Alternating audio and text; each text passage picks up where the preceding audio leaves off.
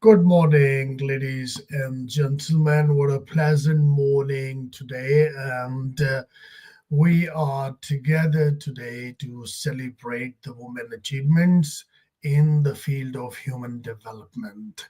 And I'm so happy and glad to share with you that we have an amazing speaker set on which is from all over the world today. who has expertise in human development.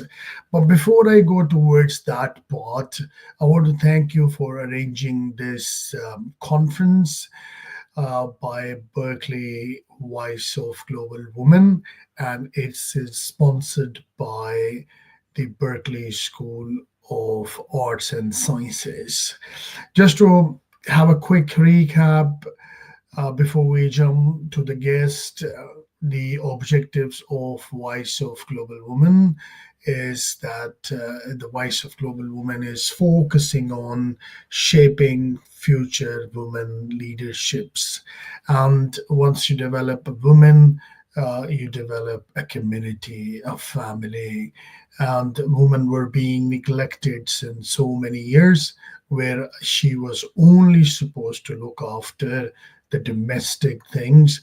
But over the period of time, the community, the world at large, realize that women has talents, energies, capabilities, and that need nourishment and converting them into a leaders. So this platform that you are connected with is fostering entrepreneurship, converting business ideas in the real world into a business, which is a dream of every man and woman. We support in converting yourself into an entrepreneur. If you have dreams, you have ideas, you discuss with us, the team that we have, which gives you free of cost all the information how to transform yourself into an entrepreneur. We also try to link you with your employer and the right employer all over the world by creating job opportunities. We want women should get the best education with no cost, free of cost education all over the world, the best in class. That's what we are advocating.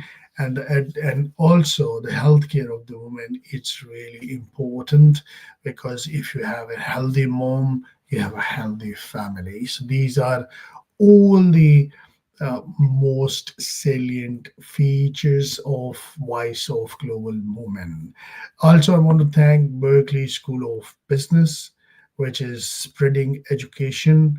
Um, Most of its courses are for executives and the corporates, and it is quite pleasing that they are spreading the world best education all over the world, in terms of business, in terms of arts, in terms of science. Everything looks so cool. Now, coming back to our main conference for Women Capital, it is the first ever conference we can see in the world. We see a lot of gathering for women. However, men and women need to support each other. And that's the way we arrange. And today, all these professional HR men and women are going to share their thoughts about this special human capital conference that is conducting from Riyadh, Saudi Arabia, and you are watching it live online. And before I start, because I'm heading organizations myself, so I want to put a CEO perspective on human capital and see that how a CEO looks to the human capital. It's really important. The reason is that we see from HR perspectives, but the CEO is looking to the head of HR from which way. That is really important. The role of functions as human resource and required. So when we see Steve Jobs is a famous CEO. He says it doesn't make sense to hire smart people and then let them tell them what to do. We hire smart people so they can guide us what we need to do. So it's actually a transformation idea from an authority to autonomy, independence, believe, lead the organizations. That's what is makes Apple always the best because the approach really matters. Richard, he says that clients do not come first, employees come first. If you have taken care of your employees, they will take care of your client. What an amazing concept of running an organization that the Richard has posted. And to be honest, I believe in the same. I always make sure that the employees that we have, they are actually the partners. They are the one who run the show. And Bill Gates is not less than anyone. He says that the key for us, remember, number one, has always been hiring very smart people. So if you see that Microsoft, all hiring is coming from MIT and Harvard, Stanford, and all the big universities who has been developing the resource for the corporates, and this is going to be amazing. Elon Musk, the talk of the town, everywhere you saw with the president of United States, he transformed himself from a very ordinary guy and a $1 trillion person. The biggest mistake is probably weighing too much on someone's talent and not someone's personality. So we need to focus on personalities along with the talent.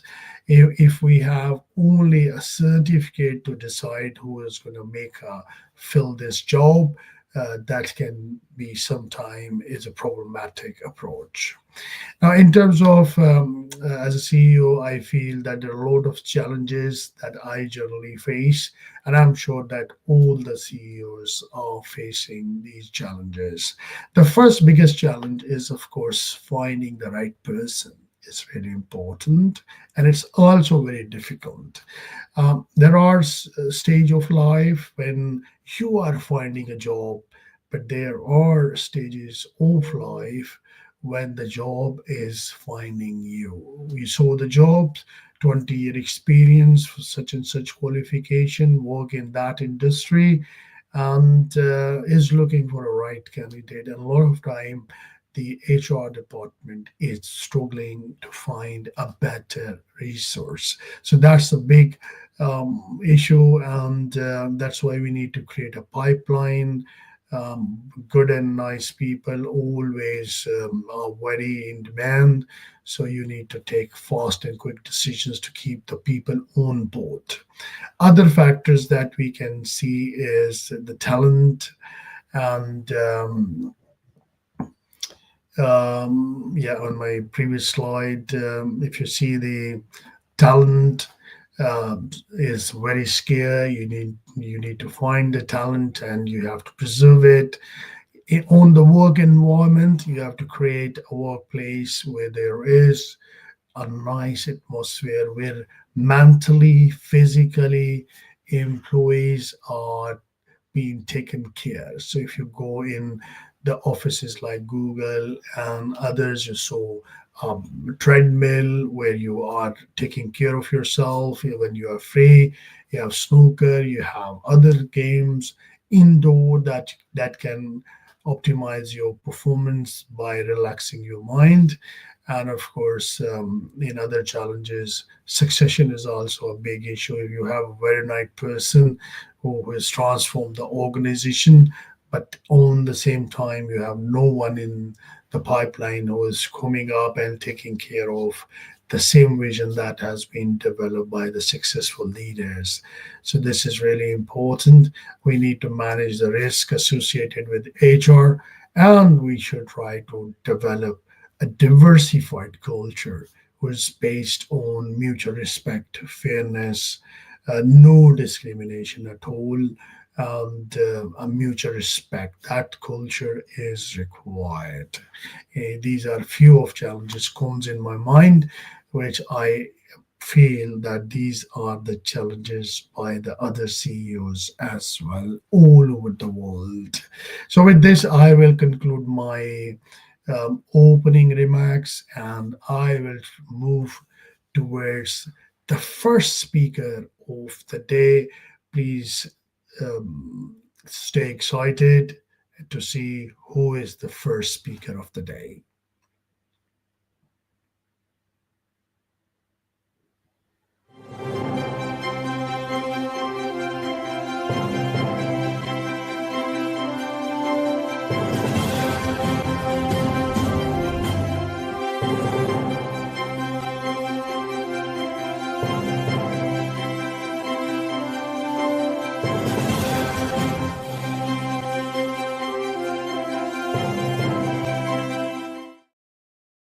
Assalamu alaikum wa rahmatullahi wa barakatuh. Thank you very much for inviting me for the conference, Women in Human Capital. It's glad always to represent the women. So I would like to thank the Berkeley, the Voice of Women Empowerment, which always conduct the conferences, activities related to women, motivate the women, highlight the achievements. And today, again, back to the, one of the, most famous conferences related to the women and human capital. So thank you so much, the cast of Berkeley. Thank you, Dr. Musa Sheikh, to invite me in this conference. Sorry, I couldn't make it to be in present. However, I believe I will try my best to be a part of the success of this conference by sharing some thoughts, some feedback based on my experiences on the women and the, and working environment. So let me talk a little bit about myself so I can link it to the how that works in the organizations. My name is Arif Al-Falahi. I'm coming from the city of Ras Al Khaimah, one of the 7 emirates of UAE, handling at the moment or being a part of the consultation as board members for 7 companies in Ras Al Khaimah city, and one of them in Dubai, and also a part of other committee members in the other organizations. So totally, I work with almost 10 companies, being also a first female manager in the city of Ras Al Khaimah, which was like, changing the mindset and the trend at that time where it used to be a male-dominated role. Just to say that it was an easy journey. However, it was so beautiful to face that challenges, because if you want to be successful, if you want to be recognized, if you want to be doing something special, you have to change the way that you are doing. That's why whenever you change the things in the way that is done today, it becomes like a trend, or it becomes like a noticeable. So that was my first journey towards the working and taking that leadership challenge to work as a manager in one of the leading banks in the city of Ras Al Khaimah. And today I'm having almost of 25 years of experiences across all the departments. It's not only in finance, it's also in people management, administration, analyzing things, giving feedback, giving consultation. And here I am today, after the journey of 25 years, working for 10 companies as a consultant for them. It's a great moment, and it's a very proud moment for me to share the feedback of how women has been transformed during the last 5 decades in the UAE, where they used to be like working as a mother at homes, or sisters or daughters, just like, they used to be a leader in the homes towards the society and, companies, and from the government companies today to private sectors, which is quite critical organizations for women to work in. However, keeping in mind that on the talents that she's having, like the skills she's having, she is able to cope up with the challenges that she's facing. So coming back to the women empowerment of the organizations and the prospect of the HR, the human resources, how we see the women. Are she able to, compete her male colleagues in the organizations? Can she give the same, quality of work and results, which can satisfy whether the customers, whether the decision makers of the organizations? Because at the end of the day, any human resources or, in the organization is a quite expensive asset. So investing in a woman wasn't like, it wasn't advisable in the beginning for many of the organizations, because they never knew how the women can perform, because there was no enough experiences in the field. So that's especially when we come in the GCC or in the UAE, for example. because women's role used to be a totally different, like it has to be like kept in a different role, being a mother, working in organizations which is only female dominated. And it wasn't that like, she used to be like only teacher, doing administrative work. But at that time, it wasn't, it wasn't, there was no chances for her to go to the critical roles when it comes to finance, leadership, handling team, projects, being consultants for the organizations when it comes to big companies, big, sectors. But today, if you go back, because of the belief of the government, and we are talking about the late Sheikh Zayed bin Sultan Al Nahyan, who used to be a ruler of UAE, Allah yarhamah, he was having a strong belief that a woman can add a value. She is half of the society. She is the person who take care of the family. Then she will be able to take care of the, the role at work, helping her males colleagues in the organizations. And that has been started with giving proper education, pushing the woman to go for the school, universities, and we are blessed to have that free education from them.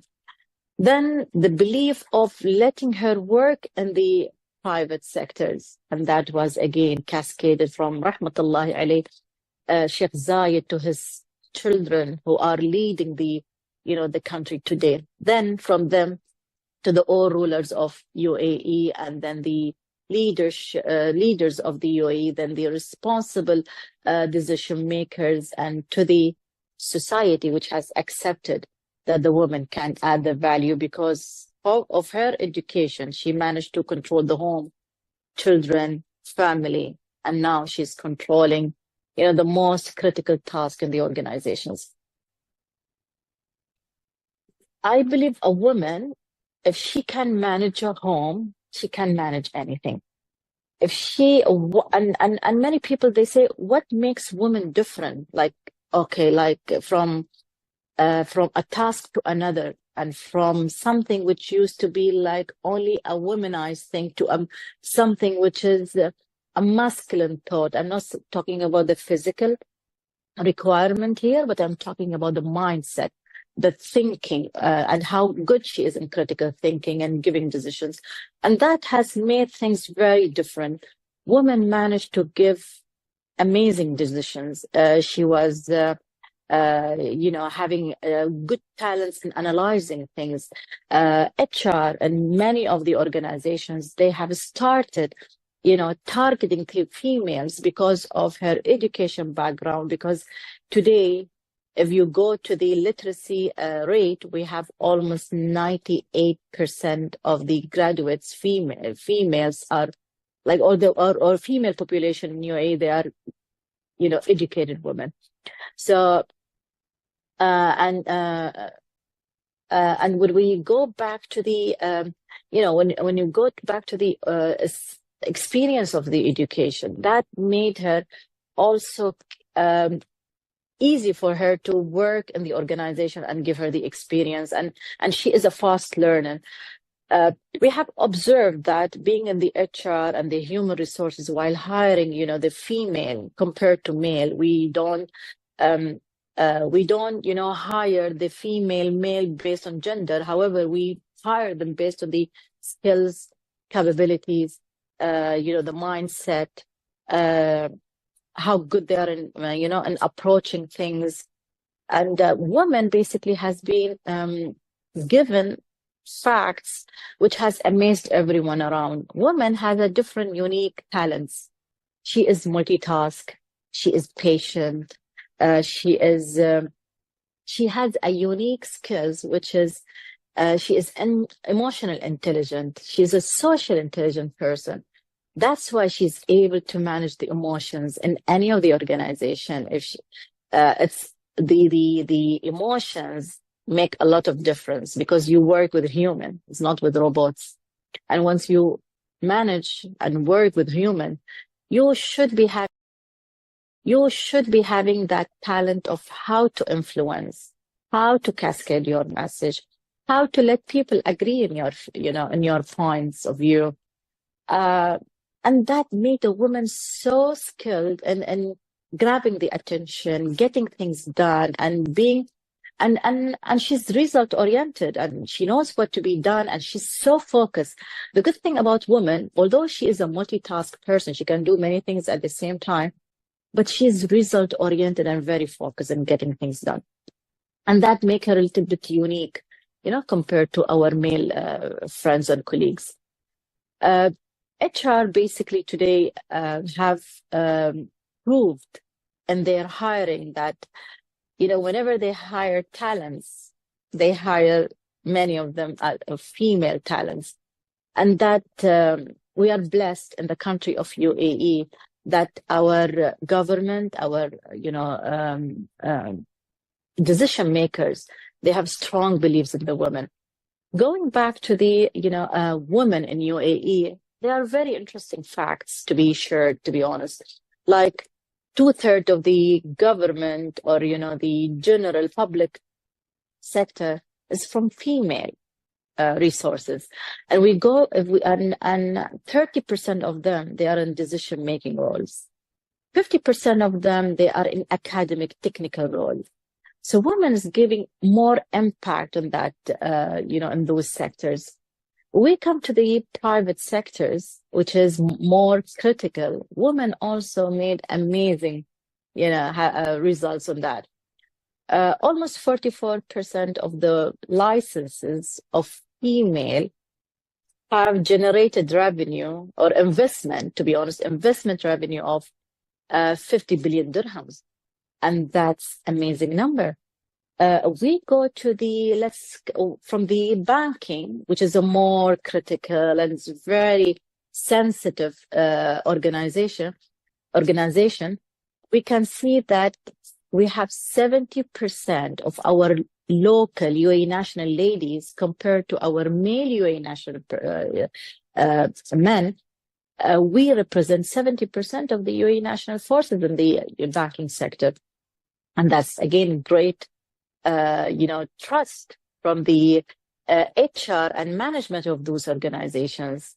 If you enter any of the banks, you will see many of them, they are hiring branch managers who are females nowadays. It never used to be there two decades back or 2 decades ago. Being a person who performed the HR, I always believe that if you give a trust to a woman, motivate her, believe me, she will bring the results to the table. She will do the thing which satisfy the organization, match the mission of the organization. A woman basically has the the ability with all the responsibilities that she has at home, maybe, having she goes through the emotional, obstacles.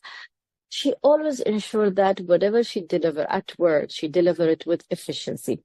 So she is well known of her efficiency. And again, time management. She likes to get things done on deadline, on time, because she knows there will be other responsibilities to be given to her or to be handed over to the, concerned people.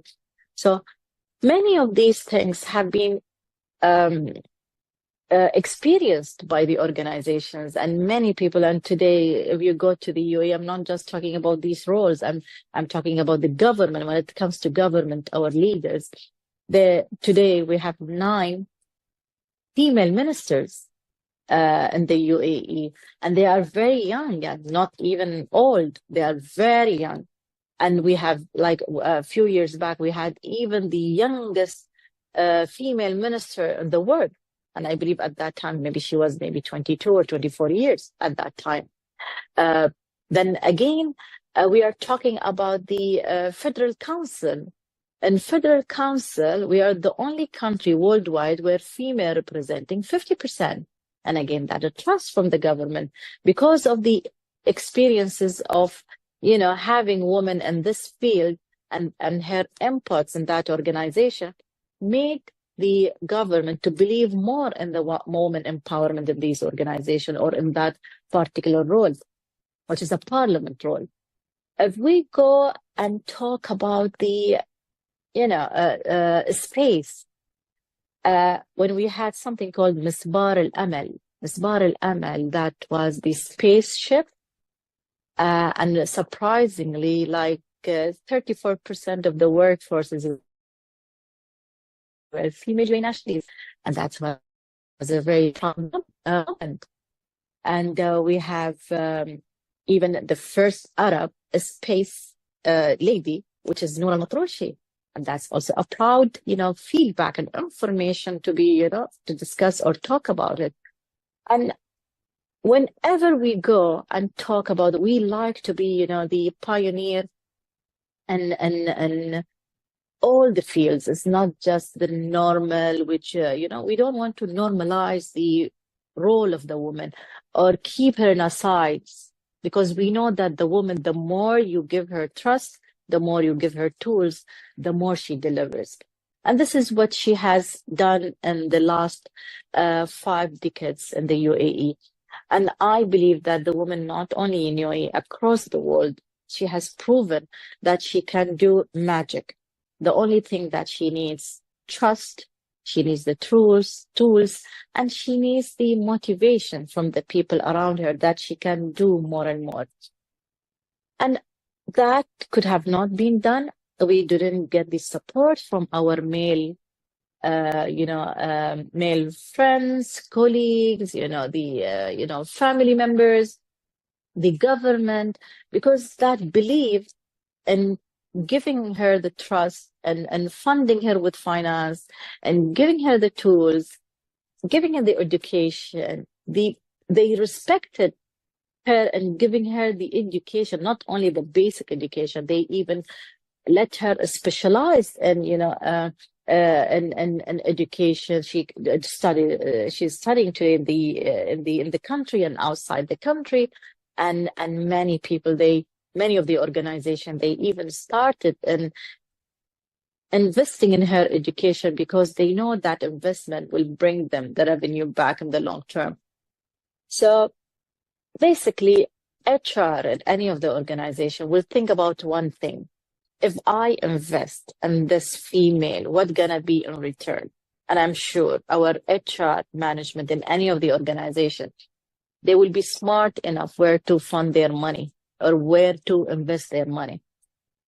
And whenever they invested their money in a woman by hiring her, by giving her the allowances, by giving her the privilege, that always came with a positive results. Otherwise, no one will risk the organization and investing huge money in women just to hire the woman just for the sake of, publicity. They will do it because there is always return in a short and long term. And a woman is also at the same time, like she is a person who creates a life, whether it's from in the family, and the society, or at the working environment. If we talk more about the woman, we will have days, months, years, because women will never stop from achieving. It never stop from giving, because woman is known for her, giving. But we have a very limited time today. I have been requested to give not only a speech of 15 minutes. So thank you so much for that. And I would love to talk more about it because I'm very passionate when it comes to women empowerment, talking about the woman. However, it will be, a pleasure again to be a part of other conferences in future with the Berkeley's team. So thank you so much. I hope you enjoyed being with us in this, in the conversation or in the, the feedback about the women. And thank you very much for giving me the opportunity. This is Arif Al-Falahi again from the city of Ras Al Khaimah, one of the Emirates of UAE. Thank you. Thank you very much, Her Excellency. Your talks are always a great inspiration for all of us, and the way you acknowledge and appreciate the women and the support of men and women together is always amazing. And I want to thank you for always supporting Berkeley and assisting and helping and guiding with your leadership about our conferences. And I'm looking forward to see you in the next conference as well. So with this, ladies and gentlemen, we are going towards a great speaker of the day. She's a very dynamic lady, has worked for different large corporates. And let's see who is the next.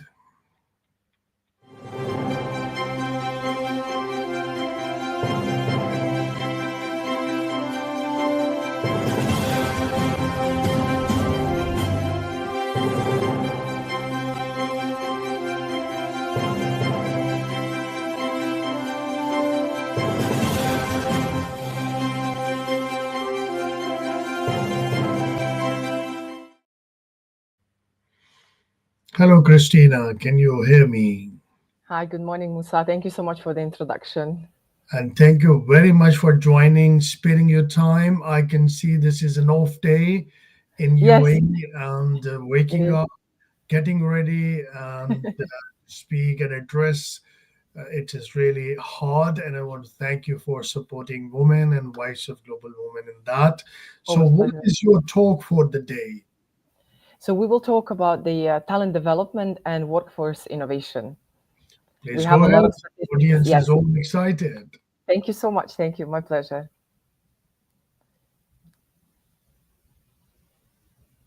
Okay, so you can see my slide. So good morning, everyone. It is my pleasure to be here today and have the opportunity to share my journey with you and insights about the topic that we just mentioned. As introduced, my name is Christina. I bring over 15 years of experience in human resources, corporate consultancy. I do focus much more on people development, corporate culture, and learning and development and technologies. That is really one of my passion is learning and development. I've been in the UAE for some time, had the opportunity to work with some of the incredible organizations such as Al Ghurair Investment, International Holding Group Abu Dhabi, and Emirates Airlines Aviation College. So for today, what I have prepared for you, we will talk a little bit about talent development, a little bit about understanding what talent development actually is, about workforce innovation, and towards the end, we will focus more on integrating talent development with innovation.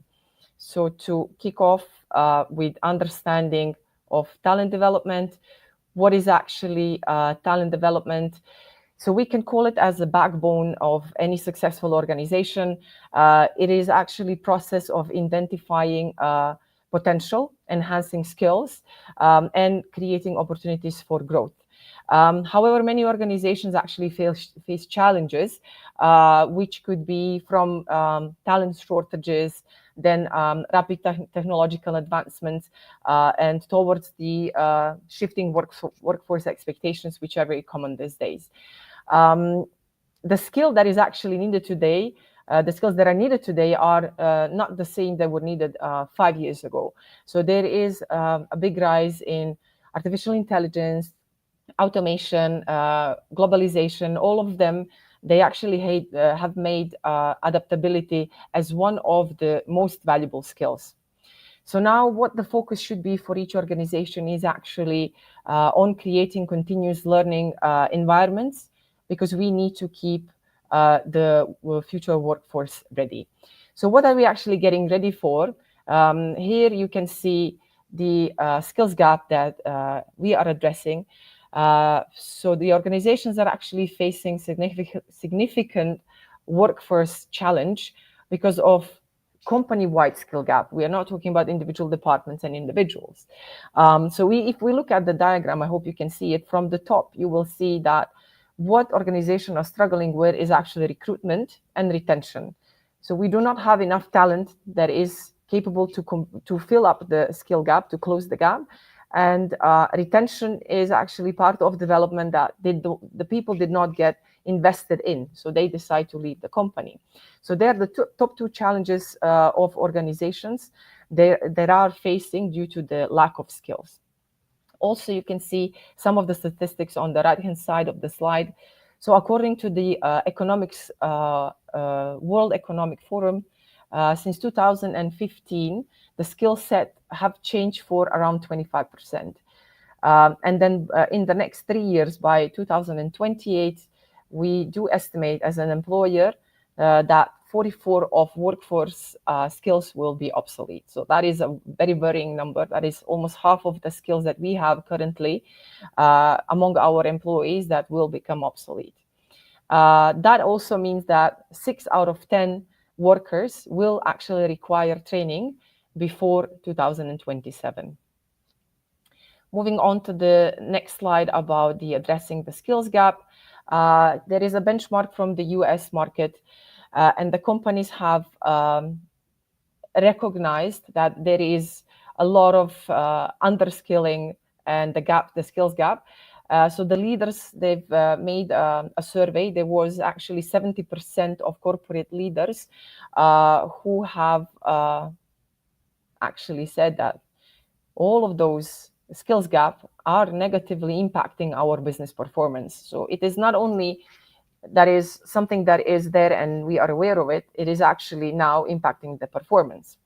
So on top of the soft skills, the majority of leaders say that the strategic and critical thinking is the top skill needed in their workforce today. The next one down the line would be the problem solving and then decision making. Then from the list of the hard skills or technical skills, we are talking about data analysis and project management as top of 2 skills that are needed from the tech side.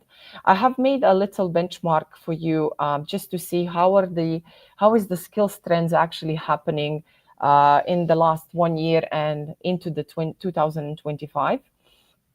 So this data is actually collected from the LinkedIn and Workday. There was some other countries in case you would like to go and research the rest for yourself for Germany, France, Spain, Brazil, and Australia. But I have benchmarked worldwide with the UK, India, and US because the UAE market is very much impacted by the UK and US trends and the movements in the Indian market. So you can see as a number 1 skill worldwide in 2024 was the adaptability that completely disappeared from the list in 2025 for the UK and India, while still in the US is a number 3 skill needed. If we look at communication, which is a second worldwide, it moved fourth for the UK and then completely vanished from India and UK list of skills gap. And then there is a whole other list. I have placed only top 5 for you, and you can delve more into detail afterwards when we share the materials with you or looking again into this video recording. There is another set of skills after the 5 that I've mentioned that you would be quite surprised of knowing which they are. Also, this relates to a retention problem because we need to be very fast as employers to upskill and close the skill gap with our employees. And then the retention problem comes at a cost. So the cost of a replacing of an employee ranges from half to twice of an employee's salary. So then I think it's better let's invest into the employees which are now with us and upskill them rather than try to replace them. And the labor market is not really showing much of an improvement.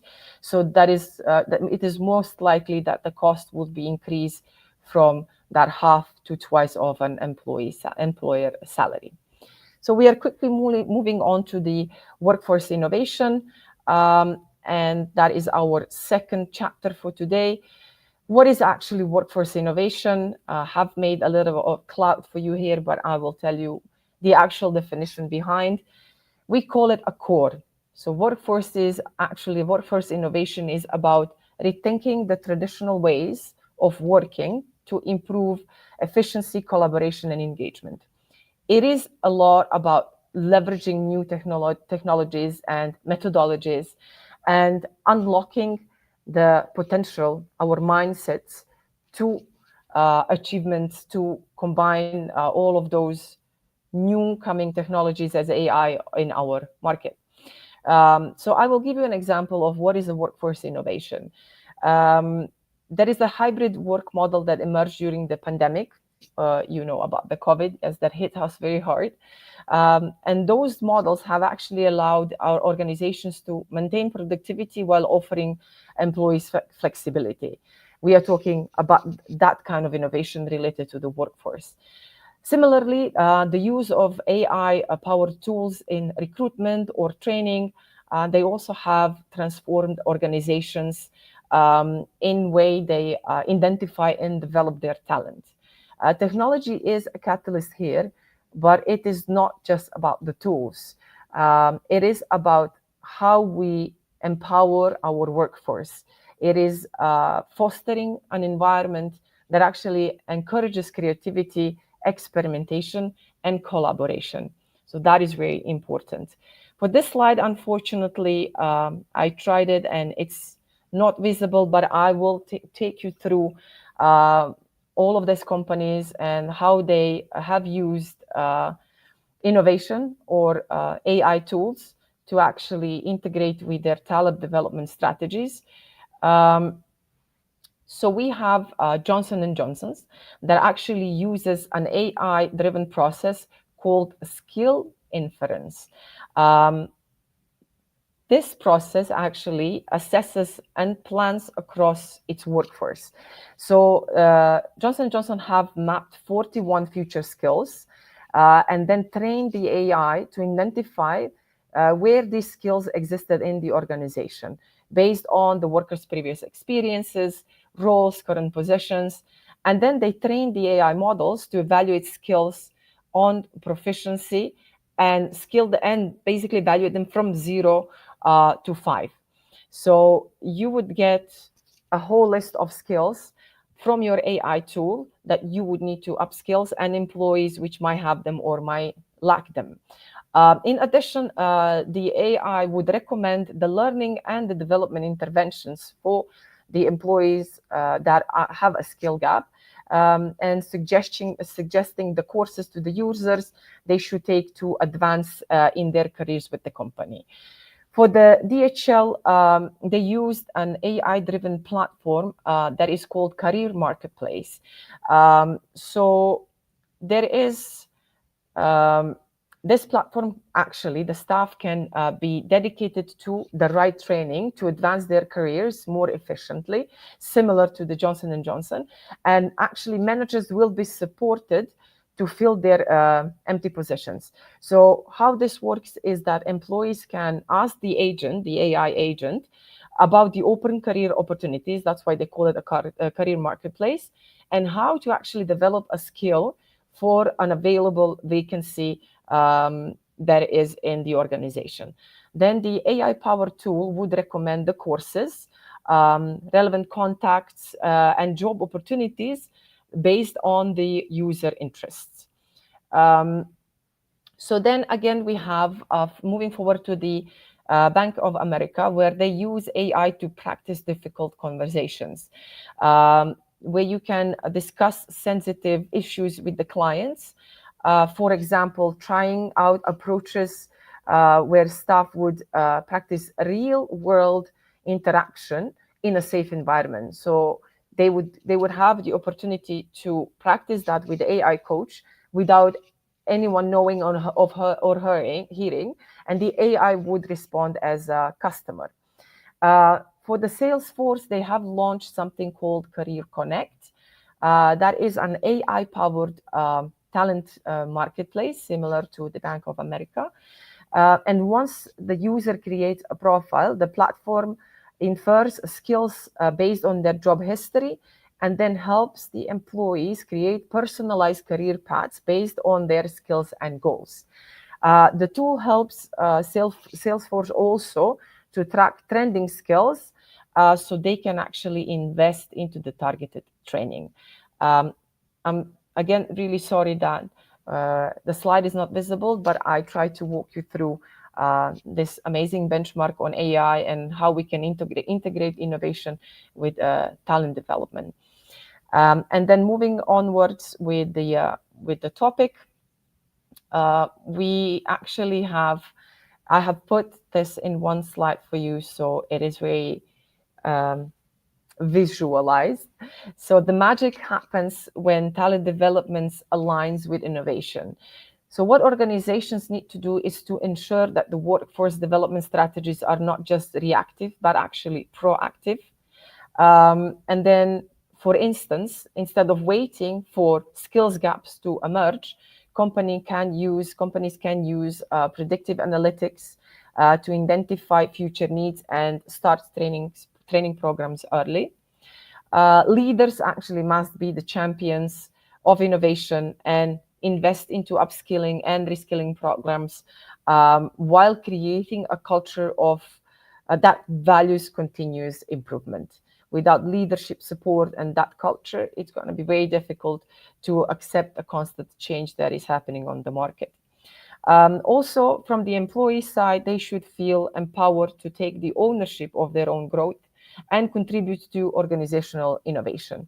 There are many tools now these days. I will not mention them, but you might know the most famous learning management systems and platforms that are offering corporate education on different levels, some of them free, some of them related to the subscription. Many institutes and universities are giving free courses, and this is what we mean. Not always we as employer and an HR need to be leading the upskilling and development of talent. We would like to also have that kind of a workforce and employees who are willing to take on the challenge and take the ownership of their own growth.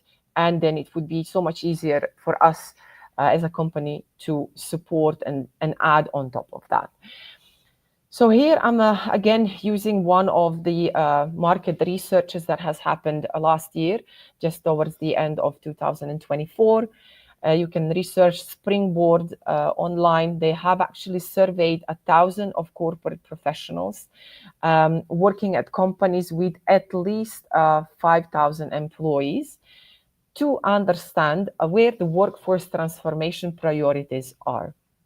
So how actually the skill gaps are impeding progress and what employees are most eager to learn. So the evidence has shown that employers have initiated skills-based hiring. So they are now adopting more flexible hiring practices to expand the available talent pool. So it is not always about education and the certification that you as an employee might have.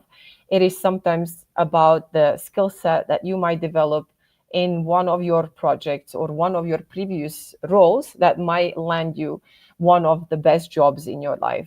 So we are looking into skills and how to develop skills. Yes, most of them do come through the education and certification, but it could be a lot of self-learned skills that could help you in day-to-day operations, as similar to project management or critical thinking.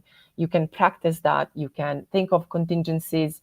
And that is a mindset these days that is very much in favor of the hiring managers. Then something quite interesting for statistics that from 2018 till 2023, demand for AI roles grew by 21%. That's why there is no conversation that happens these days that is not related to AI. So we need to embrace it, and we need to quickly think how to implement it into the organizations. And again, as I mentioned before, university education has declined as a need for 15%. The last for me for the day is the recommendation.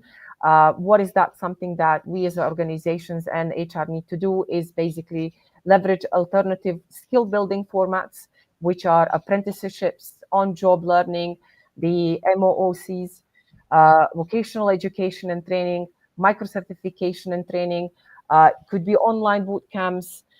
We basically need to utilize human capital and address the talent shortages. So that would be all from my side. And thank you, everyone, very much. I would just urge all of you leaders and HR professionals and innovators actually to think about how your organization and yourself can better integrate talent development with innovation practices, and then build the best workforce of tomorrow, starting today. That's amazing, Christina. You have summarized your 15-year experience in a very thoughtful way. And I appreciate your effort, and I'm looking forward to see you in our next conferences. Till then, Absolute pleasure. so, Absolute pleasure. Thank you, Musa. Thank you, everyone. Have a great day. so, ladies and gentlemen, this was an amazing, thoughtful presentation by Christina. And now, let's see who is the next.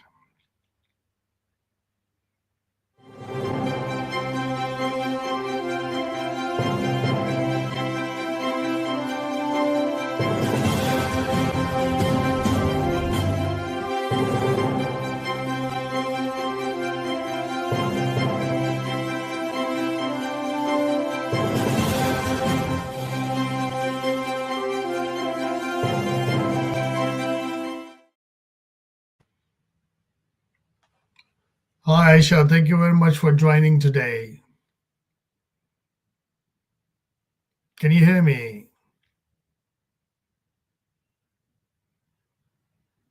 Hello. Hi, Musa. How are you? I'm doing great. What about you? I'm well, thank you. First of all, I want to thank you for joining on an off day of your work. And I know it's very difficult, but you are so passionate to share your knowledge, and that's amazing about you. So, what is your thoughts of the day? Oh, my thoughts of today are matters that are very close to my heart. I will be talking about equity, well-being, and the future of work. That's great. Please go ahead. Mic is in your hands. Thank you. Thank you so much.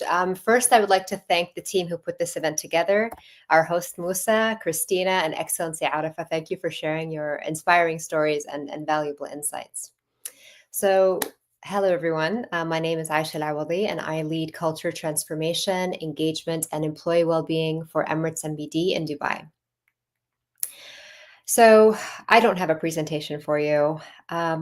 I want to just, like I said, share some insights and hopefully get you thinking about well-being, the future of work, and equity. I want to start with a simple question. What would happen if we started designing our companies for humanity versus designing them for efficiency? We live in a time of extraordinary complexity. We know that there are technological breakthroughs, shifting talent expectations, rising burnout, and declining trust in institutions. But at the heart of all of this, the truth is, the future of work is human. And if we want to shape that future, we have to invest boldly, consistently, and unapologetically in the people who have too often been left behind. And that's women. Globally, women represent half of the world's talent, yet they remain vastly underrepresented in leadership, just 29% of senior roles globally. This is not only unjust, frankly, it is unwise. Because when women rise, organizations don't just improve, they transform. McKinsey tells us that companies in the top quartile for gender diversity outperform their peers by 25%. The McKinsey Global Institute shares that closing the gender gap could unlock 28 trillion in global GDP. And BCG lets us know that diverse leadership drives 19% more innovation revenue. So this isn't just about fairness alone. It's about unleashing possibility. Women bring insights, they bring empathy, resilience, and collaborative strength. These are qualities relevant to leadership today, but more importantly, they're absolutely essential for the leadership of tomorrow. The opportunity isn't just economic, it's also cultural. When we give space for more voices to lead, we build workplaces where people feel seen and heard and valued. And that sense of belonging drives loyalty, creativity, and honestly, courage. And that tomorrow is arriving faster than we imagined. AI is revolutionizing every industry. I think you all know this. It's automating processes, rewriting job descriptions, transforming how we work. But let me be clear. Our greatest risk isn't that AI is going to replace us. It's that we forget what makes us irreplaceable. Now, AI can process, but humans can perceive. AI can predict, humans can empathize. AI can calculate, but only we can care. And that's our edge, you guys. That's our value. And in a world speeding towards automation, our distinctly human qualities, our capacity to connect, to include, to uplift, these will define whether we thrive or simply survive. Now, the advantage of the future, honestly, in my view, will not belong to the most automated company. It'll belong to the most human. So how do we protect and amplify that value? We start by making well-being a non-negotiable, not as a program, but as a principle, not as a belief, but something ingrained deeply in our DNA. And the data on this is crystal clear. The World Health Organization tells us that 1 trillion is lost annually in productivity due to anxiety and depression. Deloitte shares that every $1 invested in mental health, you get $4 back in productivity and retention. So this is not just a moral imperative, it's a business strategy. Well-being fuels performance, it safeguards innovation, and it creates cultures people don't just work in, but cultures they believe in. So this brings us to a pivotal truth. The organizations that will win tomorrow are the ones that care deeply today. I truly believe this. Well-being is not just a trend or a side project. It's a lens through which we have to view everything we do, from policy to performance reviews. Here's some more data. We know that from Gallup that workforces that prioritize well-being see 41% less absenteeism. They see 25% lower turnover and 21% higher productivity. And why is this important? Because the cost to replace an employee can be up to 200% of their annual salary. So when we talk about care, we're not just talking about feelings and HR wanting us to do this, but we're also talking about cost. We're talking about profit, and we're talking about performance. Here's another truth. You don't build a thriving culture with a yoga class or a fruit basket. You build it with policies that honor life beyond the office, with leaders who know how to listen, and with systems that support, not stretch your people. Real well-being cannot just be a perk. It has to be a posture. It has to be how we show up for each other every single day. And when we do this well, the impact ripples far beyond the workplace. Because when you take the time to build a healthy company, you're not just changing somebody's 9-to-5 job, you're changing their entire life. And I mean this genuinely. You're giving them the energy to be present with their families. You're giving them the confidence to pursue their ambitions. You're giving them the stability to contribute to their communities. And that's how we create collective resilience, folks. We create it from the inside out. And make no mistake, the next generation is watching. Gen Z and younger millennials are rewriting the rules. They are doing it fast, and they are loud about what matters. According to the APA, 75% of Gen Z say they would leave their current job for one that better supports their mental health. They want meaning, they want flexibility, they want ethical leadership, and they want care. The Global Wellness Institute shows us that the global wellness economy is projected to hit $7 trillion. And we are no longer just competing for talent. We are competing for trust. And the organization that earns that trust will be the one that leads. This generation now is not just applying for jobs anymore. They're auditioning companies for alignment with their values. So what now? How do we begin? I'll give you 8 simple things you can do. So first is audit honestly. Confront what's working and what's not. Then you need to be listening deeply. Go beyond your engagement surveys. You need to invite stories. You need to invite truth and have the courage to look behind the curtain. Creating a well-being strategy. Make it as central and as serious as your revenue strategy. Train your leaders, especially in empathy. Make it measurable, make it mandatory. And dare I say, link it to bonuses if possible. Redesign your systems, from how you hire and how you promote to how you measure and reward. Then there's operationalizing care. And that's infusing it into the onboarding, the offboarding, and every team ritual and moments that matter for your people in your organization. Measure what matters. Track engagement, track burnout, track mental health usage and retention. And finally, celebrate the shift. This is very important. It's important to recognize the champions at every level in your organization, share the stories, and scale that momentum. So I will leave you with this. This is a pivotal moment. It's our moment, not just to adapt, but to lead, not just to care, but to embed care into the DNA of how we work, how we lead, and how we grow. Because if you think about it, the future will not be shaped by everyone who's clinging to the familiar. It's going to be shaped by those who are brave enough to reimagine everything, starting with how we treat people. And we can't do this alone. We need our male allies at the table, not as bystanders, but as champions of equity and builders of a better workplace. Because when we talk about equity, equity is not a woman's issue. It's a leadership imperative. And I get a lot of people asking me, why focus so much on well-being? Why center on women? And the answer is very simple. Because when we invest in the most historically overlooked population, we build systems that work better for everyone. This is not about female empowerment at the expense of men.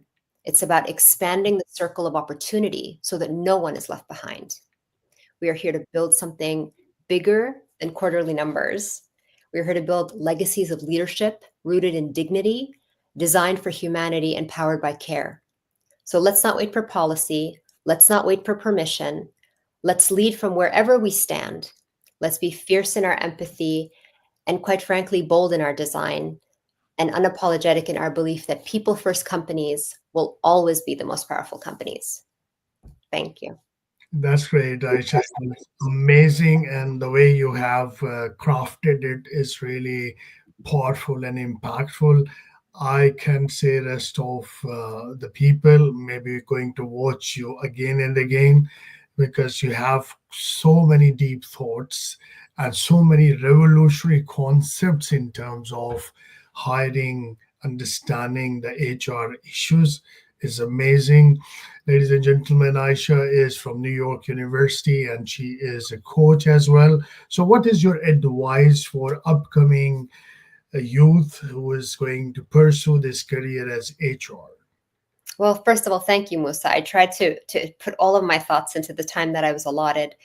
My advice to the youth is really to understand your values and find organizations that align with your values. Because once you do that, regardless if you're in HR or in any of the other operational fields, you will be able to make a meaningful impact. So don't follow the traditional paths because today nothing is traditional. AI has changed all of that for us and it will continuously change. What's normal today, in 2 years from now, is going to be obsolete. That's great. That's a great advice. And with this advice, I want to thank you for joining today. Thank you. I wish you good luck. Thank you, Musa. So, ladies and gentlemen, with this, I'm going to introduce you the next speaker of the day. Please welcome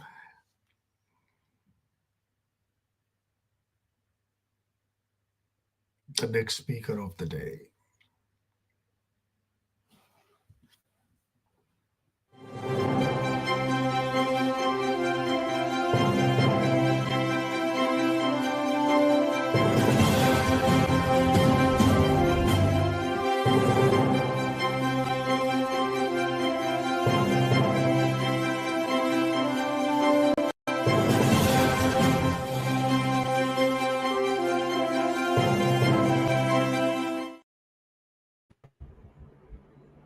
Hi. Hi, Cheryl. Thank you very much for joining today. Pleasure is on mine. Thank you so much, Musa. Thank you to Berkeley for organizing this event and for inviting me to be a part of it. Delighted to be here. On mine, and mic is in your hand. Please go ahead and blast the audience with your thoughts. Thank you so much. Thank you. Team, I'm trying to present. Are you able to view my slides?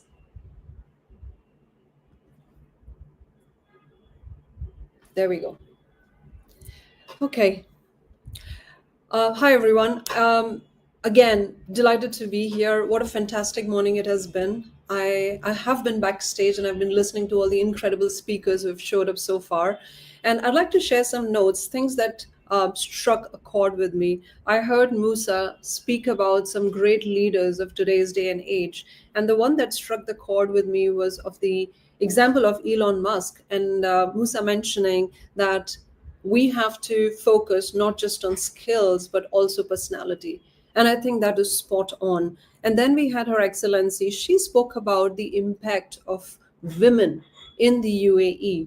And it was not just across a certain segment of the society, certain sector of the society, but from aerospace to banking to public sector, just some very incredible insights. And then we moved on to Christina. And I took a note that in her very first slide, she spoke about the importance of adaptability. And then I heard also Aisha, and she spoke about transformation that gender equity is driving across different sectors, actually not just in UAE, around the world. And that just beautifully ties in with what I'm here to present today, which is resilience and adaptability in times of change. I think hand on my heart, and all those of you who are listening today and who will listen to perhaps this recording in the future would agree that one day to another, we are going through change, if not already from 1 hour to another, in our personal lives, in our professional lives. And in such times, for me, what has really done the trick and what I want to pass on today to the listeners, speakers, is the resilience and adaptability to go through that change. So with your permission, I would want to ask you, can I share a little bit about myself? I do not see any comments in the chat yet, but I'm sure our program is streaming on many different channels, which I don't have access to right now. And you can share your thoughts there. You can chat with me, ask me questions, and we can deal with them later. But with your permission, I'd just like to share a little bit about myself. So who you see in front of you today as a speaker is Charles C. Jaitley. That's my name. And behind the name is a woman who has, I'd like to believe, 24 years of human capital experience across different sectors. What really I'm passionate about is the art of communication. I'm a communication coach, and I go around the world almost training and transforming leaders in how they communicate. It's not so much about the content, but it's the presentation. I run an NGO through which I empower children, underprivileged children, with education. That's my life's purpose, I'd like to believe. When I was going through a lot of struggles in my life, UAE crowned me as Mrs. UAE, and there is more to it that you can read up later, which then followed with me becoming an author. And with the grace and the love that I received, you're a best-selling author now, and sustainability is at the core of everything I do, and something that I wish to pass on to others, because that's the way to go in today's world. This is the book that is published. It's called Eye to Eye with I. There are other 2 books that I co-authored: Who Moved My Heels, Eves Against the Odds. Why I felt it was important to share about this today is these books are all about women sharing their stories. It's about how women, regardless of what challenges they went through in their life, how they overcame those challenges, not just to come out of it, but how they went around and they shone. They were shining with the glory that they called their own, regardless of what they went through. This was my crowning moment. And talking about change, I want to bring about different aspects of my life as well, because we all leaders have to walk the talk. It's easy for one to come and present, but it's also very difficult to go and apply that knowledge. So I want to share that today what is being told and shared with you is something that has been applied, tried and tested, and it works. These are various awards that life has rewarded me with for showing up, for standing up, for being resilient, for being adaptable, which is what I'm going to talk about in the next few minutes.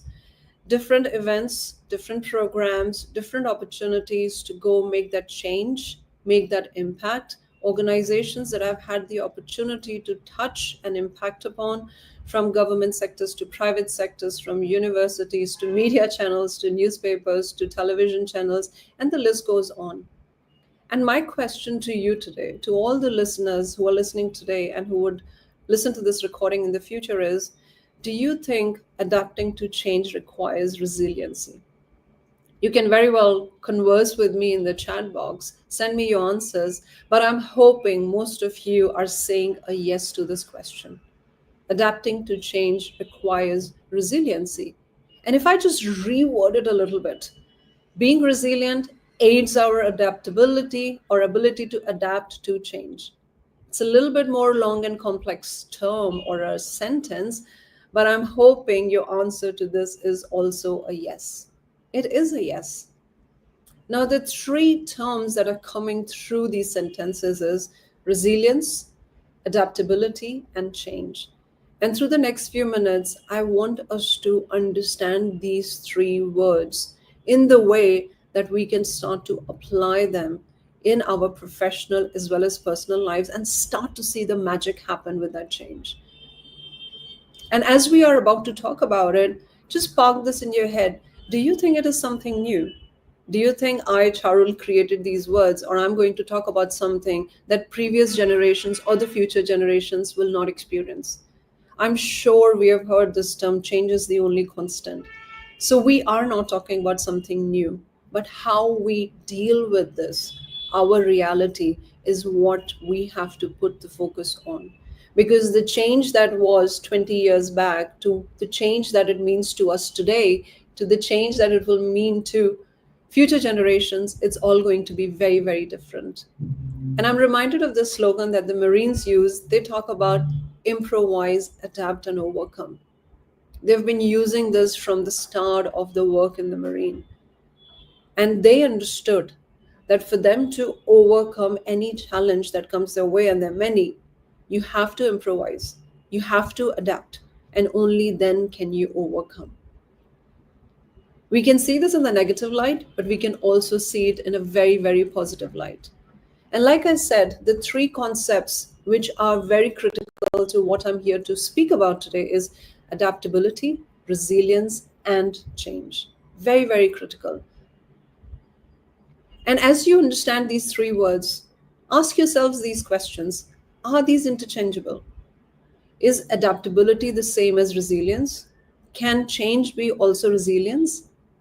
It can confuse us a little bit, but it can also be very, very simple. And what I try to do is, because I'm somebody who is very, very expressive through images, so I try to put scales here. And I hope this stays with you because it works wonders for people who have heard this before. If you look at a scale, for us to balance the scale, it needs to have equal weight on either side. Otherwise, it's a disbalanced scale.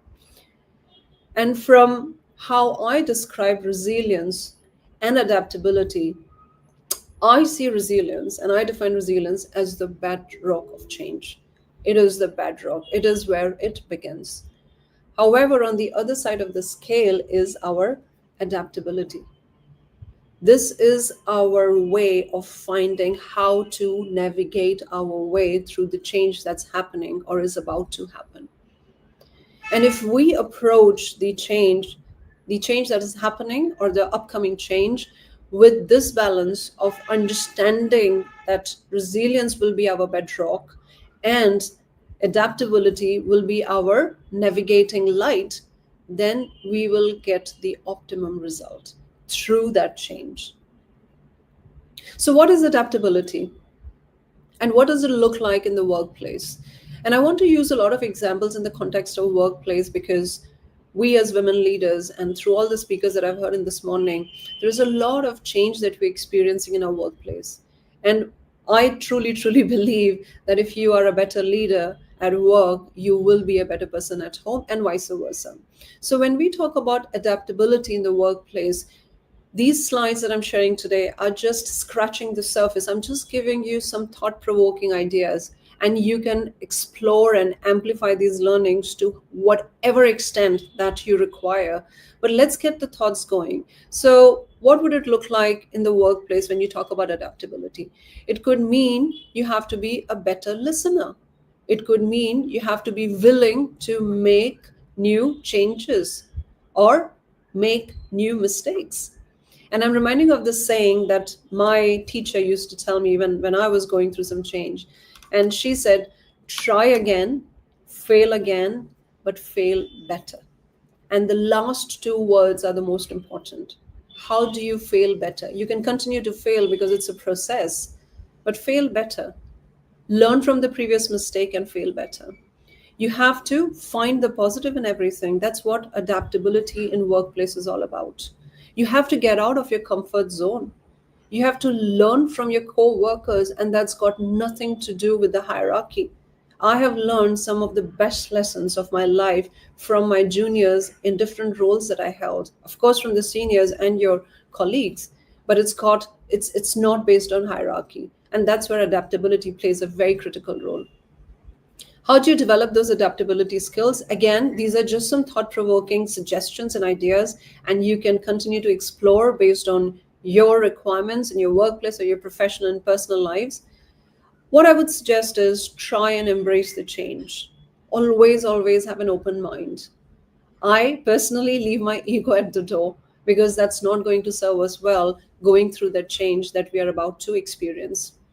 And the list goes on. There are a lot of such ideas that you would find relevant, but it is important that you consciously work on enhancing your adaptability skills.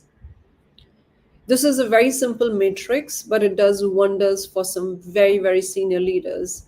And to be honest, Charul, I stand for simplicity. And my suggestion to the listeners are keep things simple.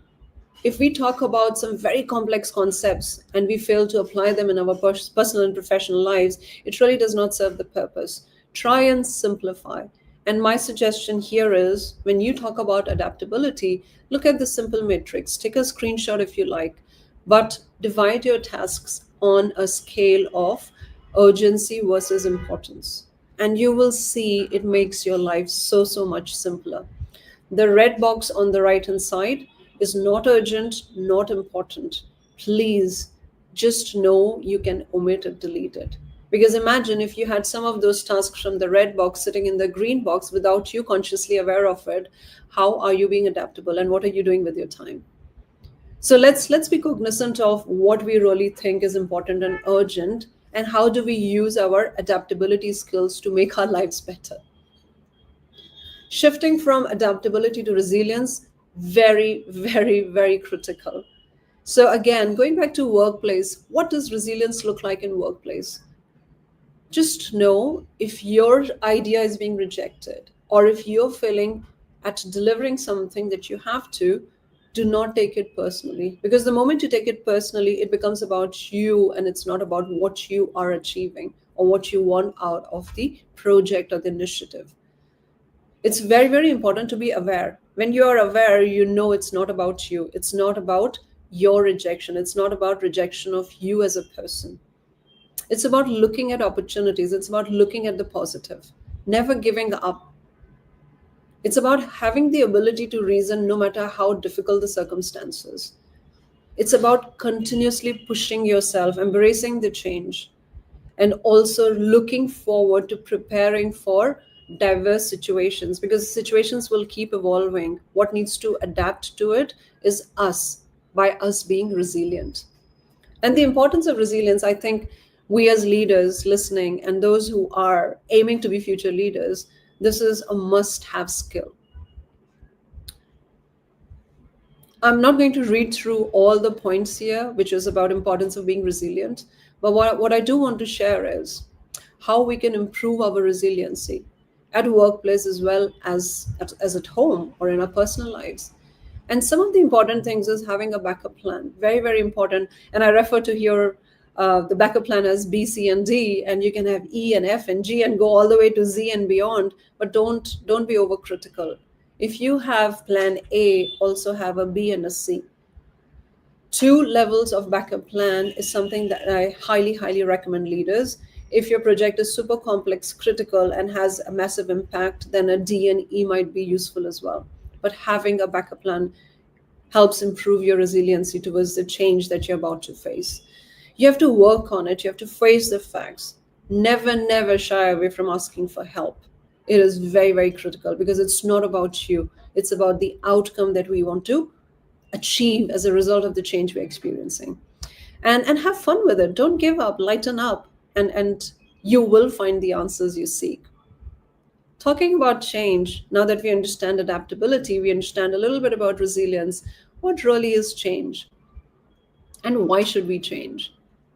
I'm sure we can agree to what we're seeing on the slide. It is important for us to thrive, and that will happen through change. It's how we adapt to our surroundings, because adapting to the surroundings, being resilient, is why the change will happen and will happen smoothly. And it's not always easy to accept change, but it is essential.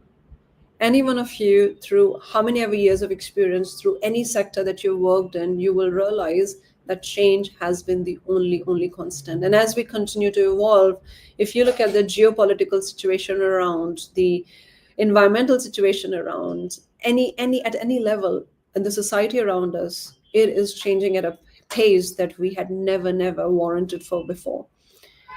And I was compelled to share this Kubler-Ross curve because it's done wonders for me. Understand that change is not a linear experience. Change happens with its own highs and lows. We all go through change, realizing first that it comes as a shock. Then there is denial. How can it happen to me or my organization or my team? There comes frustration because we are in denial. It could lead to depression. Not always everybody goes into that mode. But then you have to start to experiment, which is where you start to see, no, I have to come out of it. What it is that I do to make this better. Then with the experience comes the finding of what will really work, which is where a decision is made. And then comes the integration. And when you start to integrate that change into your organization and your project, you'll realize how impactful that change can be. So some questions for the listeners today and in the future. The A refers to adaptability, the R refers to resilience, and the C refers to change. I'm somebody who always likes the proof of pudding.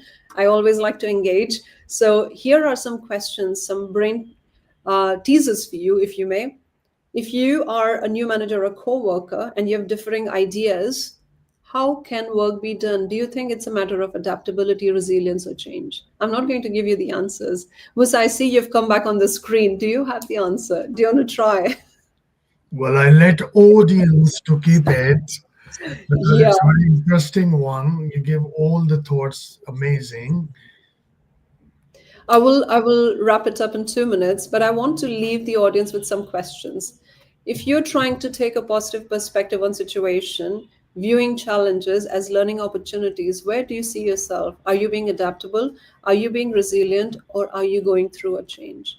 And for leaders who have an impact on the organization and teams and projects, it's very critical that we are aware of where we are. If you're shifting your priorities in response to the demands of a situation, what does that mean? Are you being resilient? Are you adaptable? Or are you actually taking your team through a change? Some questions that I'm going to skip through, but this slide is powerful and I want to quickly talk about it. If you see a shield and a compass in a stormy night, where do you think the change is happening and where is the adaptability and resilience here? Musa, let me ask you. If you are in a stormy night. Running out of time, so if you can conclude it so nicely. Sure. So as leaders, what is really important is when you are in a stormy night, which is my analogy of a change. So the stormy night refers to a change. Your compass is your adaptability and your shield is your resilience. And you will need both your compass and your shield to come out of that stormy night. So let that change happen with your compass and shield around you, with the skills you will need to navigate through adaptability and the shield that will help you wear that storm through resilience. And on that note, I would wrap it up. There is so much more that we can talk about. But thank you so much again, Musa and the Berkeley team and all the speakers who I've heard in the morning and all those who will follow. It's an incredible opportunity to be here for the Human Capital Conference and to share my thoughts. some great lineup of speakers. It's a great effort in the right direction, something that we really need. And I'm delighted to be here. Thank you so much, Musa, and over to you. Thank you very much for joining today. And we have a forum that is called HR Forum, and in which we always invite the guests like you and interview them for 15 minutes. So soon I'm going to invite, and there's a lot to share and a lot to learn.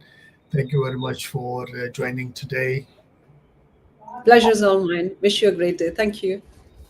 So, ladies and gentlemen, it is an amazing conversation with Charles. She is a great speaker, and she has spoken all the major renowned conferences in UAE and all over the world.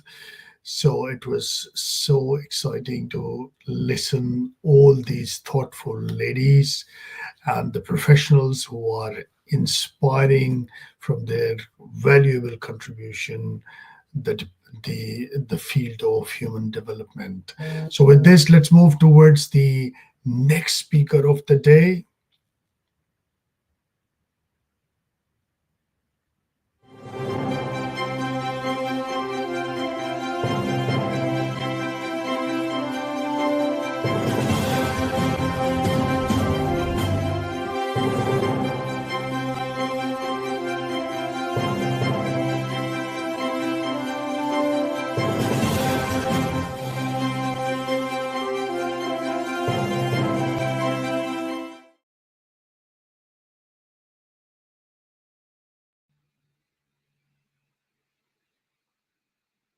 Good morning, everyone. I'm Kelly Blackaby, and I'm really excited to be here with you. Thank you to Berkeley Middle East for inviting me to share my thoughts at their Women Human Capital Conference. I would like to talk about one of the most important roles that we have here in HR, creating equitable career paths that not only boost business success, but also empower every individual in our organisation. My own HR journey began over a decade ago in Saudi Arabia, where I had the unique honour of being one of the first ever female employees and strategic HR professionals in a company of 4,000 in the world of retail. It was both motivating and challenging, stepping into that environment, knowing that you're forging a new path in an industry where women hadn't yet had the opportunity to have a seat at the table. That experience taught me the value of truly understanding the impact of unique cultural nuances and the importance of designing talent strategies that work in diverse environments like the Middle East. Today, with a wave of localization initiatives such as Saudization and Emiratization, conversations about fair career progression have never been more timely. Organizations now understand that diversity, equity and inclusion are essential, not only for compliance, but for their long-term success. This success not only propels your organization forward, but also plays a vital role in achieving the broader objectives set by ambitious economic initiatives like Saudi's 2030 vision and Dubai's D33 plan. So over the next few minutes, I'm going to share with you how HR can proactively design structured and transparent career pathways that allow employees to thrive and become the future leaders of tomorrow. So let's start by talking about why clear, equitable career paths are so important. When employees see where they're headed, they feel more engaged. This boosts retention and productivity. However, one of the biggest challenges organizations face today is fierce competition for top talent. The Middle East has rapidly become a global hub for business, attracting professionals from all over the world. While hiring great talent is one challenge, keeping that talent is even harder. I'm sure you'll all agree. Too often, businesses lose their best employees simply because career progression isn't clearly outlined, leading them to seek opportunities elsewhere. So this doesn't just leave a vacancy, it actually affects the overall momentum of the entire team. And here are a few reasons why organizations might struggle. Arbitrary promotion systems. So often, career progression happens through informal decisions rather than a defined framework. In one of my previous roles, promotions were left to gut feelings. This left many of us, myself included, wondering, what exactly do I need to do to get to the next level? Limited leadership development. Many companies focus heavily on hiring new talent, but they sometimes neglect to invest adequately in developing their current team skills. I've seen talented individuals stall in their careers simply because there were no structured opportunities for advancement. And unconscious bias. In regions like the Middle East, traditional views and old habits sometimes mean that career mobility does not always follow merit. I've experienced moments myself where I've had to work twice as hard in the GCC simply to prove that I deserved a leadership role, despite my unique expertise and knowledge. So how can HR help to fix this? Well, it starts with making the career progression framework as transparent as possible. Employees need to know exactly what the criteria are for moving upwards. For example, at one of my companies, we introduced a simple but effective step-by-step guide outlining the competency skills, milestones, and behaviours necessary for the next role. Not only did this clarity boost morale, introduce fairness and consistency, it significantly improved retention and promotion rates. Furthermore, structured development plans are essential. Proper mentorship and coaching should be available at every organisational level, not just for executives. When employees see a tangible plan or path to leadership, they feel valued and are much more likely to stay and invest in their growth. And lastly, from my own experience, a key factor in career mobility is the advancement of women in leadership roles, particularly in industries where female representation has traditionally been low. We know that visibility matters. If employees, especially women, don't see others like them progressing, they may feel limited in their own career trajectory. Companies that make leadership development a priority for women not only boost engagement, but also strengthen workplace culture. Now let's talk about how HR can actively shape these career pathways. Our role is not just about recruiting talent, it's about building the future leaders of our organisations. So one of the key tools we have is talent mapping. This involves identifying potential leaders early and then creating personalised development programmes for them. For instance, I recently worked with a promising group of young Saudi female professionals in Riyadh. By working closely with them and mapping their skills and aligning their career goals with organisational needs, we created targeted training sessions and mentorship programs, which drastically improved their career paths within just a couple of years. They felt valued and their impact recognised. This significantly increased our retention levels. Next, we need structured, dynamic leadership frameworks. This is where organisations create clear step-by-step pathways that guide an employee from an entry-level position all the way to senior management. I worked on a fantastic project to introduce a leadership academy specifically for high potential talents in the GCC. Participants receive not just formal training, but also rotational assignments designed to help them understand their place and context within the organisation, complemented by genuine recognition and regular check-ins with senior leaders.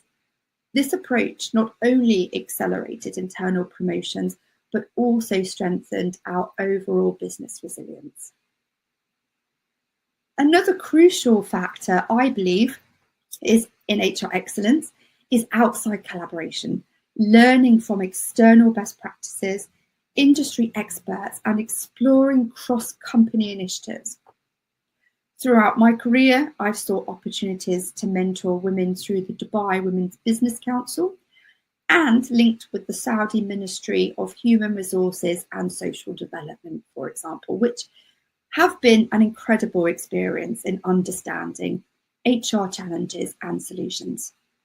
This type of collaboration not only helps develop individuals, but also exposes companies to new ideas on talent development, diversity frameworks, and leadership progression. The more we engage with external networks, the better equipped we are to drive meaningful change throughout our own organisations. And lastly, strategic mentorship and sponsorship programs are critical. When senior leaders actively mentor junior staff, the knowledge transfer is immense. In my own experience, having a sponsor who could vouch for my unique capabilities made all the difference in being considered for challenging positions, particularly my Middle Eastern roles. It's that ongoing relationship, one where feedback is continuous and growth is nurtured, that really drives upward mobility. It's important to realise that career mobility is approached differently across regions. And as HR professionals, we must continue to adapt our strategies to suit local needs and global best practices. In the Middle East, for example, career advancement is influenced by localization policies like the aforementioned Saudization in Saudi Arabia and Emiratization in the UAE. These policies aim to build local talent pools. In my own experience, it's fantastic working in an environment where you have the opportunity to blend more traditional practices with modern merit-based progression systems. Contrast that with the UK, where the focus often revolves around diversity, equity, and inclusion. Companies here frequently set up formal programs to ensure that everyone, regardless of gender, ethnicity, or background, can advance. The message is clear. If you see potential and provide support, you help build a rich leadership pipeline. In other parts of Europe, structured career paths are often linked to formal education and apprenticeship programs. While these frameworks are well developed, they can sometimes be rigid. So leveraging the best of both worlds, global standards and regional customization is key here. So for organisations in the GCC in particular, the recipe for success absolutely includes blending those localization efforts with the merit-based principles. This might mean using AI-driven HR tools to track career mobility trends or strengthening diversity frameworks so they align with broader business growth strategies.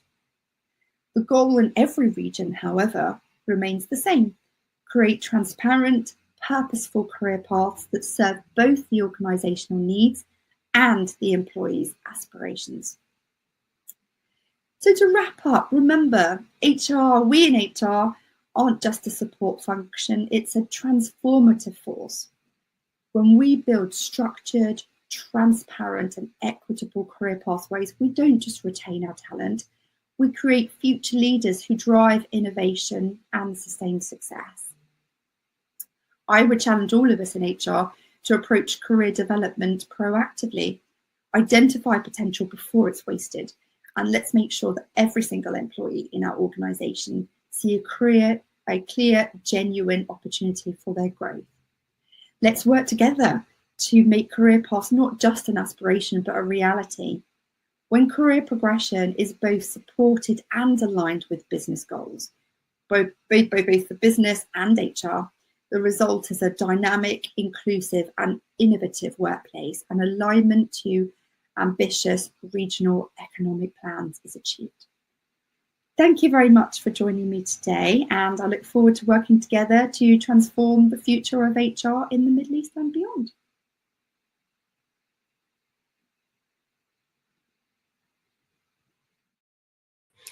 Thank you very much, Kelly. It was really insightful, and with your so much year of experience, especially in Saudi Arabia, I can relate it with the environment that we have. And Kelly was joining us live from United Kingdom. And now we are going back to the GCC, and I'm going to welcome the speaker from Oman. She is a dynamic woman in HR field and serving the government departments. And the most important currently is telecommunication. Please welcome.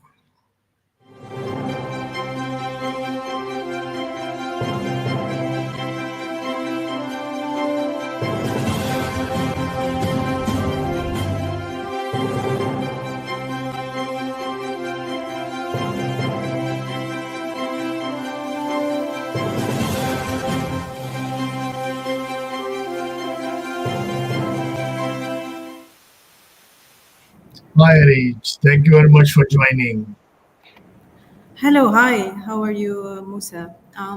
It's a pleasure to be here with you today. I would like to thank you and all who's behind the stage and making sure that we all gather as women in Middle East to share our experience in this area. I really appreciate the invitation. Thank you. Pleasure is all mine, and mic is in your hand. Please go ahead and deliver your speech. Thank you. Can you see my slides? Yeah, your slides are quite visible, and please go ahead. Okay, I think this is someone else's slides.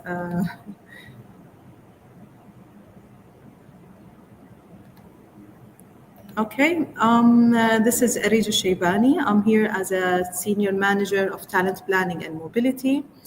I would like to share with you my experience in terms of the area of women in leadership and how can we support other women in this area. I'm not sure if my slides are visual to you. However, I will go ahead and present. So, as you know, I have been working in the government sector, the public and private sector for the past of not less than 15 years of experience. If you can say that the three main topics that we will be covering is individual growth, the mindset of leadership, and finally the talent management, if we got the time. Starting with the first slide, which is following your passion. So the first thing that you need to know is your purpose. What is the purpose of being a leader in digital and tech? Why do you need to be there? What is the impact that you are going to share? Is your vision is clear? The clarity of your vision, why do you want to lead? What is the change that you would like to bring to the table? And how you can align it with your personal values and to the organizational values. And then after understanding what is your main purpose and your main goal, you can shift it and align it with your own personal goals. And then you think about what is the direction. Okay, so you're having different kind of skills, knowledge, and background. How can you tailor your direction of leadership that you would like to have? So you need to set a long-term goals. You align it with your organization, and then leveraging the technology in order for you to reach your destination. So, so using technology to influence, to make an impact, and to make a change in the way you lead. After that, knowing your purpose and your direction, the third thing will be your motivation. What motivates you? What is the main motive that make you continue? As we all know, motivation has two areas, internal motivation and external motivation. Your internal, it's what I want to do. And it's normally long-term, where it hands with your personality, your satisfaction, your passion, in order to you to lead and do impact that you wanted to achieve as a leader. And then you have the external one, what it is related to. For example, I will do certain thing to get paid. I will do certain thing to because I want to have something. So it's related to an external factor. So as you know, motivation is important. However, it's not that important as discipline. When we talk about discipline, it's important to start with small goals that will end you up into your bigger achievement at the end. So motivation is important. However, consistency and discipline is really much important than the motivation that you can pack or relate to. So as you can see, the discipline slide is reminding that what you want in life and how can you make an impact with having a disciplined routine. It always starts with your day-to-day activities. So what the small things that you do will reach you at the end to a bigger picture. So it's always important to have a day-to-day activities that will help you at the end to reach your bigger goal. So self-discipline is really important. Motivation is important. However, the self-discipline is much important and necessary for you to achieve your target at the end. Having said that, one of the things that always people ask me, what makes you on track always, is the focus. Whenever you have a clear vision, a clear mission, a clear direction, you will never miss the opportunity. So you're always focused to reach your end result, to reach your end direction. So focus is really important. It's like you're driving into a way. If you have a roadmap, you have a real timelines, you will always reach your destination. So as I'm working in telecommunication as well, my master degree is in exploring the impact of AI in HR. I will always say that utilizing AI in your day-to-day activities will help you reach your destination at the end. So it's part of the learning that you need to adapt. If you are not able to adapt to your with technology, you will be backdated. You will not be able to reach to the destination that you would like to be with the leaders. So as I explained at the beginning, you have a vision, you have a goal, you have a right plan, and you are disciplined and consistent in achieving your plan. You have an action plan for you. You will definitely reach and succeed. One of the things as a leader is it's important to know is self-awareness. You need to know what are your traits, what are your strength, power, what are your weakness, and how can you leverage your strength in order to reach and achieve the thing that's in your mind, and to reach into a level of accepting your the areas of improvement, and how can you make a plan to leverage it and be as much as creative and innovative. If we are talking about growth mindset, one of the areas that you need to unlearn sometimes. Learning is important. However, in some cases, you need to unlearn some things so you can learn things in a different way. So it's always accept sometimes that some areas you might fail, and you need to overcome the failure very fast and enhance your kind of acceptance and improve that. It's always not a stopper if you fail sometimes. Okay, so as a leadership mindset, we have 4 areas that I would like to talk about: is empowering, aspiring, and role model, and supporting and developing. As a leader, it's not only about yourself. We talked at the beginning about individual growth and how can you focus on the areas. So you need to help yourself before helping others. Here, as a leader, it's more about the people around you. How can you empower others? How can you leverage and help them to grow within their roles and responsibility? And how can you take their hands to the path of success? So empowering is really important. Inspiring them and give them space to innovate and create, and support them, and as well be a role model in enhancing and helping them to achieve what is needed to be achieved. So I will give you some examples in the last organization I'm working in is Armantel. So leading change in teams, I have a very good team members who are here are my team. Mostly all of them are ladies. I have as well males. However, in this photo, I specifically choose this photo so I can show you how the team are really empowered. They work as a one team, and each one of them are handling a really not an easy task or easy project. However, they are leading their passion. They following their passion. They follow their strength, and they are really achieving their best level. However, in terms of diversity and inclusion, at Armantel, we have around 21% of females in the at the work who are leaders, and 74% are males. And we have diversity of age, diversity of nationalities. We don't have less. We have more than 27 nationality who are at the telecom organization. And if we can talk about our corporate strategy and how we are shifting from just a normal telecom organization into TECO, where we are adapting to the changes that is happening. And here, this is one of the quotes that I like, that AI won't take your job. However, it will help you do your job in a different way. In terms of the digital talent management, what we are handling, we have a full ecosystem that support our talents within the organization, which are an ecosystem. We have in terms of development, in terms of their careers, and all of the things that we are doing. It's a digitalized, totally digitalized talent ecosystem.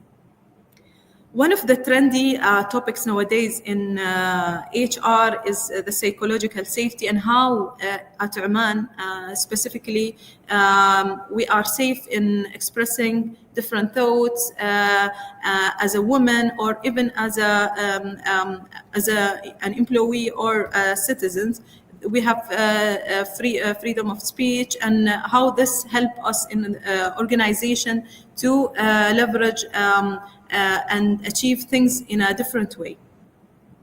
One of the projects that we as well have, It's Okay Not to Be Okay. It's a platform where we listen to our employees and to support them in difficult times. As I mentioned, the talent management cycle, what we have is totally digitalized, starting from hiring up to retire, where we hire, attract the best within Oman and across, and then we provide them the best career planning, mobility, performance management, and the assessment. This is one of the campaigns that we have run. It's Your Move, where we have covered around 1,996, I believe, employees within the organization, where we can tackle what are their paths. Is it a leadership path or non-leadership path?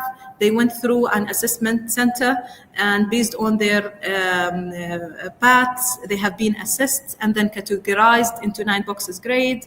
And they have a journey in a platform where they can tackle what is the best or next move that they have within the organization. And everything is based on data. It's driven by data. And then we have a proper specialized and tailored learning module, where it is experimental, an on-job training, and as well the learning journey, that it's 30% as well, the formal learning. And then we have the leadership development themes, leading yourself, leading others, and as well understanding the technicality of the job. And we have different schools. We have the Future Academy, digital schools, the data schools, and technological school within the organization. And one of the projects that my team is handling is Build a Leader, where we identify the potential leaders within the organization and provide them with a full journey so they can unlock their potentiality to reach a leadership role. And we have as well the succession planning, one of the projects that we are handling, where to ensure business continuity within the organization and alignment. And one of the things that I really believe in is the coaching and mentoring. This is one of the things as an individual and as a leader is something which is really important, is to have a coach or a mentor based on your need. We have an internal career counseling team where those members are sitting with individuals to support them to understand what is their career and how can they reach to the highest potential within the organization. We have as well one of the projects called Talent Mobility. It is fully automated as well, where employees can move within the organization either horizontally or in a vertically way. And mobility, we have different types of mobility, either job circling, internal recruitment, or job transfer, secondment, and job rotation. We have as well one of the projects that we are working on, which is Gen Z. They are fresh graduates from different universities. They come to Emmental and they have different projects for 1 year. After that, they graduate and get employed based on their results and achievements. And then this is one of the things that we are focusing on today. It's a skill-based organization where we are working based on the skills that we would like to upskill within our organization, the future skills, the future jobs as well. So related to data analytics, cloud computing, and other. And then all of these domains are tailored based on the need within the organization. As I mentioned, the future jobs.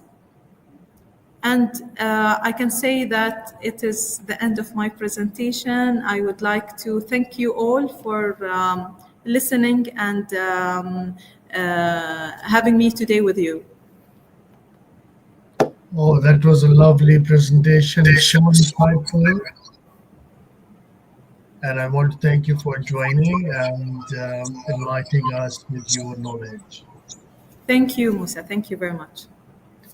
So with this amazing presentation by Arij, he is from a government department, an Omani national, a female who is going to make a difference in the world with her efforts and contribution.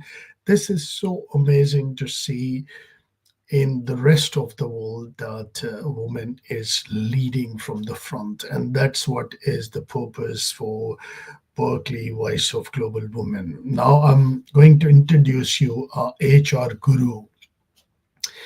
A guru that is that thinks in HR, acts in HR, and a champion of HR mentorship, leadership. He is in academic. He's enlightening the minds of the upcoming youth.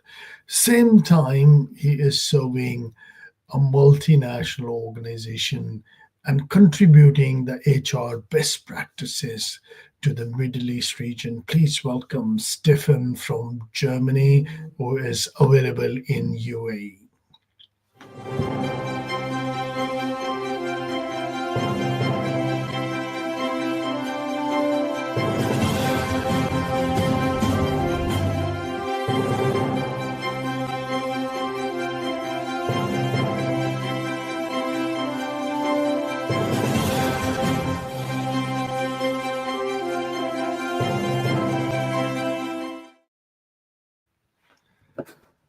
Hi, Stefan. Thank you very much for joining today. You're looking as cool as you always. Oh, thank you, Musa. Just one little thing to correct you. I'm not from Germany. I'm from You're Switzerland. from Switzerland. Yes, that's what I spoke. But because you speak German also, so you can't.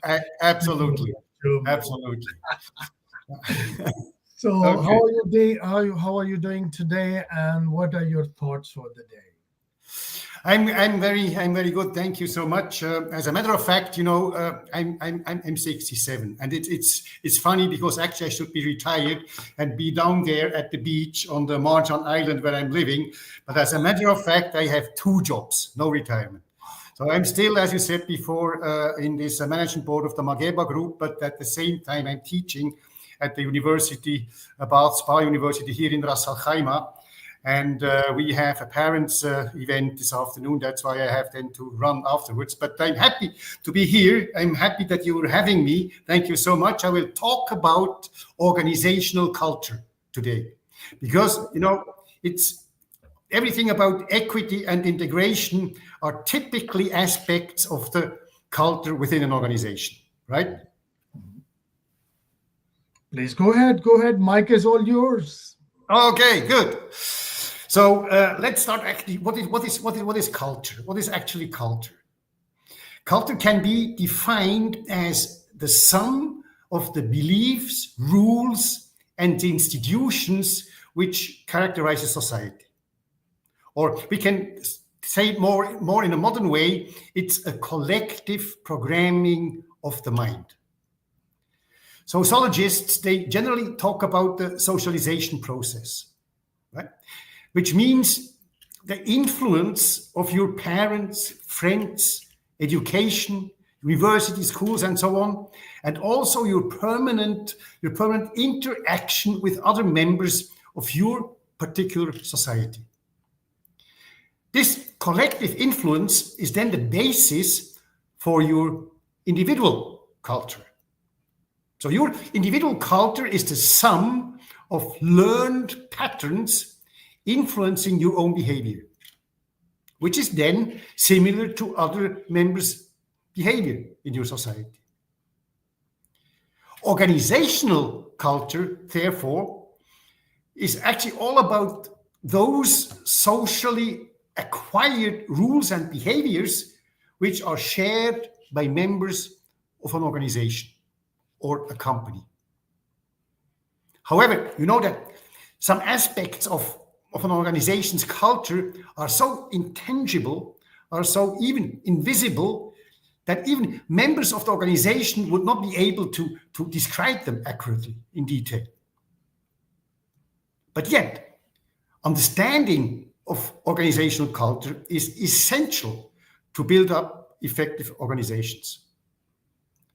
It's like the powerful currents of an ocean which can move big ships, so that culture can move a whole organization in a certain direction. Because the culture defines the fundamental organizational values, and it communicates to new members what the correct ways are to think and act here, and how things should be done here. Culture enhances the stability of the organization, and it helps members to understand organizational activities and events.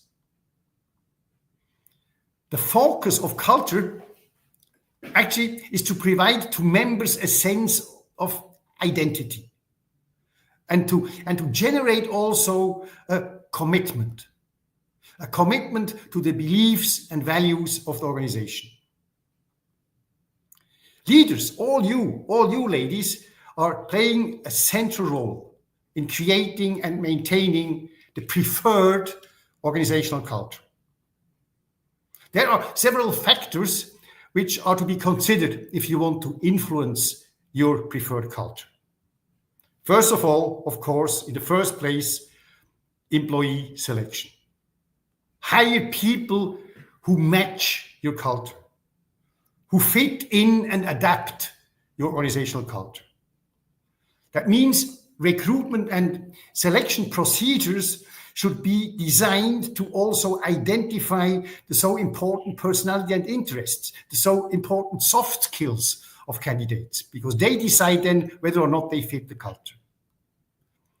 So that means if people of your organization, of your company leave for whatever reason, who did not fit to the culture, then the recruiter can effectively support to maintain a positive culture just in recruiting better fitting people. Point number 2, rewards. A reward system can maintain or even change an organizational culture.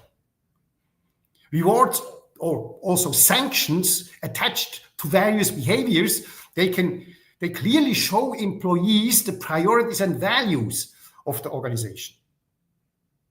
Therefore, a dramatic change in the reward system can trigger a fast and significant change of the culture. Point number 3, leaders' reactions, your reactions.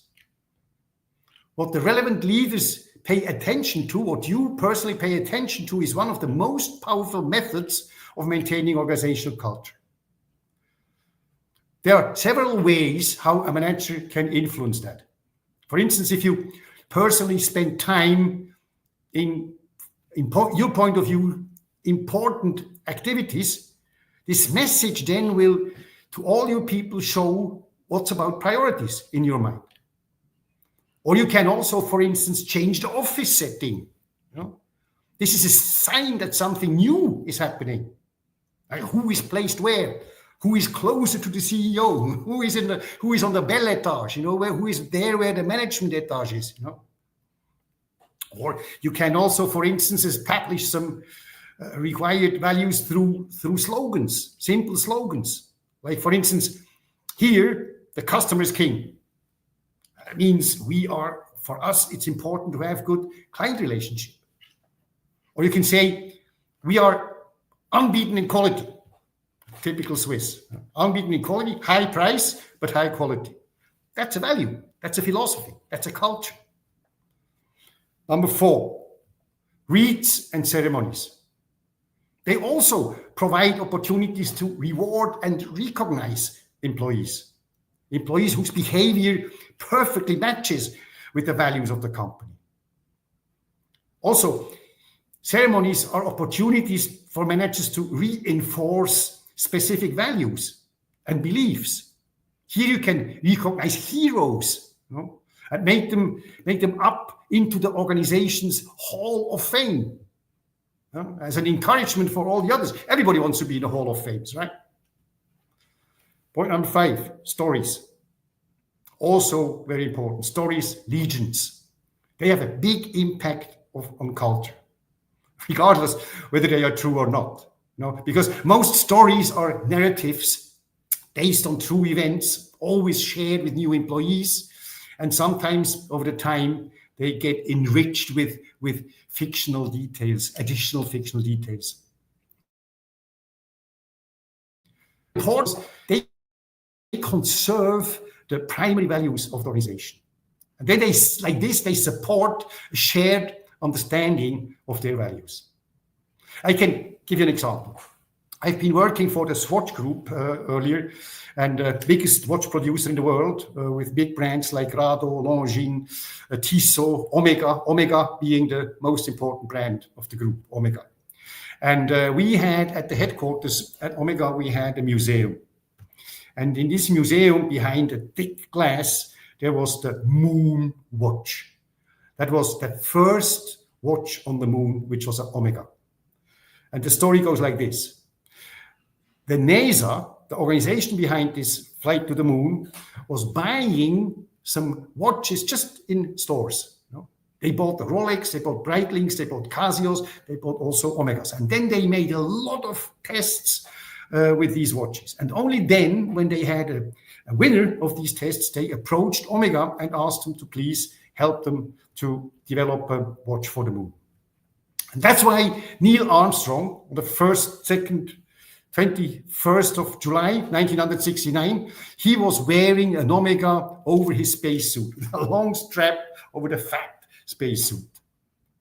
So this is a story which is even true. And that is clear. Every new employee had to go through the museum, he had to listen to this story, and the message was clear. Omega is best quality you can get. That helps a lot. And that makes all your employees proud of what they're working for. And now, last, but for me, actually most important point is the reaction to problems, right? The way how managers, employees, companies respond on a crisis. That shows much about the culture of a company. When problems arise and the employees, they don't have immediate direction anymore by the management, they are forced to rely on their understanding of the company culture. That means they will do what they think is the best thing to do now in this situation. But a crisis also has the potential to create or change an organizational culture. That means the way in which the crisis is handled can either then reinforce or a current culture, or it can even create a new one. For instance, if you have, due to currently business, a situation and the company reacts by firing employees, this would communicate an important message: people are not very highly valued here. Yet, an alternative reaction could be that the company could suggest to reduce employees' hours and employees' pay, asking the employees to generally be solidary with all the other employees and sacrifice temporarily, personally, while the company is getting out of the troubled waters. If this would work without any redundancies, this will show that this company cares for people. And if there is then even provided a special reward after these hard times have been overcome, you can be sure you will have enhanced a very important factor of any organizational culture, the loyalty of its members. Right? And at the same time, you made a valuable contribution to your good and important employee branding out there in the market. That's all about this importance of corporate culture. You can influence it, you can build it, you can maintain it. It's in the hands of the leaders of the organization to maintain a good culture. Thank you very much for having me today.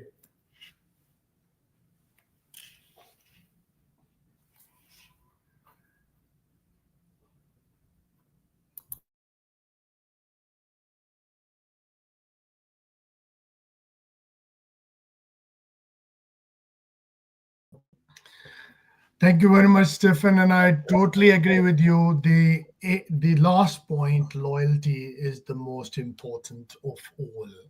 With these great thoughts, I would thank you for joining today, and I'm looking forward to see you more and more in our conferences. Thank you. Thank you very much, ladies and gentlemen. This was Stefan from Switzerland, the typical Swiss power and energy, the Center for Finances, Switzerland. And Stefan is always amazing in his thoughts in terms of human resources, human development. He is a huge experience to learn. And whenever I sat with him in our formal, informal conversation, there's a lot of things to learn from him. I'm sure the audience has got a great value. Now with this, let's move towards the next speaker of the day.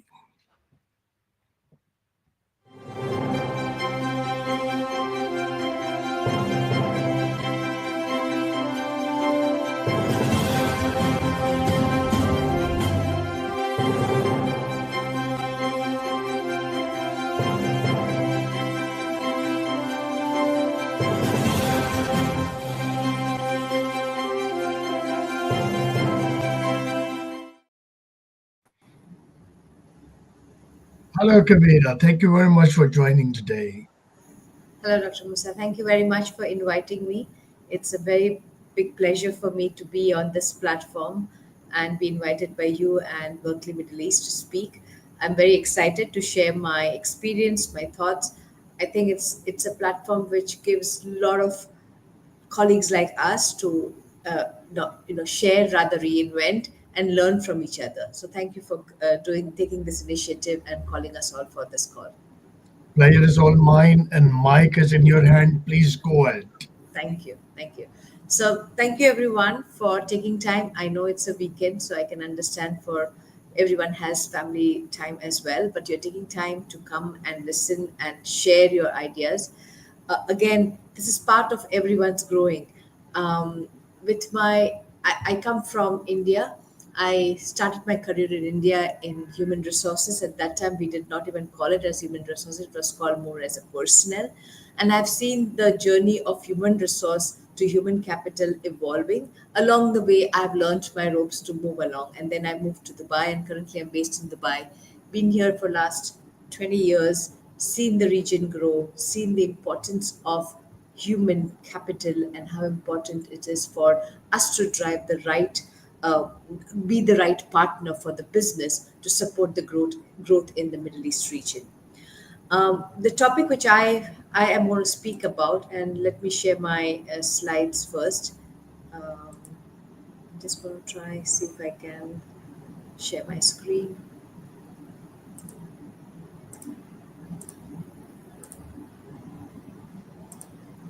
Can you see my screen? Is my screen visible?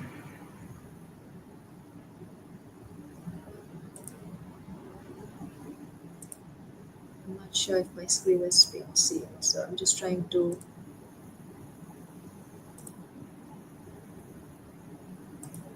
Okay. Let me start the presentation without the screen. That's fine. The topic which I'm going to speak about today is speaking about building inclusive work culture through policy. Stefan just spoke to us about the culture and how it's important to how the culture drives loyalty, how does the culture drive us, and how do we build the culture. What I'm focusing on is something called building inclusive workplace through the policy. So we definitely, in any organization, the most important and critical aspect is having a right culture. Once you have the right inclusive culture, it helps you to manage several initiatives within the human resources, right? Like I was listening to another other speaker, Arish from Oman, who was talking about several initiatives which she ran in her company, or organizations where you may be working and you may be seeing so many other initiatives which are running. How any initiative to be successful, the most important part is to have an inclusive culture. A culture is what I think binds everything, holds everything, and builds everything. So in order to have that culture, naturally you will have policies around it, you will have guidelines around it, but the most important thing is how do you make that inclusive culture to attract and retain great talent. Before I start talking about what I have, what I would like to share, I wanted to stop here and ask you for a second to visualize a top athletic. If I had to ask you, think about the top athlete who you comes to your mind, and if I had to pause for a second for you to think about it, just visualize who you would. When I say top athlete, what comes in your mind? Most likely, what would have happened is you would have, if you are a male or a female, you would have thought a similar gender. You could have maybe thought similar ethnicity. You may have thought about someone coming from similar type of yours.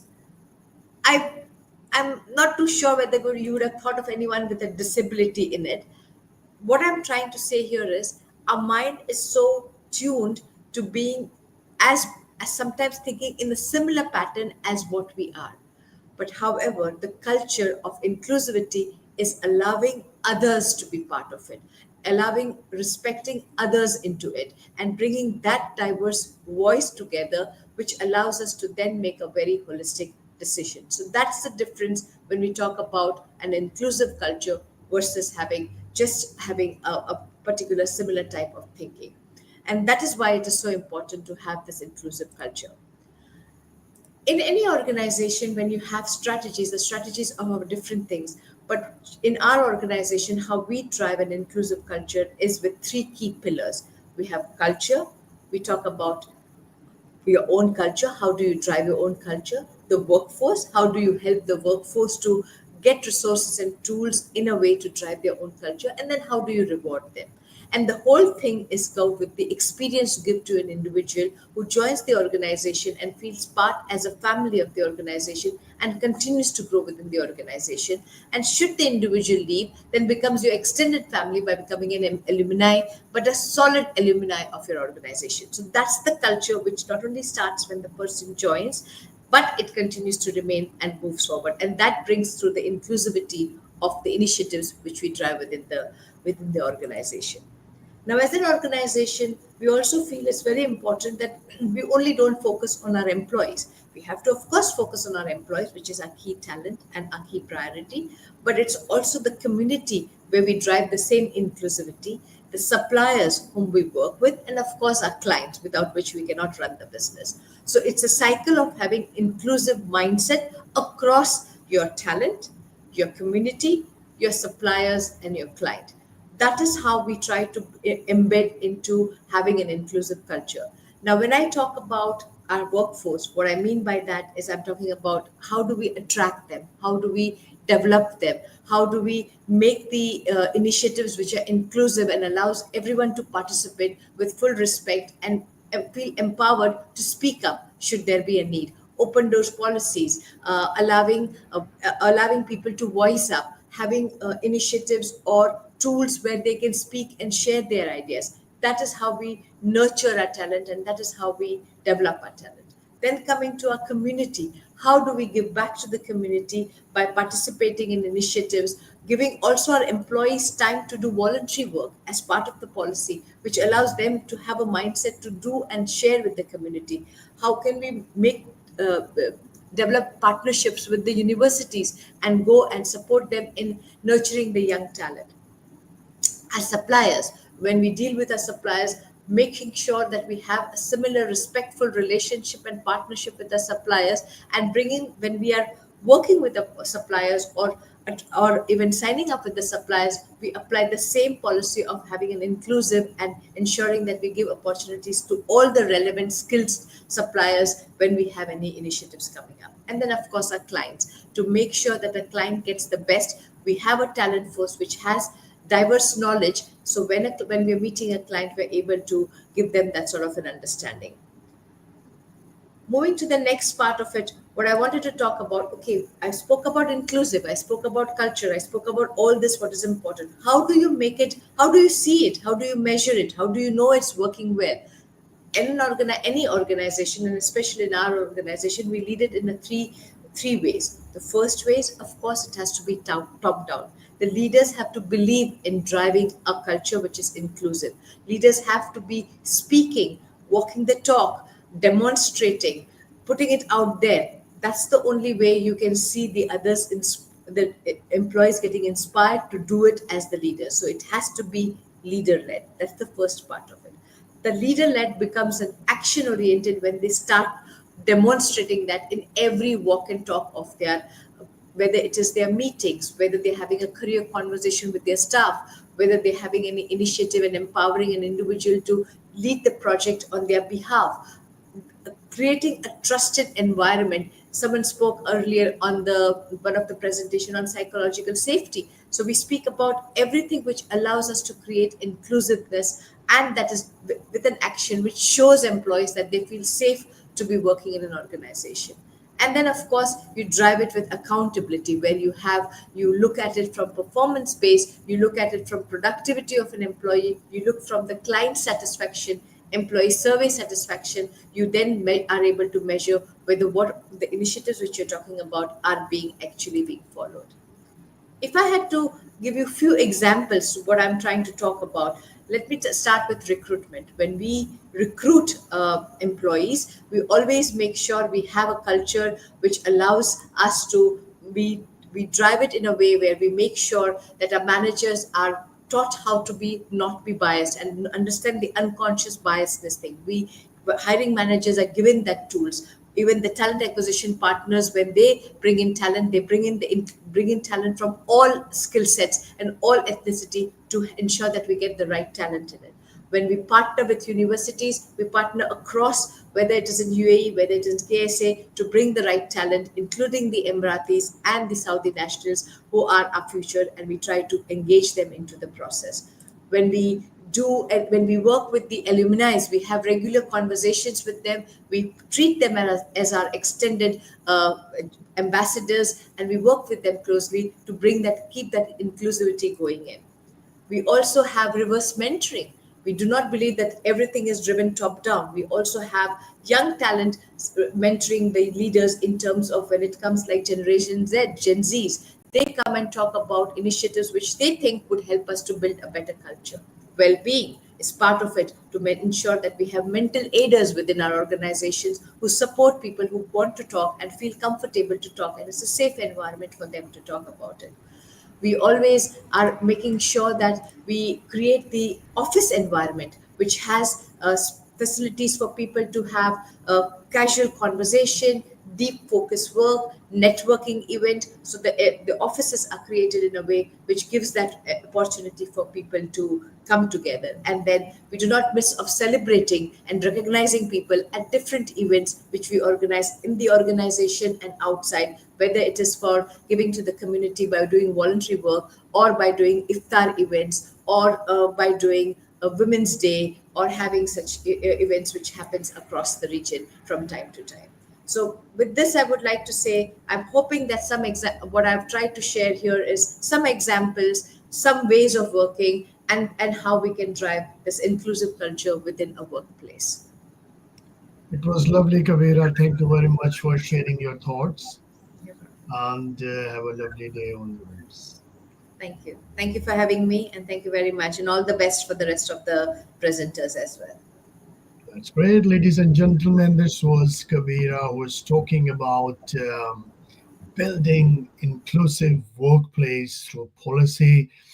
And the next speaker who is going to talk is an amazing profile. She is Rashmi Ravindra, Robert Bird Group.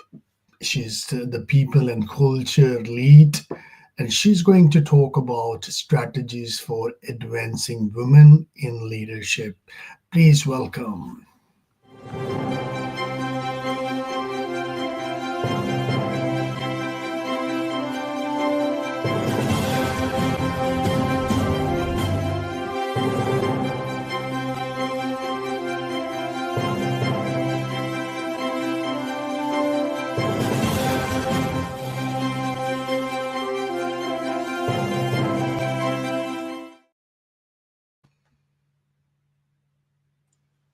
Hi, Rashmi. Thank you very much. Hi, Musa.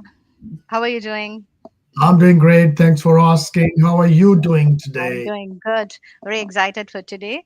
And I would like to extend my thanks to you and the Berkeley's Middle East team for the opportunity for providing me this chance of being a speaker in the Women Human Capital Conference 2025. And it was an amazing day today. I can say it's an inspiring day filled with all valuable insights from exceptional leaders who share their diverse perspective on women in leadership.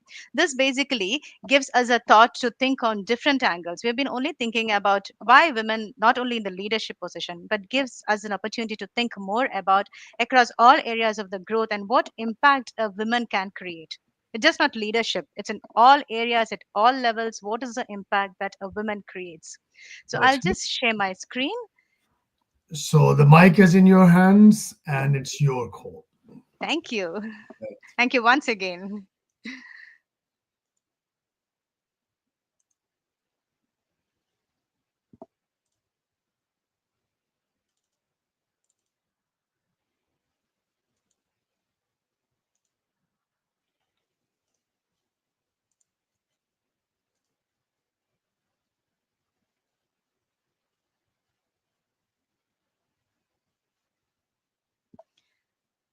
I'm not sure if people can view my screen.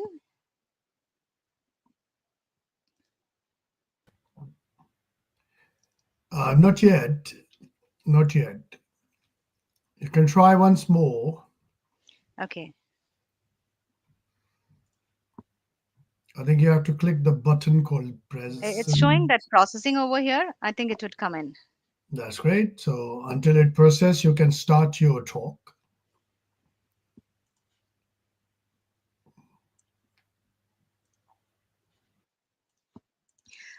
Perfect. So my topic today, what I'm going to speak about is strategies for advancing women in leadership. So I would like to take this opportunity to talk about my journey and purpose. So what I would cover today is about my journey and purpose. Why is advancing women in leadership so crucial?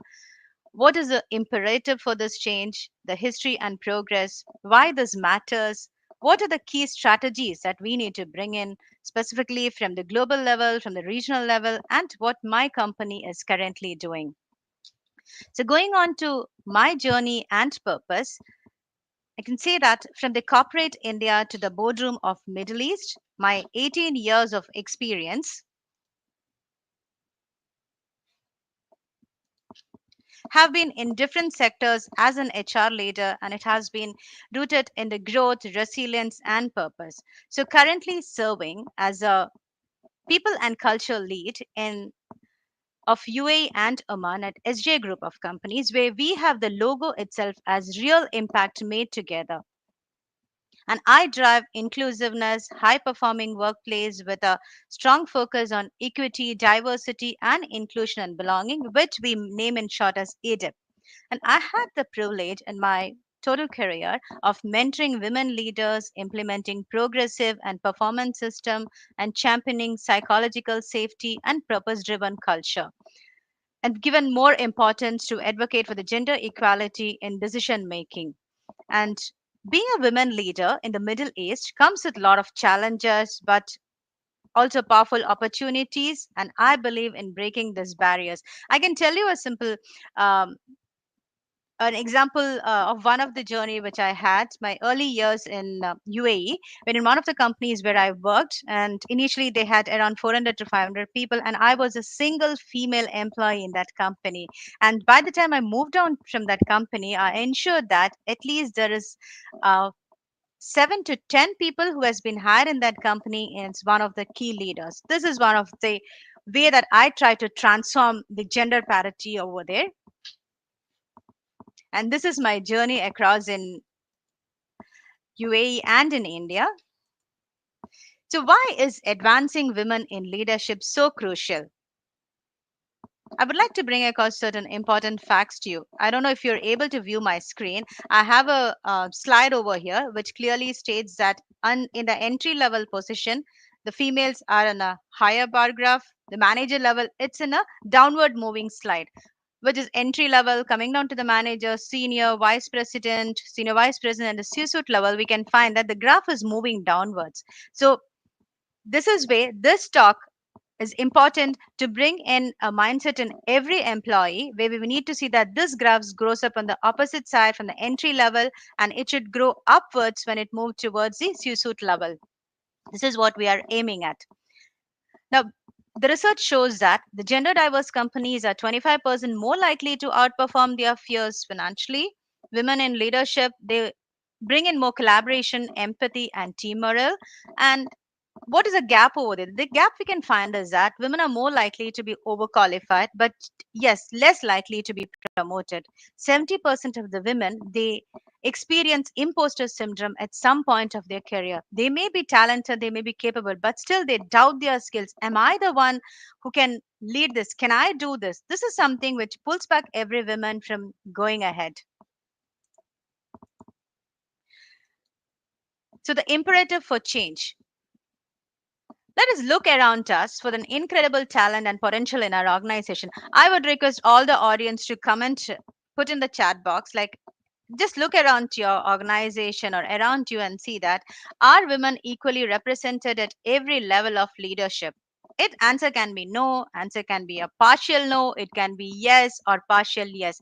Please feel free to put this in the chat box, because this will bring in a thought in you that yes, if it's a no, it will definitely bring a thought into that no, we need to think about it. How can we provide that opportunities for women? This is where the thinking strategy comes in. So advancing women leadership, just don't think that it's a not merely a matter of equity, but it's a strategic necessity and organizations benefit from it.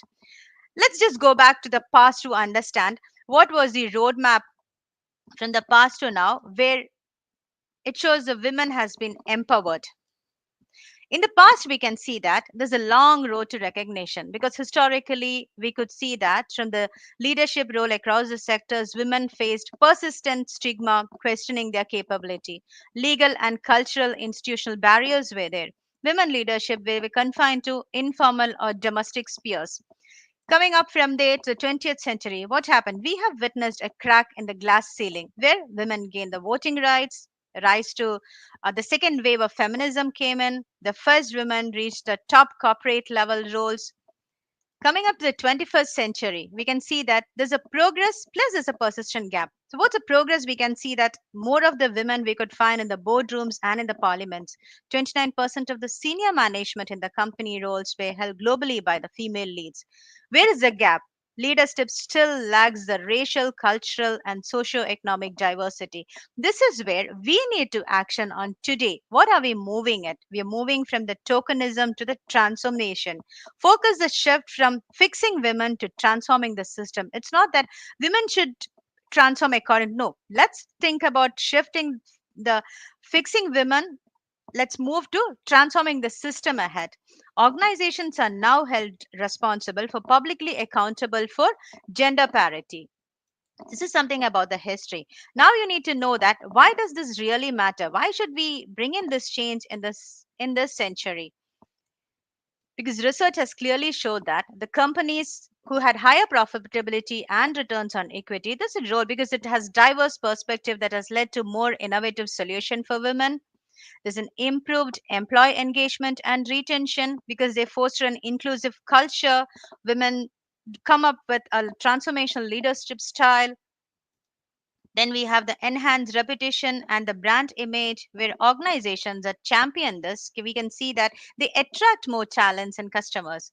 Better risk management. So better risk management, we come from a thought of completely changing the group thinking where everybody think alike. No, let's have diverse gender parity in a group meeting and come up with questions and challenges, and then they make better decisions over there. So women leaders, they try to bring different perspective on ethical decision making concept. Innovation, what do they do in innovation? Gender diverse team, they foster the broader creativity and ideas in general. So this is the reason why we should definitely move in for this change. So what are the key strategies that we need to think so that we empower women into this? So the key strategies, I would, from my perspective, I would tell that it is just not one the company should think. It is from an individual point of view. So individual empowerment is important, organizational empowerment important, and the final one is a collective goal where it is done by both of them. It's just not one person doing it. It's a collective effort done by everyone. So what is it that an individual should do? Individual, if I as an individual should try to invest in my skill consistently, I should pursue opportunities to build key leadership skill, strategy, communication, finance, people management. Build my network. I should ensure that I get strong connection with my mentors, sponsors, peer who can guide me to champion this growth. Embrace visibility and voice. Confidently, we should be able to share our ideas and contributions, take initiative, speak up in the meetings. That's the way we grow up. Negotiate with confidence, very important, where we say that we ourselves should recognize our value first, and confidently we should tell that yes, this is the opportunity that I need, this is the pay that I really request. Sharpen your negotiation skill. And last is overcome your imposter syndrome. Acknowledge and silence the self-doubt by focusing on your own strength, and you celebrate your win. And we should remind every woman should remind ourselves that yes, we are capable and we are worth of leadership. This is why individual empowerment and development is the key for any strategic growth. So what is the effort that coming from an organizational and somatic change? From an organizational and somatic change, I can say that inclusive recruitment and promotion process. With this, we eliminate the unconscious bias over here. Mentorship and sponsorship programs. We can provide women with guidance and support, enhancing their leadership skill and career progression. Leadership and development programs. Target at those training programs which is designed for women to equip them with necessary skill and confidence that can build them up to those leadership roles. Flexible work policies. This definitely is a key, I think, which every organization is right now trying to bring in or implement in their policies. Scheduling flexible working days or working hours, parental leave, which can help women to balance their work, personal responsibilities, and then they make their leadership role more accessible. Networking opportunities, which is another key area, accountability and metrics. This is an important area where the company and the leaders are made responsible for ensuring that they have this gender parity in their group. For example, if one of the department is hiring for any particular role, we should emphasize that yes, we need this number of females and men in that group. Just not even any organization it is, any skill it is, we should ensure that we provide an opportunity for them. Provide an inclusive culture or foster an inclusive culture at workplace where diverse voices are valued, respected, heard, and implemented. The next is the key strategies from the cultural and the structural change. Addressing the gender bias. Organizations should dismantle from the stereotypes and biases that hinder the women advancement, promoting a culture. Collective action and strategies for women leadership, women in the leadership position, which is something that we have discussed right now regarding it's from an individual point of view, it's from a company point of view, what we can achieve together. So the key strategies is power of collective action, which is promoting women in leadership. Don't think that it is a zero sum game and because ultimately it benefits everyone. Men play a vital role as allies by championing and supporting their female colleagues. Organizations that embrace gender diversity foster more initiative, dynamic, and high performing workplaces are created. Just taking you through a summary of the index of the global level, if you can see that we can see most of the top positions in every country being the president and prime minister of these are the top countries which will have females are leading it. This is a history that has been taken since 1946, if you can see that every country, but this number is very less. Why don't the next time when we take this, we should see more number of people in these positions. This is why every individual is aiming towards it. Coming on to the regional level, where I say women empowerment in UAE, I can see that the census shows that UAE is ranked first in the MENA and 22nd globally on the women financial inclusion. Across the government institutions, we can see that women make up to two-thirds of the public sector workforce. 30% of the women are employed in leadership roles and 15% in technical and academical roles. So UAE has made it one of the calls by the UAE Gender Balance Council, stating that 30% of the leadership positions in the private sector by 2025 should be provided to women leaders. Women own 1 in 10 private sector companies in the UAE. This is how, from the global level, from the regional level, that we have the support. So, we just, as a company, we just need to raise our bar towards it. I just would like to take you up to what my company is doing, empowering women and a commitment and action set 1SJ. At SJ Group, we have our EDIP, which is Equity, Diversity, Inclusion, and Belonging Charter, and it is centered around cultivating a workplace where we provide the inclusivity, equity, diversity, which is an integral part of our culture. If I can say that we have in a PNT culture, so we don't name it as in human resource, we name our department as people and culture, and in that, one of the key pillar is importance to ADIP. So our goal is to recognize an unwavering commitment to ADIP, embedding this principle, making people feel valued, respected, and this reflects the diverse communities and clients that we have. So what do we do for this? I'd just like to share with you what our company does. How do we celebrate? So we celebrate success at Women at SJ. We have organization intranet space for Meet SJ Pioneer Women leading the way. So this Women at SJ platform, this is just not celebrating an International Women's Day for us. No, we go beyond that. It allows us to share the experiences as well as the tips and trick which every ladies are navigating working in this building environment and the facilities management. So this comes from each region. So it's a global initiative. It comes to each region and each region can curate it according to what they feel and how they can collaborate it with the global goals. So this is an initiative which really prompts us to be part of it. So call for action. We have to champion the women empowerment at work. Always remember that advancing women in leadership, it is not a favor. It's a fundamental driver to excellence. And it's time for us, each one of us, to go back and think and act now. So let's just move away from these stereotypes where we say that, oh, we are opening up the doors for ladies. No, Let's just walk alongside the women leaders as they rise. That is a support that each one of us can give.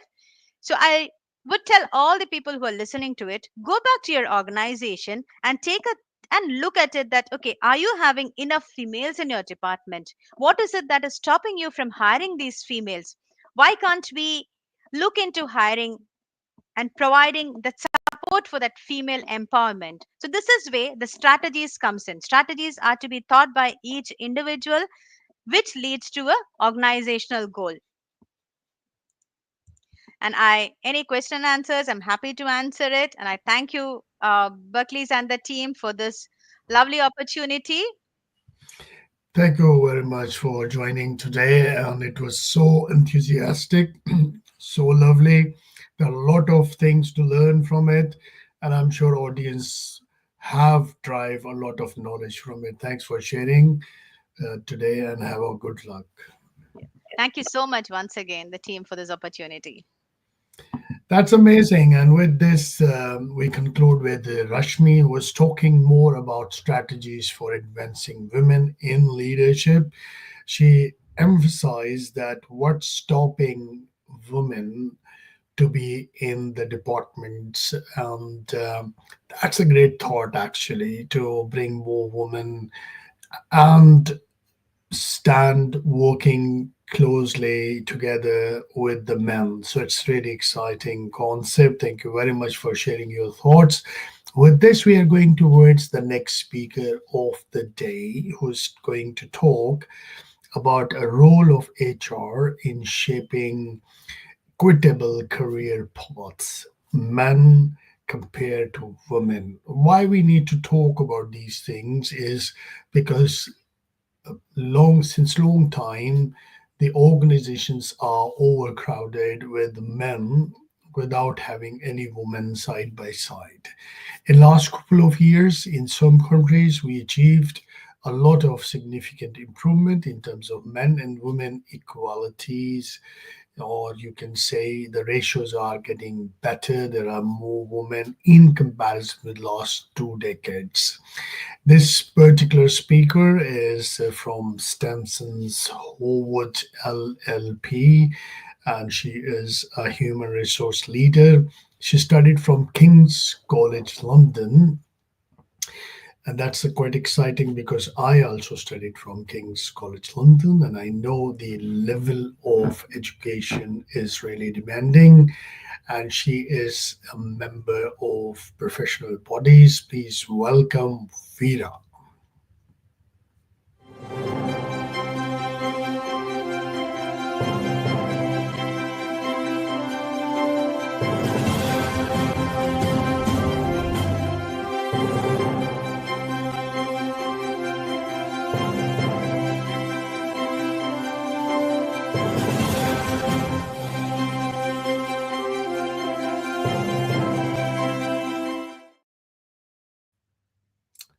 Hi, Veera. Thank you very much for joining today. Hello, Dr. Musa. Can you hear me? I can hear you very well. Can Thank you hear for me? having me. I can. That's great. So thank you very much for joining. And Mike is with you. Please go ahead with your talk of the day. Thank you very much. Assalamu alaikum and good afternoon to everybody. And a special greeting to Her Excellency Arifa Saleh Al Falahi, Ms. Khulud Shaban, and Dr. Musa Sheikh once again for this opportunity and for bringing us all together here to talk about women and our empowerment. A special shout out to all the women in Riyadh who are listening, and congratulations to all of you on the great changes that's happening in Saudi Arabia. I am personally very, very proud to see the exceptional female talent that's coming out of Saudi Arabia, and I'm excited to see what the future holds for us working together. A little bit about me. I'm an HR leader. I've been based out of the Middle East region for the past 20 years, and I focus on global professional services, including international law firms headquartered out of the UK and the US. I currently work with Stevens & Harwood, and we're based out in the DIFC. We've just been named the Middle East Law Firm of the Year at the Law.com Awards this 2025. And this award kind of celebrates the achievement, the excellence and innovation that we do in the legal profession throughout the region. So now coming back to me, my foundational experiences in my career were in Fortune 100 companies, were some of the top 100 companies in the world, like ABB, Caterpillar, CH2M Hill, and Pernod Ricard, and all of that really influenced my current work. I started working at the age of 18, straight out of school, and then progressed through different promotions, and then was nominated as a leadership as a future young leader and for several leadership trainings. I've learned some Six Sigma approaches from in Caterpillar, where you learn to work with more lean and efficient optimization of processes, etc., and you hone on your critical skills and analytical skills as well. So working alongside a lot of wonderful people in the last 20 years has helped me to work in diverse offices and adapt to the cultural nuances as well. Recently, I was published at the LexisNexis Middle East HR magazine, and I speak English, Hindi, can understand Urdu, Malayalam, a little bit of Punjabi, Arabic, Tamil. And just on the personal side, as a woman, I thought it was really important to tell you that I'm a very family-oriented person, love my family to bits, and love children and all of God's creations, animals, plants, and nature. I do believe something fundamental that I keep in mind when I interact with anybody in my office is that all of us are doing this in terms of working and making a living and earning for the love of our loved ones. And I always respect that when dealing with people at work. So let's talk about the business case for the equitable career pathways for women. Why is it important? According to a McKinsey study, empowering women at the same rate as men and educating them would increase the global economy by $28 trillion. This study was done in 2015, and this was a prediction for 2025. So you see the economic impact of closing the gender gap and at the workforce, and then how much value that really brings to the global economy. And so why do we need to speak specifically about equitable career paths for women? It's the confidence gap. And you might have read about it. There's lots of studies that show that women underestimate their abilities and men overestimate their abilities. So let that sink in for a moment. Studies have also shown that confidence is more important than competence when it comes to achieving success. What does that mean? It means when women perform better, yet they lack the confidence to assert themselves and to seek advancement. There's also biological factors, the brain structure, the hormonal differences, and there's the impact of risk-taking behavior. There's a social and cultural elements as well, where women are taught to value perfection. Women are taught to value kindness, and this can hinder your professional success at times. There's also self-doubt, despite all of your achievements. Just to reiterate some of the things we spoke about today, Dr. Musa and the other speakers earlier said, we've all talked about a lot of the technical aspects of HR and how HR can pay attention to different elements from a CEO perspective, and also how Emirati women in the society have changed their role significantly in the workplace. Her Excellency had spoken about that. And then Charles spoke about resilience, we spoke about care, we spoke about all the initiatives and things that we could do as HR leaders. What I want to focus on is what an HR leader can do more or less as an individual and more or less on a day-to-day aspect, and translating all of these targets and ambitions and initiatives and processes and policies and procedures into day-to-day actions, small actions with a big impact, doing that at the right time and at the right place and with the right people. So let's jump right into it. So here's a real life story that I want to share with you. Let's talk about Nora, for example.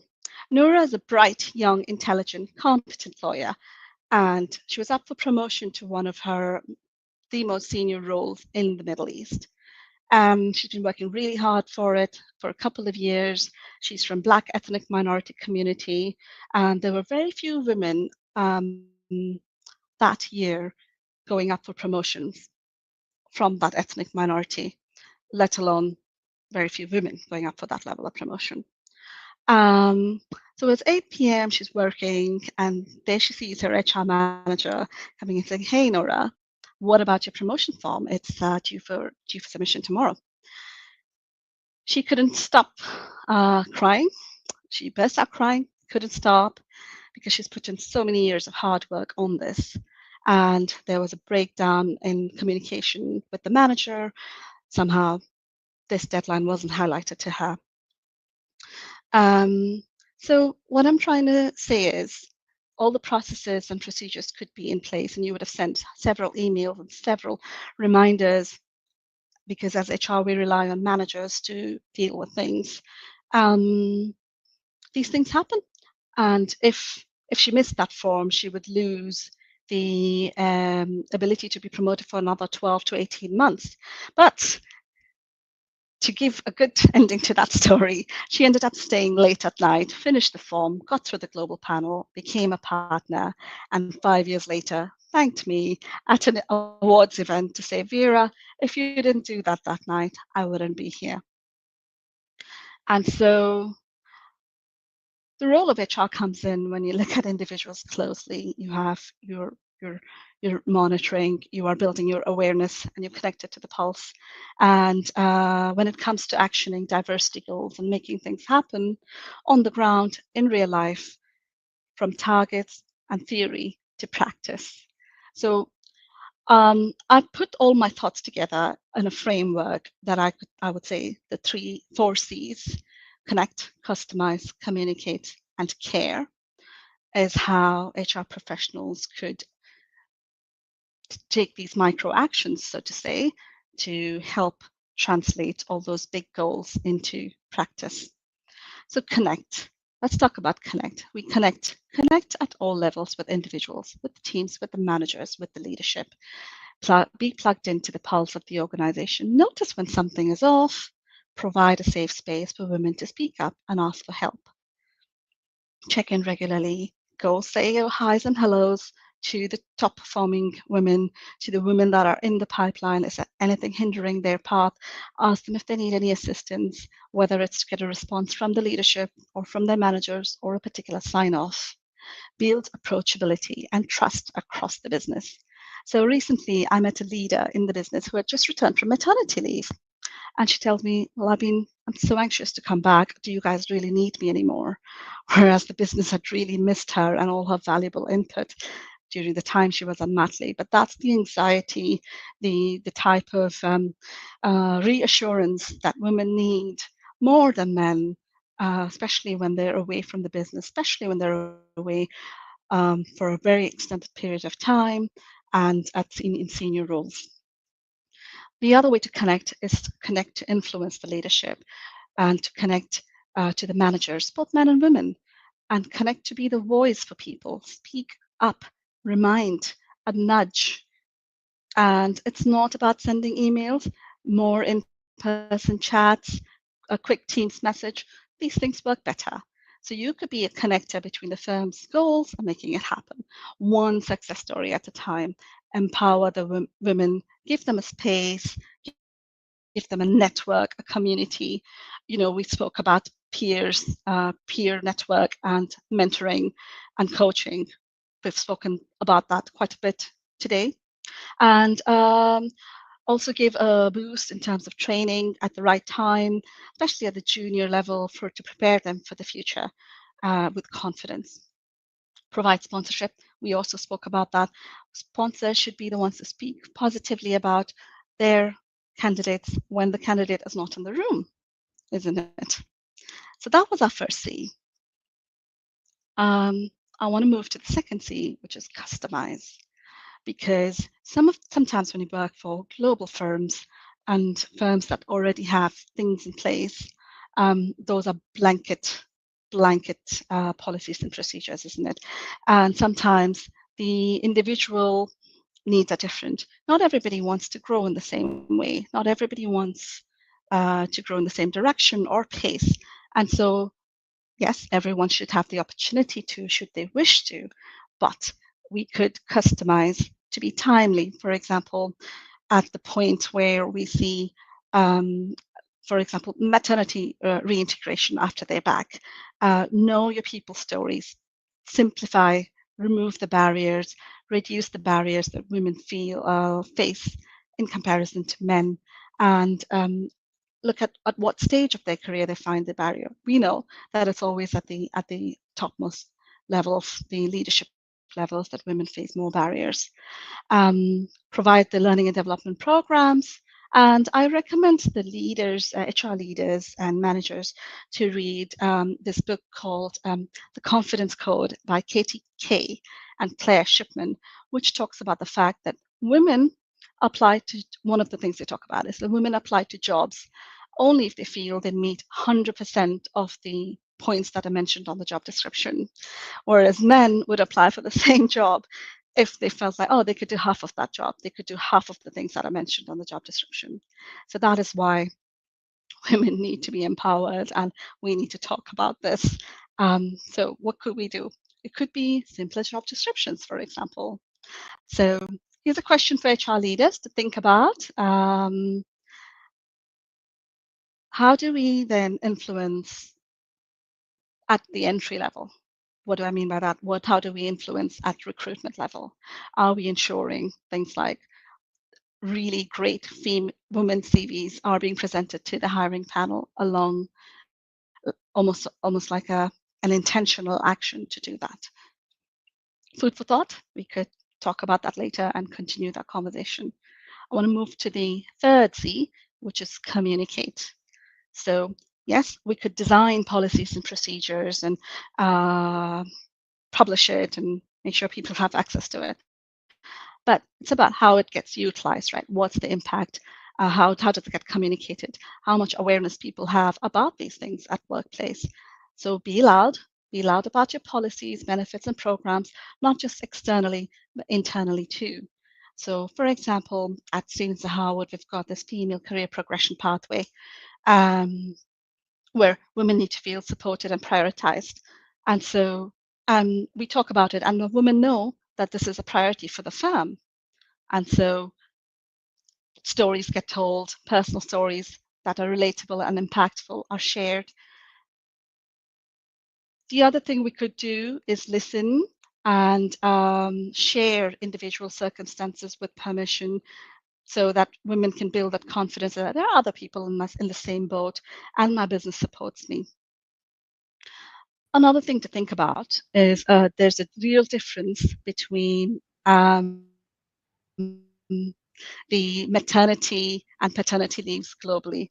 And there's an impact that it makes on, if you look at different countries, the length of the maternity and paternity leave has a huge impact on women's careers and them returning to work. Am I running out of time, Dr. Musa? Yeah, I think we have to wrap up in the last 1 minute. You can wrap up all these things. Yeah. I've got the last and final point, which is care, which we spoke about quite a bit. And we need to be caring enough to measure the outputs. If we don't measure something, we don't know what's the impact that we're having. Care to be intentional, and care to notice. Care to notice where women disappear and what ranking of the system, and help them navigate a system that exists. So I want to wrap up. This is I just want to tell you what I just talked about. We spoke about the 4 C's on how HR plays a role in building equitable career pathways. We connect, we customize, we communicate, we care, and then together we shine. Thank you. That's great. Let's shine together, and thank you very much for joining, and have a good luck. With this, ladies and gentlemen, after Veera's nice, interesting discussions and their 4 C's, we are moving towards a Saudi national who's joining us live. He has experience in HR in the luxury hospitality sector. And he's joining us live from Saudi Arabia. Please welcome.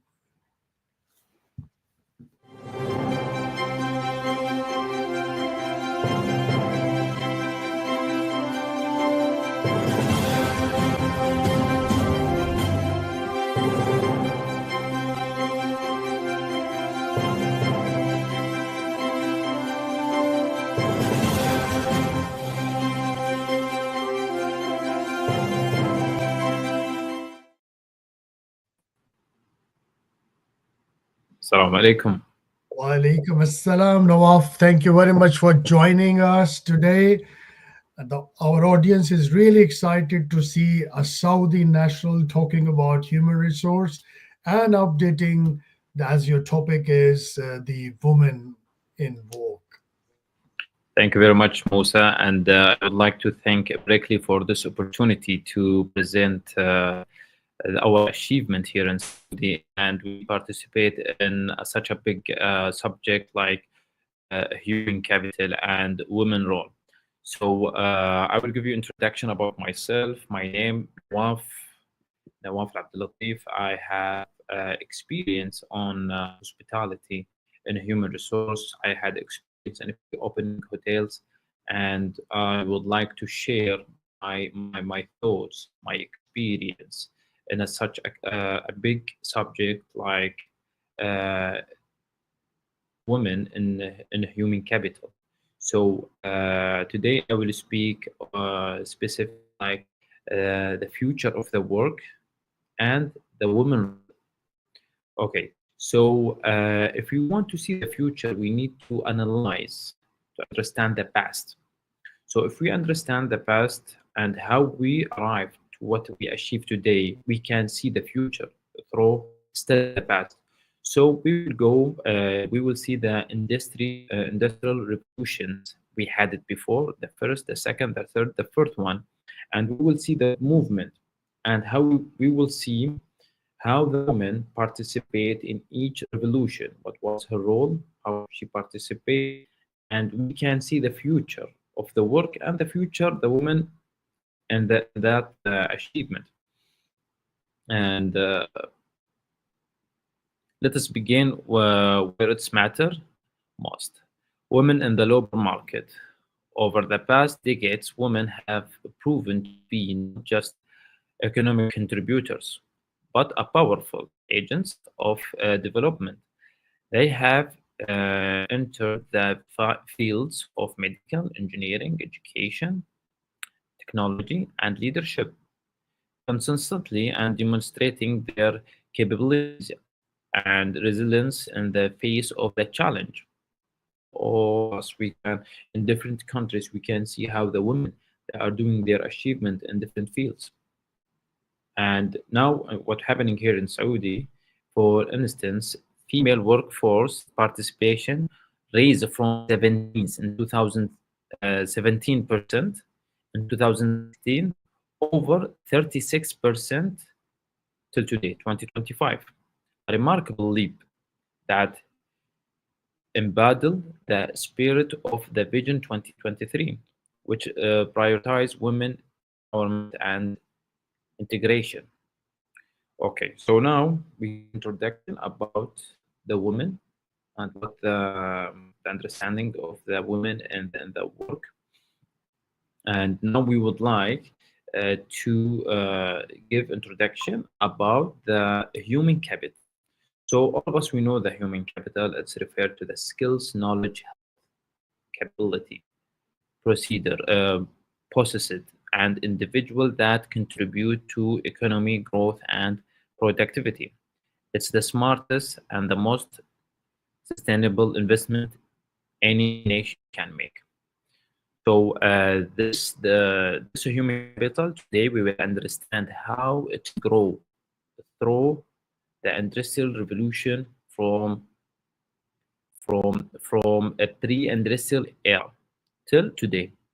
So let's start our journey now to see all these revolutions, how they go by one, and what the effects and how the generation handle this. So first, we will go with a pre-industrial era. So that generation who was in that timing, that years, the work was entirely manual, and humans were seen as a laborers, not as asset. It's only laborers, worker, and that time they played a vital role in agriculture work. So even in that days, the women, they were doing their role and they are participating.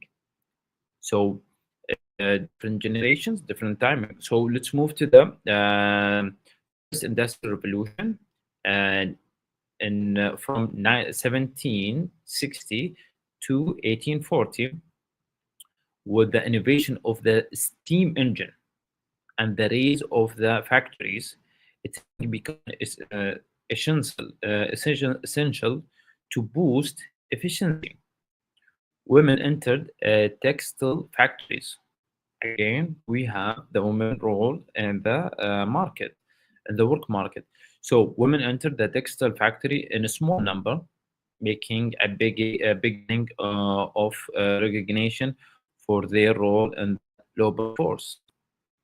So now, in the second industrial revolution, we saw the woman part and man's, and in general, there's training for the humans.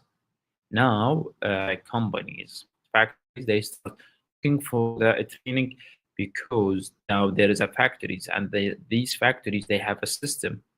So this is a big move from generation to another generation.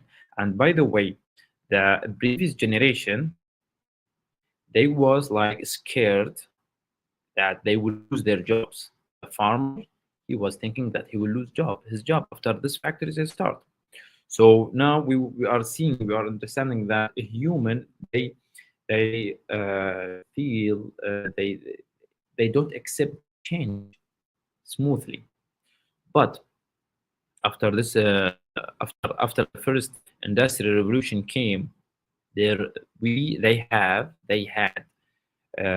more opportunities, and they became like moving from the farms to the city to work in the factory. Okay, let's move to the second industrial revolution in 1817. From 1870 to 1914, it was something bigger from the first industrial. So a true turning point, like electric lights, internal combustion engines, production lines, and advancement in chemistry and steel. Educational, it became a central. Now the education, it became more required. In this period, the jobs start required education. So it became, you need to not only training, you need to study. So this is a big move in the type of work. Now the production lines, it was needed teaching, study, training continuously. So to develop the employees, and especially the chemistry and steel. And in that jobs, we have more women join the workforce due to the rise of jobs stable to their skills set. So the factories and more jobs opportunity provide with the second industrial revolution that fit more to work to the ladies. So we will move to the third industrial revolution. It's from 1970 to 2000.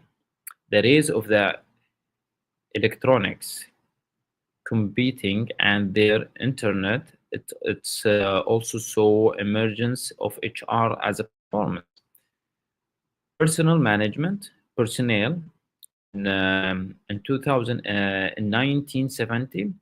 Now we will see here that human capital, how it's growth. The seats of the human capital is the personnel. So it's a start in 1970. After this, evaluate into human resource in 1980s. So in this, in the third industrial revolution, became more investment in the human and the employees. So first we have the personnel. Second, we have the human resource. And the women began enter technical fields, and higher education became is required for career advancement. Okay, so now we will talk about the industrial revolution, the fourth one, the one we are now with it, from 2000 till today, an era of AI, big data, and printing, 3D printing. And from 2000 and till today, the human capital, we start using the understanding of human capital, and it was formally adapted.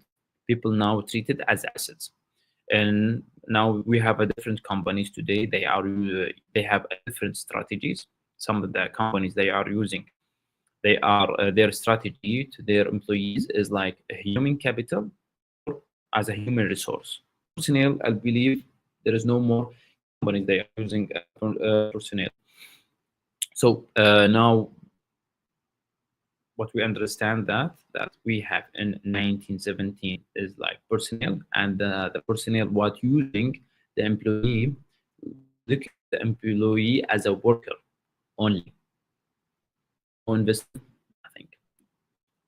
And human resource look to the employee as a resource, but the human resource still see this resource can be replaced. Human capital see the employee as an investment, as an asset, cannot be replaced. You will keep investing in this. And we saw now today, after we go the fourth one, we are going to the fifth one, the future one. Now our expect the fifth one, what we'll do. We will do the fifth one, that what about the fifth industrial revolution? We know we are now entering an era of we are entering a new industrial revolution, the fifth one. We don't know when it will come. Maybe tomorrow, maybe today, maybe after 1 month, after 1 year, maybe in 2023. But it will be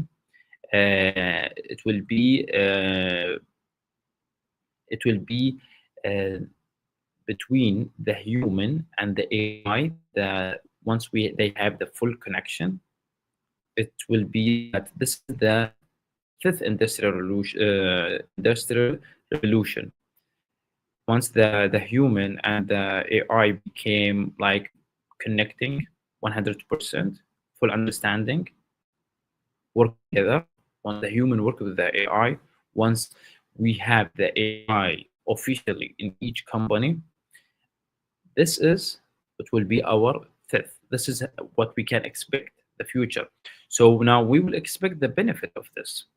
What's the I'm seeing only benefit, to be honest, from this. I'm seeing that AI can take control of the humans. It will never be the idea here.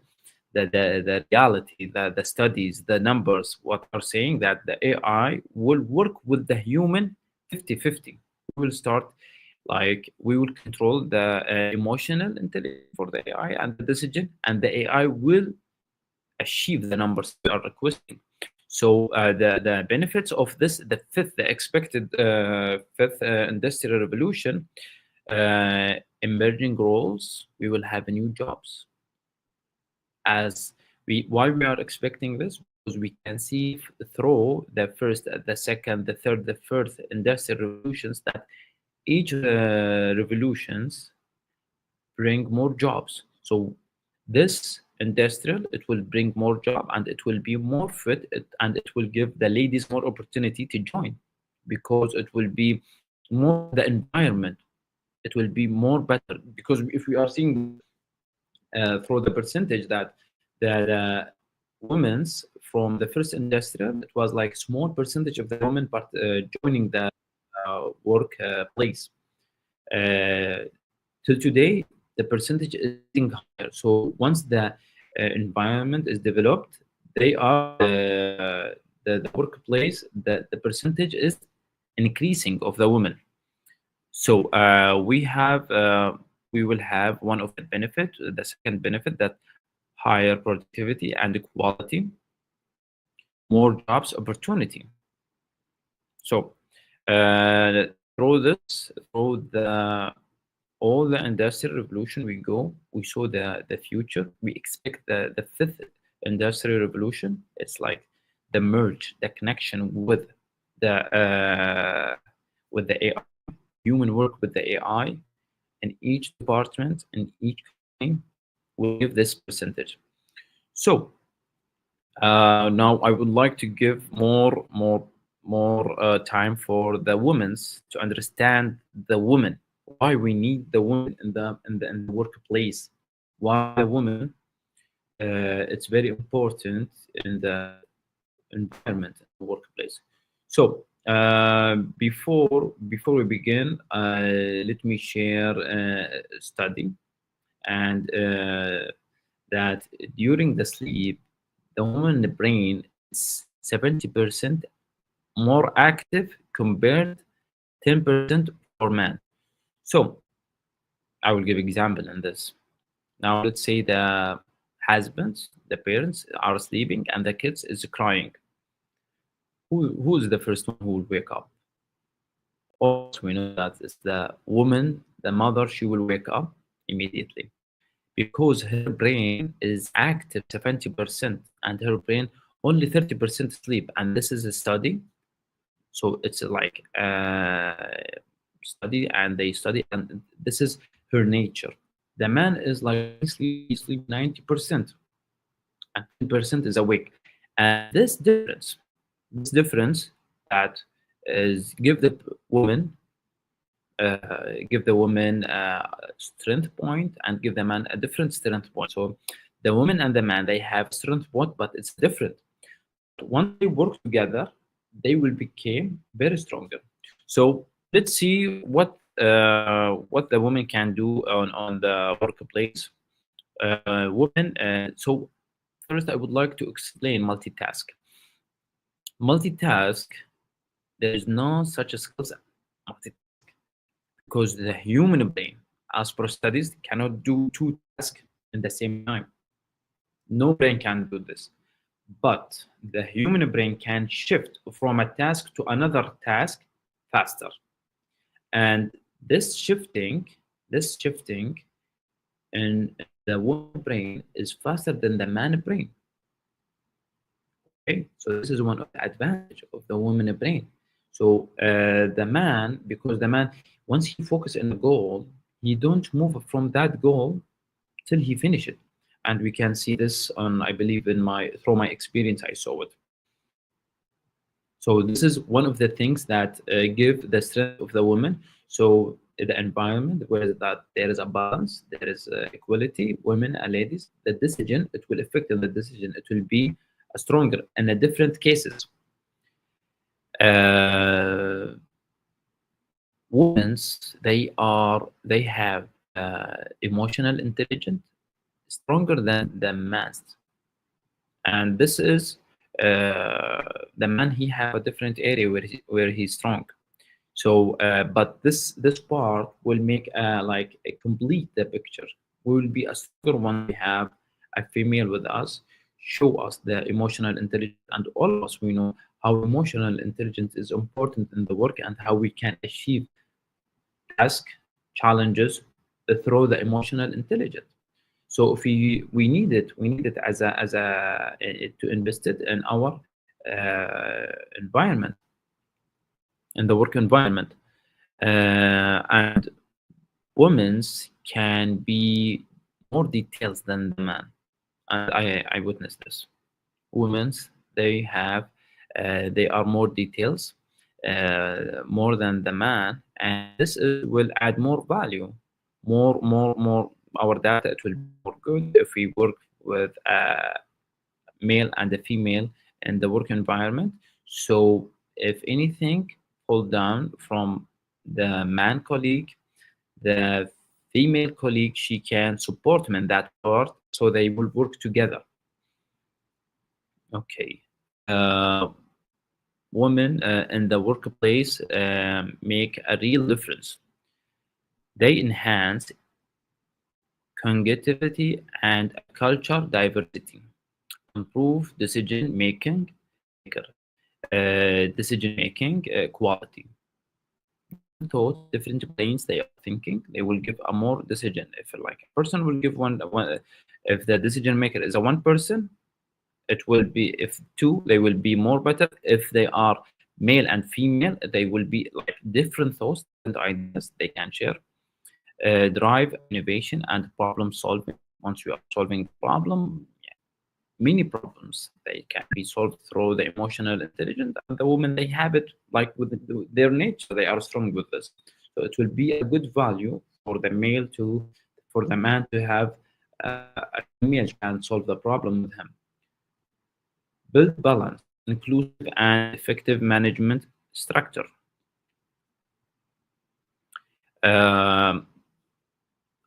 Today we spoke about the Industrial Revolution, and we saw how the each revolution give us like more opportunities, and we saw how the women roles developed and get hired, get percent of the and the percent of the women's in the labor market, and the market, it's getting increased.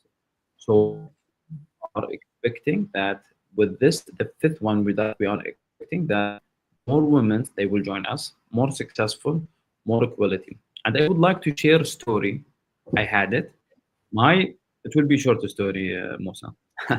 So my manager, Miss Munib Khamsin, she was my leader, and she gave me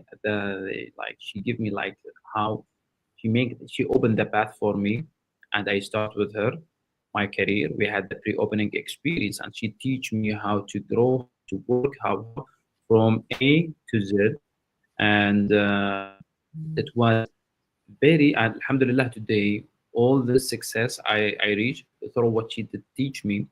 And I think this is a very good example. We can see that how human in Saudi, they are doing a very great job, and we need them in the market, because I believe, similar to my story, there's maybe thousands. It will be tomorrow in the Saudi market through the leaders, the women leaders, they will be in the market. And thank you very much. Thank you very much, Nawaf, for such an insightful, data-oriented, and a thought-provoking discussion. And it enlightened people all over the world. People are listening you, and they have learned a lot, And also, as the President Donald Trump has visited the kingdom, and he appreciated that Saudi Arabia is revolutionized, and he was amazed as well. So it shows that the external people, especially from the West, are acknowledging the efforts of the Saudi government and the people and the women all around Saudi Arabia, starting as you land in the country and you go to the airport, till you enter in a bank or anywhere, we see the Saudi woman is standing right next to the Saudi men, and together they have built a better society. Yes. So I want to appreciate and thank your time to joining us, and wishing you a good luck. Appreciate your time, and thank you very much, Musa, for all the support, and for Berkeley and the topic. It's important and very nice to speak on this topic, and such a topic there is always development, and we will be inshallah open to discuss more and more, and we share all these successful stories. And I believe after Trump visiting Saudi, there will be like a lot of investment and a lot of achievement and a lot of leaders in a quick time. And I'm seeing that we will have one more conference, inshallah, soon. And thank you very much. Thank you very much, Nawaf. With this, ladies and gentlemen, we will move towards the Smitha. She is working for Atlas as a senior HR manager, having 14 years of experience. Please welcome.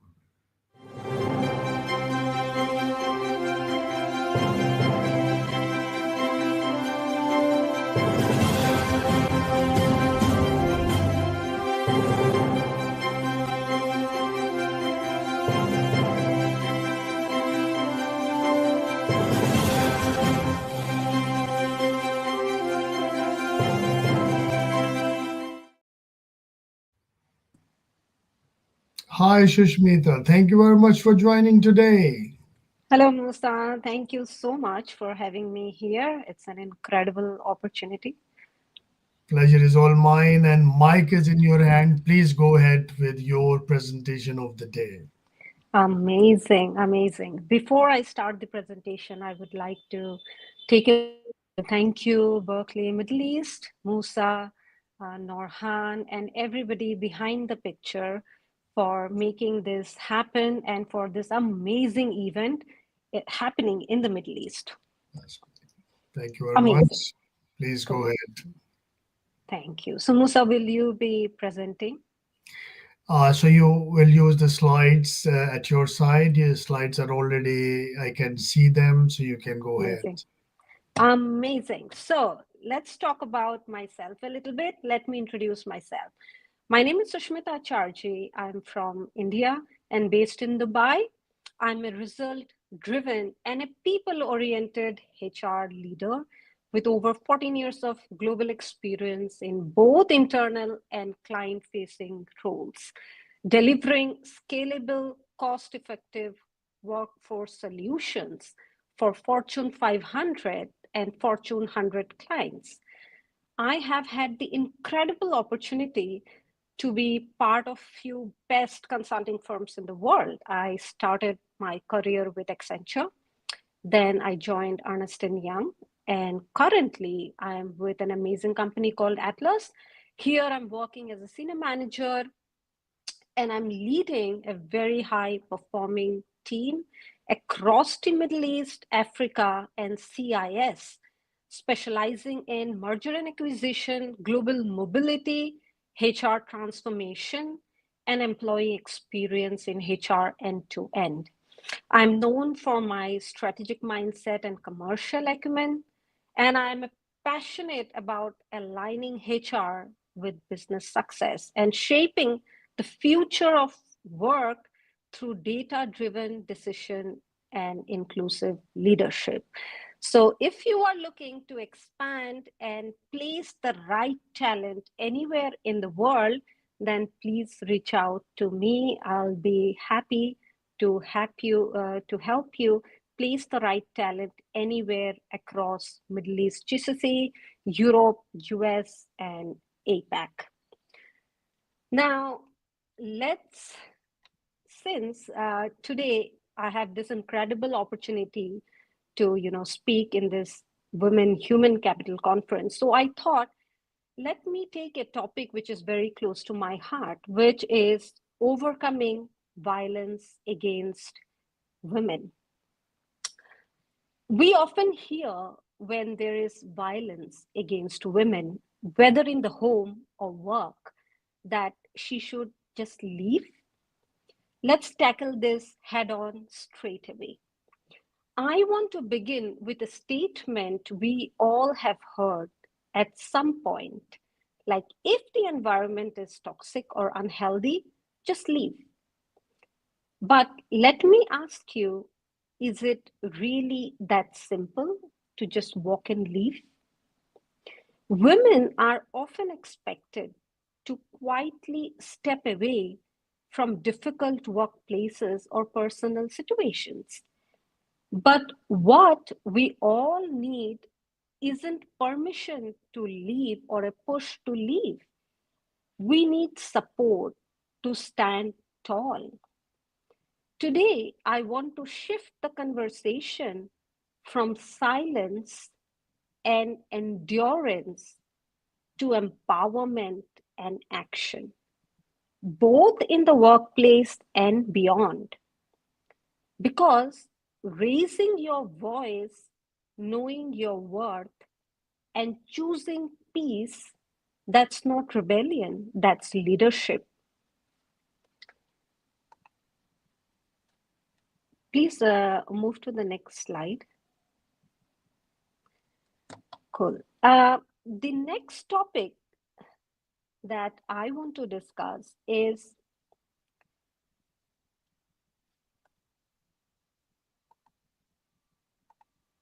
what are the unique challenges women face in reporting workplace aggression, and how can organizations create safer reporting structures?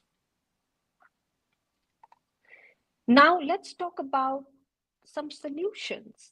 Like, one of the biggest challenges women face when experiencing workplace aggression is not knowing where to go or whom to trust. Reporting shouldn't feel like a risk. It should feel like a right. As organizations, we have a responsibility to create safe, private, and accessible channels for our people to speak up. Here are a few reporting structures, some traditional, some innovative, that companies can adopt to truly support and protect their employees. And some of this we have personally introduced in our current company and a couple of organizations that I have worked before. Is ethics hotline, an anonymous 24/7 phone line or web portal monitored by a third-party provider. A little traditional is physical Dropbox, but it does work. I have had introduced that in my first company in Accenture, and it worked pretty well. So sealed complaint boxes placed in discrete office areas, checked weekly by HR or compliance or by a third party. Peer advocate system, trained internal volunteers, often from different departments, to support and guide employees through reporting. Open door policies with HR or leadership for face-to-face discussion. Me as an HR leader, my door is always open for my employees. They can talk to me, raise any topic they want. As a mentor, as a manager, I'm always there to support. And the same I would request to all the HR leaders out there, that please take this very, very important, the open door policy. Monthly safety pulse survey, we can also introduce that. We have in our company, and I hope you are also doing this, a quick anonymous check-ins, QR code feedback system, scannable codes placed in restrooms or common areas linking directly to a reporting form. External third-party access, a neutral external party available to confidentially receive and escalate reports.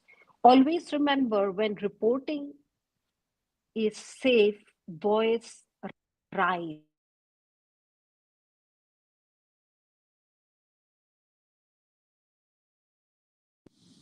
Now, coming on to my first topic, as in when we often hear when there is violence against women, whether in home or work, she should just leave. So women doesn't need advice to walk away. They need support. We need support to rise, shine, and stand tall. It's time we shift the narrative from endurance to empowerment. Speak up, Our voice is our strength. We should not tolerate environments at work or at home that undermine our worth. We need to ask ourselves, does this space reflect our values and purpose? If it does not value us, we must pause and reflect.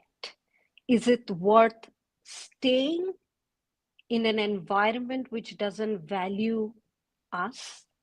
Even in traditional societies, respect and dignity are universal rights. Choosing peace isn't weakness, it's a wisdom. Therapy, support, and community matters. We all, as a women, should help each other and pull each other up and support each other and provide that mentorship if we can, if we have the time to help others in situations like this. Be bold, be wise, be kind, but don't be silent. Again, raising our voice, knowing our worth, and choosing peace, that's leadership. And that's what I preach as a human resources leader. In Dubai, in Middle East, I have had the extreme opportunity to lead and to preach what I believe in. And I hope I could give a moment to all the ladies out there to see if they have any questions for me. But the chat is here. If you have any questions or anything that you want to ask me or reach out to me, please feel free to do that.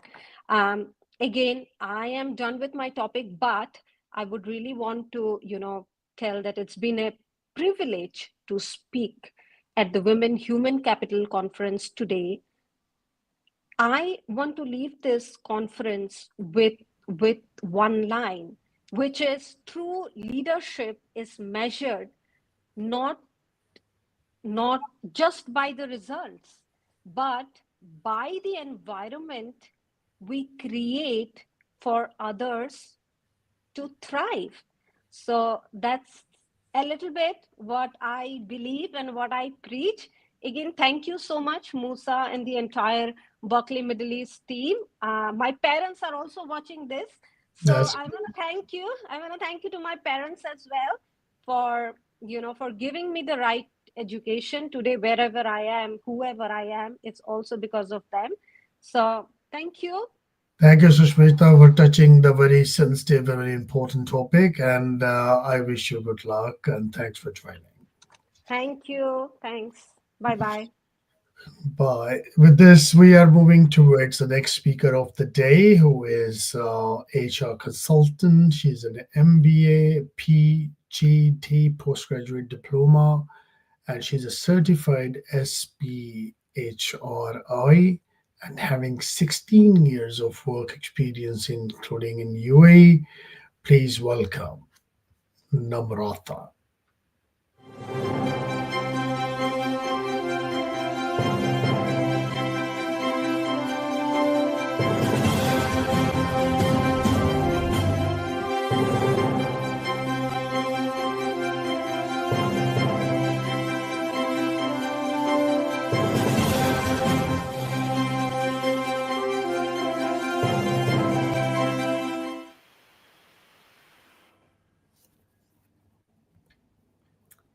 Hello. Hi, Namrata. Hi. How are you? I'm fine. How are you doing? I'm doing great. Thank you very much for joining us today. Mic is in your hands, and you can go ahead. Thank you very much. I'm trying to upload my presentation, but it seems that I'm not able to do that. So I guess I'll have to just go on my way of just talking. Would that be all right? That would be perfect.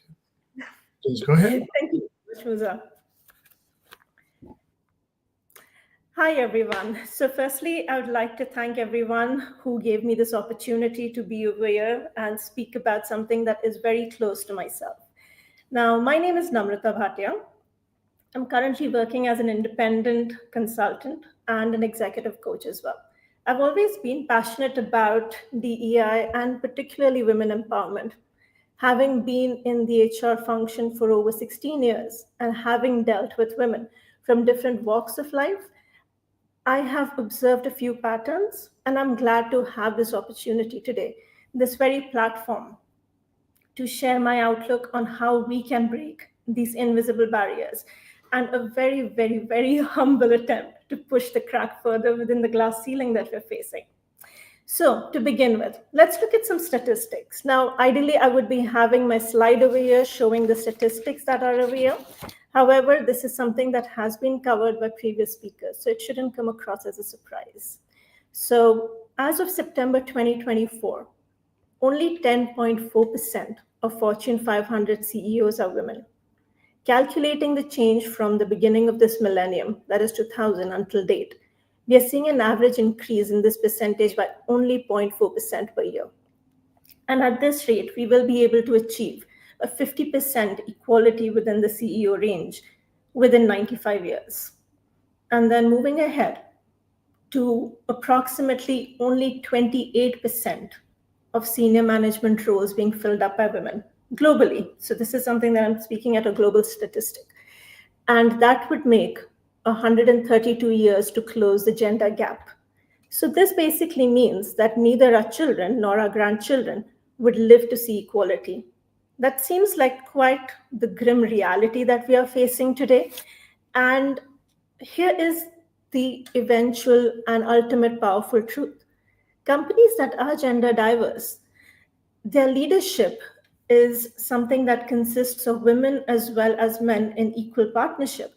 They are 25% to be more likely as being profitable. Women leaders are known to be fostering collaboration, innovation, as well as higher employee engagement. They bring a diverse set of qualities to the table. They bring in empathy, diversity of thought, inclusive thinking. These are things and qualities that are inclusive in today's complex global workplace. And most importantly, women at the top who are really emotionally intelligent and are doing really well, they're better at retaining talent. They bring in the trust within their teams as well as within the organization, making it a great place to work. So given these advantages, where is it that we see these gaps? So to highlight this very aspect, that gender norms and stereotypes are learned behaviors. They aren't something that we are born with. And it starts at as early in age as 6 years old. Gender stereotypes begin to solidify and children associate leadership with male traits. They consider men as being more leadership driven as compared to women. Girls are often discouraged to take risks, bold moves, and shall I say, they're expected to be obedient and well-behaved. By the time girls are choosing their career options, another bias comes in, choosing a safe career option, where she would be able to manage her future family expectations as well, picking up a career where she would be able to take out time, mostly for her future family, which obviously narrows down her options. The good girl bias. We're expected to be compliant. We are expected to be cooperative, not loud, and definitely not taking up much space, which eventually results with something that one of my previous speakers has spoken about, the imposter syndrome. So what is the imposter syndrome? Imposter syndrome is a psychological experience that people go through, and they believe that they are not fit for the role, they're not fit for the achievements, and they definitely did not deserve it. And they do have evidence confirming that, yes, they do deserve it. However, as per their beliefs and as per their experience, they feel they do not. And this is something that 75% of women executives feel throughout the world, which kind of brings us upon the point that the leadership potential that we have is there. There are women who are capable of it. However, the self-doubt is much stronger. It's not like we don't have good enough leaders, but we are just not nurturing them enough. So that is a very unfortunate truth that we are facing as of today. And adding to this mix, what are the cultural and societal expectations? Women are expected to being good mothers, good partners, as well as good at corporate jobs. Now, while that sounds like an ideal mixture, it takes a lot of emotional labor on women altogether. And don't get me wrong, I'm aware that there are good husbands out there. They're quite helpful. And we can really afford to have nannies or maids in this part of the world. But when it comes up to responsibilities, the society's default stays with the woman. If there is one aspect of their life that is missed upon, they're judged for it. They are guilt-tripped into it. They're made to feel guilty because you are not someone who can be a good mother as well as a good employee. You cannot be a good leader if you are attending a presentation, and you cannot be a good mother if you're not picking up your children from school. So it is a very biased society that we live in, and it isn't easy for women to really just be able to focus on everything. And owing to all of these aspects and biases that we are talking about, what are the challenges we face in the workplace? So there's a very commonly used term, mansplaining. It is basically when a man speaks over mostly a woman and puts across their points in a way that says that I can explain better than what you are doing right now. This is something that is experienced by women within their meetings, within the workforce. And women in general are 33% more likely to be interrupted in meetings as compared to men, which pulls down their confidence. And then we come back to the paradoxical behavior that is towards women. If you are too loud, you're being a bully. If you speak with authority, you're being aggressive. If you don't, then you're not confident enough. If you are smiling, then you're just being a people pleaser. But if you're not smiling, you're just being rude. So what path is it that is ideal for women to pick up? Something again that my previous speakers have spoken about, mentorship. It is really sad that in the workplace, we do not have mentors who would be supporting women enough. One of the reasons that is coming up from that is because the belief in how a woman would be able to take work further ahead is still doubtful. There are people, even during interviews that I've appeared, I've been asked as to what is your marital status? Are you married yet? If not, you're going to shift after you get married. If you get married, they ask you about your children. And if you have children, they ask you about how exactly will you manage work and children. Owing to these biases, mentors are skeptical to picking up women and mentoring them. And just to highlight this, when all of this comes into play, when there is a high visibility project that is available for women to come onto and put them in the spotlight, they're usually avoided, which is an unfortunate scenario. And just to highlight that these aren't personal shortcomings. These are systemic patterns. And these systemic patterns need systemic solutions as well. So what are the systemic solutions that we are looking at? The first answer to that, let's create mindful leaders. Firstly, bias training. And I'm aware that bias training is currently looked upon as something that's a very boring thing to do and something that is mandatory, and people don't really see it as important as it should be. Let's move it. Let's make it more innovative. Let's make it more creative, and let's embed it into the culture of every organization.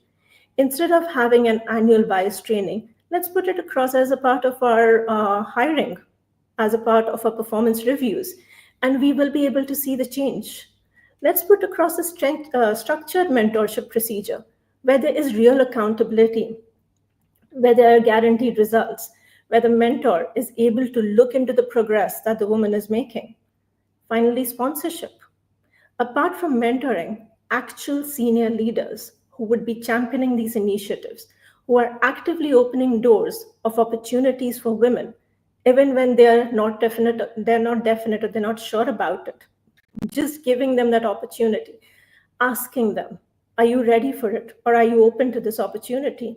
Just providing them with that kind of, I would say, a place to thrive on. Finally, celebrating diverse leadership styles.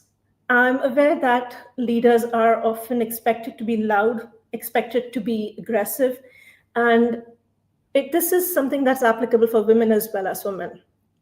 We need to start valuing leadership from a very much and a very more from a much broader perspective. Let's consider collaboration, empathy, and emotional intelligence not as weaknesses, but as powerful tools, something that people would be able to enjoy and that helps you get through your teams. Finally, something that I would like to just put across my closing remarks with, building equity isn't just about empowerment. It's about changing systems. We need to recognize barriers that are systemic, not as personal feelings. We need to hold leadership accountable for inclusion outcomes. Expose young women to role models that are women and encourage them early on. And finally, the last two things, challenge our own biases. Many times we judge other women on how they are managing their personal and professional lives. And when you hear criticism, ask this question: would a man be judged for the same thing? And would they be judged in the same way? Thank you very much for this, Musa. That's great. It was lovely, very deeply inside and based on your personal emotions. I really felt your message and audience might be. Thank you very much for joining and have a lovely day ahead. Thank you very much. So, ladies and gentlemen, this was Namaratha. She was sharing her thoughts about, and you can see like when a woman face the challenges and how can she give up. She always stands up and try to counter back, and these are the techniques that you can adopt and it will really help in the future. With that, we'll move towards our next speaker who's going to talk about human people development, and he is having decades of experience. So with a lot of women, we have men who is going to talk about human development, and please welcome Akbar Motane.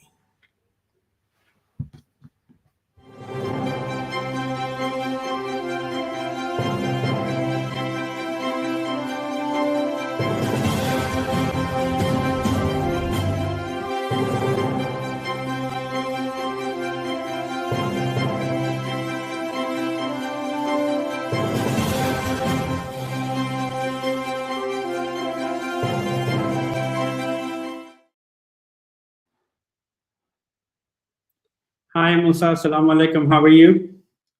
I'm great. Walaikum salam. I hope you're doing great today, and we are very much excited to hear your thoughts. So, mic is in your hands. Thank you, Musa. Thank you so much. First of all, assalamu alaikum and a very good afternoon, everyone. It's an absolute honor and with an excitement to be here with you all in Women Human Capital Conference 2025, Riyadh, Saudi Arabia.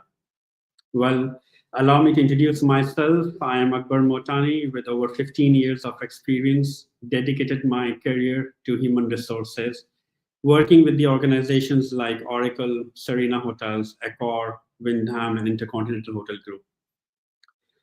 Along with my journey, that there is one thing common that I have learned, that when we invest in people, we unlock the true potential of any business.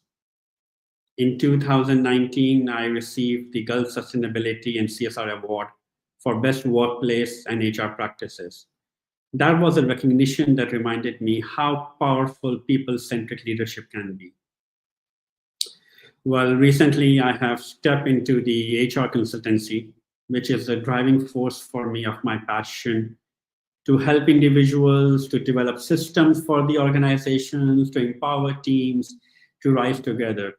And this is one of the reasons when I communicate with the organizations in a formal note in my emails, I always mention a tagline at the bottom: let's work better together, because we cannot obsolete human capital from the entire equation. Today, when we are going to explore something about human capital, it can only be a game changer if we change our mindset. because when we invest in human potential, we don't just change and evolve organizations. In fact, we change our lives. Let me share one of my thoughts to ponder for all of you. When we start any of the business, in the books of accounts, we reflect the financial investment as a capital and we value against the assets, correct, in the balance sheets. It's quite ironic actually, but when we invest in humans or in our employees, we reflect in the profit and loss in the expenses. Now, this is a time when we need to really reflect and to see what exactly are we trying to do in our daily lives? What exactly are we trying to do with the humans? Are we considering them as expenses, or we really want to consider them as a human capital for their development? In this journey, in today's 10-15 minutes that I have with you, I will try to explore and share few practical strategies and the examples of the real world, how investing in people can transform workplace culture, reduce turnover, and develop teams to grow together. It's important for all of us to understand actually that human development is not just about ticking the training checkbox actually, that this number of training hours we need to do because it's part of our annual appraisal or it's being requested and mentioned by our supervisors. It should be part of the culture that enforces, that embeds that we need to develop skills for their growth, for the leadership to develop the ability, for the supporting environment for the organizations to grow. Now, this brought me to an example. If we train our customer service, who are the frontliners in any organization, towards the emotional intelligence or towards the empathy, imagine our customers' retention rate will increase, our complaint handling will go down, and that will not only make our customers happy, but in fact will increase our sales and revenue. What do you think, Musa, isn't it? Well, on the other side, if we evolve, train our factory workers towards smart manufacturing tools, aren't we going to solve problems on a real-time basis? We're going to reduce the downtime. Don't you think that we will be empowering them to take decisions rather than waiting for the supervisors to guide them what needs to be done? Likewise, if we encourage and invest leadership programs for women in the STEM. Now, what is STEM? STEM is about scientific, technological, engineering, and mathematics, which not only going to tap a new perspective, but in fact will bring bold ideas on the table, will bring different kind of innovations that we do for a different experience altogether. That's the reason we say when we invest in people, we unlock potential. Now, that not only happens because business don't just succeed, in fact, they roar. Now, developing human capital or developing in this particular framework, it's important to understand that the environment is reshaping. The AI is hijacking all the way we work and the way we process. Digital transformation is speeding like anything. Hybrid work is becoming a new norm. The rapid movement is something which is constantly knocking on our doors. And during this entire evolvement, there's one thing which is constant and on which we can count, that is people. Let's take an example. What exactly happened during the COVID? When everything was locked down, everyone was stopped, nothing, I mean, we could not even move a single inch. What happened? On whom we relied? That was only the people who were flexible to work from home. Let's take an example from IBM. What they did, they introduced a digital badge system to celebrate continuous learning. And it worked because employee engagement went up. What is Unilever currently doing? They're retraining their employees for the future work program to prepare for automation and AI.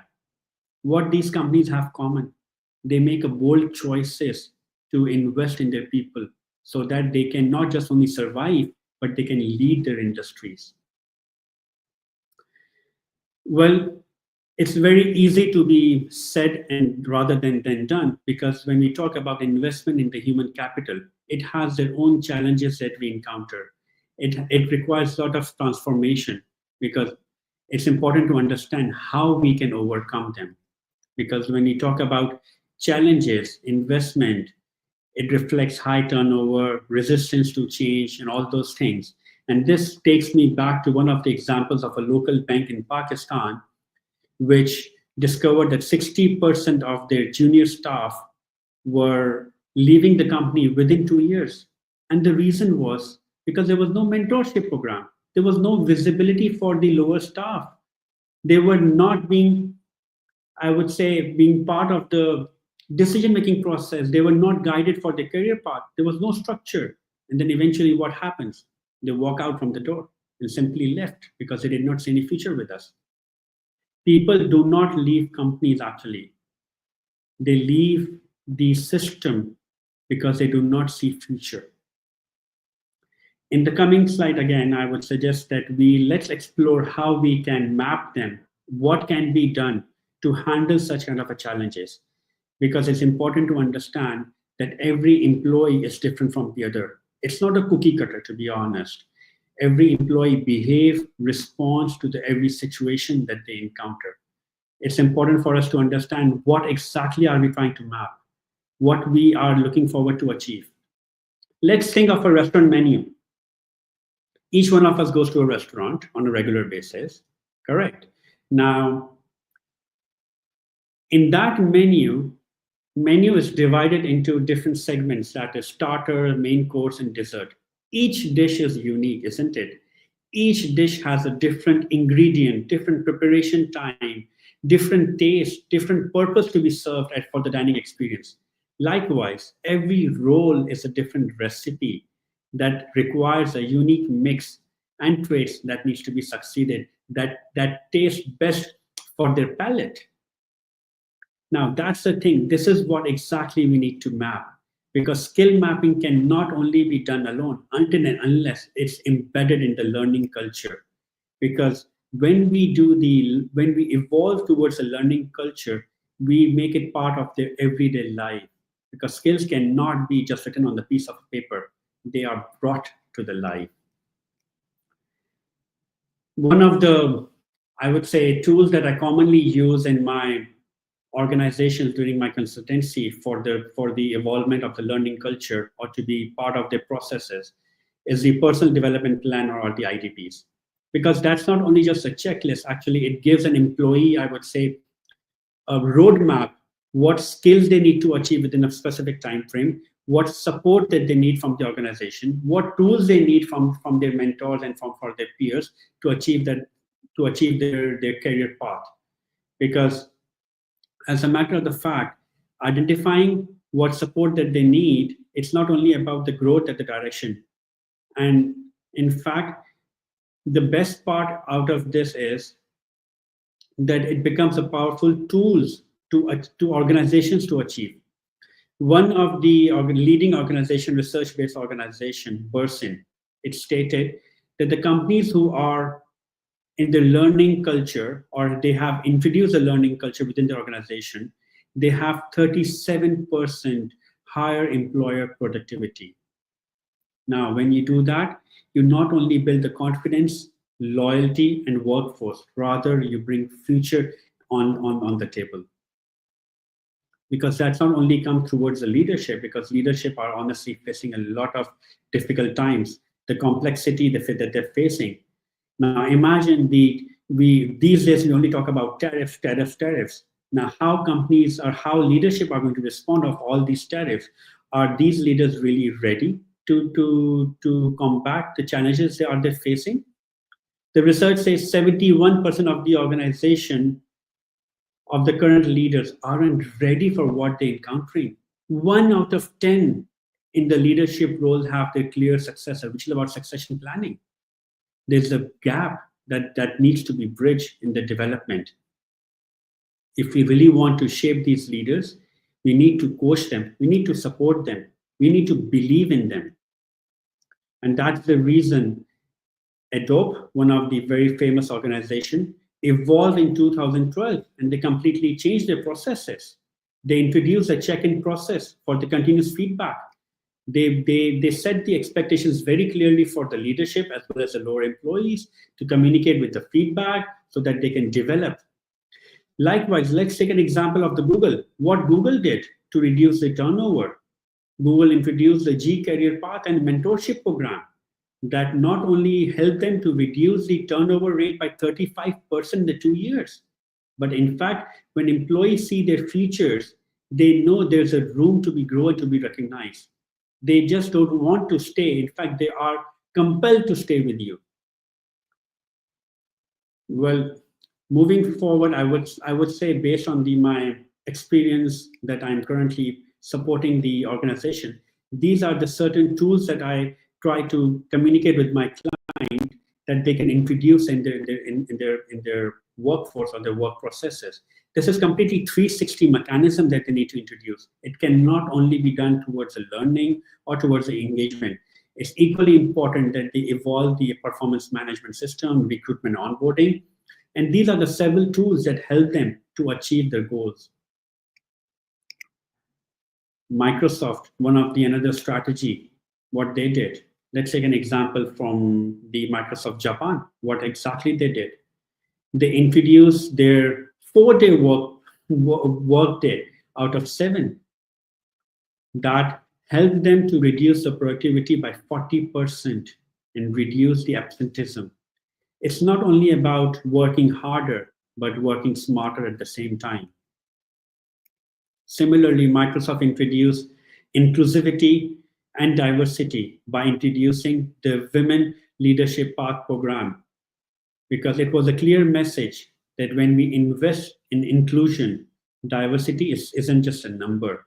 It brings powerful force for the innovation and growth.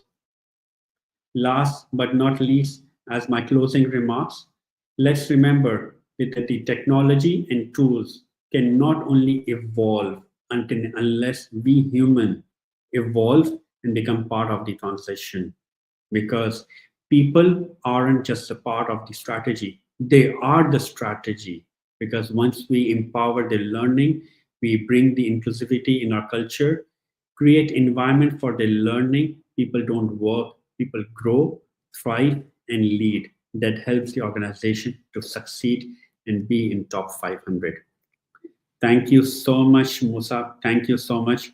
And I'm really honored to be part of this particular conference. And I hope that my contribution can add value for organizations to grow. And I'm more than happy to be here to contribute and to achieve. Let's work better together. That's great. Let's work together. Thank you very much for joining us today, and have a lovely day ahead. Thank you, Musa. Thank you so much. With this insightful information, now we will move forward to the next speaker. She is a group head of HR director, and she is also an amazing coach with a long experience in her portfolio and working across MENA region. Please welcome Nouran Shaban.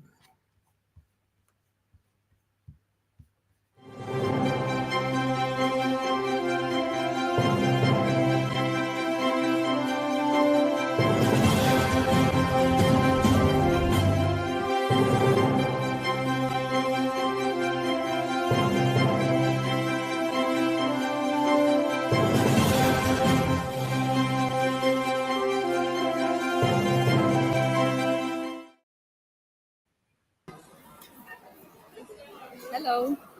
Hello, Nouran. How are you doing today? I'm good. How are you, Musa? I'm great. Thank you very much for joining today. Thank you. It's an honor to speak at the conference today and be part of the great speeches that I've heard already. That's great. So please, mic is in your hands. Feel free to share. Great. So I'm going to start by introducing myself just quickly. My name is Nouran Shaban, and I've been in the HR space for 15 years plus. And my recent roles has been focusing on scaling human capital strategies across diverse and fast-paced environments as well. So Today I'm here because I would like to explore a critical area, which is how do we lead with both heart and strategy in HR, especially in today's complex environments with businesses struggling with different challenges. Empathy and execution are no longer different forces or opposing forces. They are the core leadership competencies, and leading with both is not becoming any more desirable. It's actually important. Hence, I'm choosing this topic because it's been something that is reflecting my learning experience as well during the past years and during my journeys. I'll start by talking about or tackling the heart of leadership. We've all heard in different in our experiences or with different companies or managements, companies tend to say people are our greatest assets. But how often have we seen their actions or the strategies in the workplace actually reflecting this statement? According to a Harvard Business Review, 81% of employees say they perform better when they feel cared by their managers or leaders. And yet, I have found this myself in moments of mergers, restructuring, and rapid scale of such transactions. Management tends to lose the risk of to lose the sight of the human element, especially in those difficult times. And when I refer to leading with heart, what I have in my mind is not being naive or or working with emotional decisions, but it's actually having the human or considering the human element while making difficult decisions. Listening actively, especially during mergers or acquisitions or any difficult situations that people are going through, even if the decision is meant to be this way. Building emotional resilience, not just operational resilience. Designing experiences for people instead of just enforcing policies. And we've all been in situations or part of places where the whole purpose was just to enforce policies rather than making sure the whole experience from start to finish is good for the employee. And that could be with simple administrative support that people can get. And it can also be strategic initiatives that people can feel part of in their company. And the reason I'm highlighting this is because trust is a major competency when building culture. If you don't have trust, no matter how many people initiatives you will put in place, it will still lag, or there will be always a gap in achieving those results. According to 2024 Edelman Trust Barometer shows, 72% of people expect their employer to be a source of societal stability, status within their community, and not just a paycheck or a salary by the end of the month. And that goes back to trust. That goes back to the sense of belongingness that people would like to feel with their employer.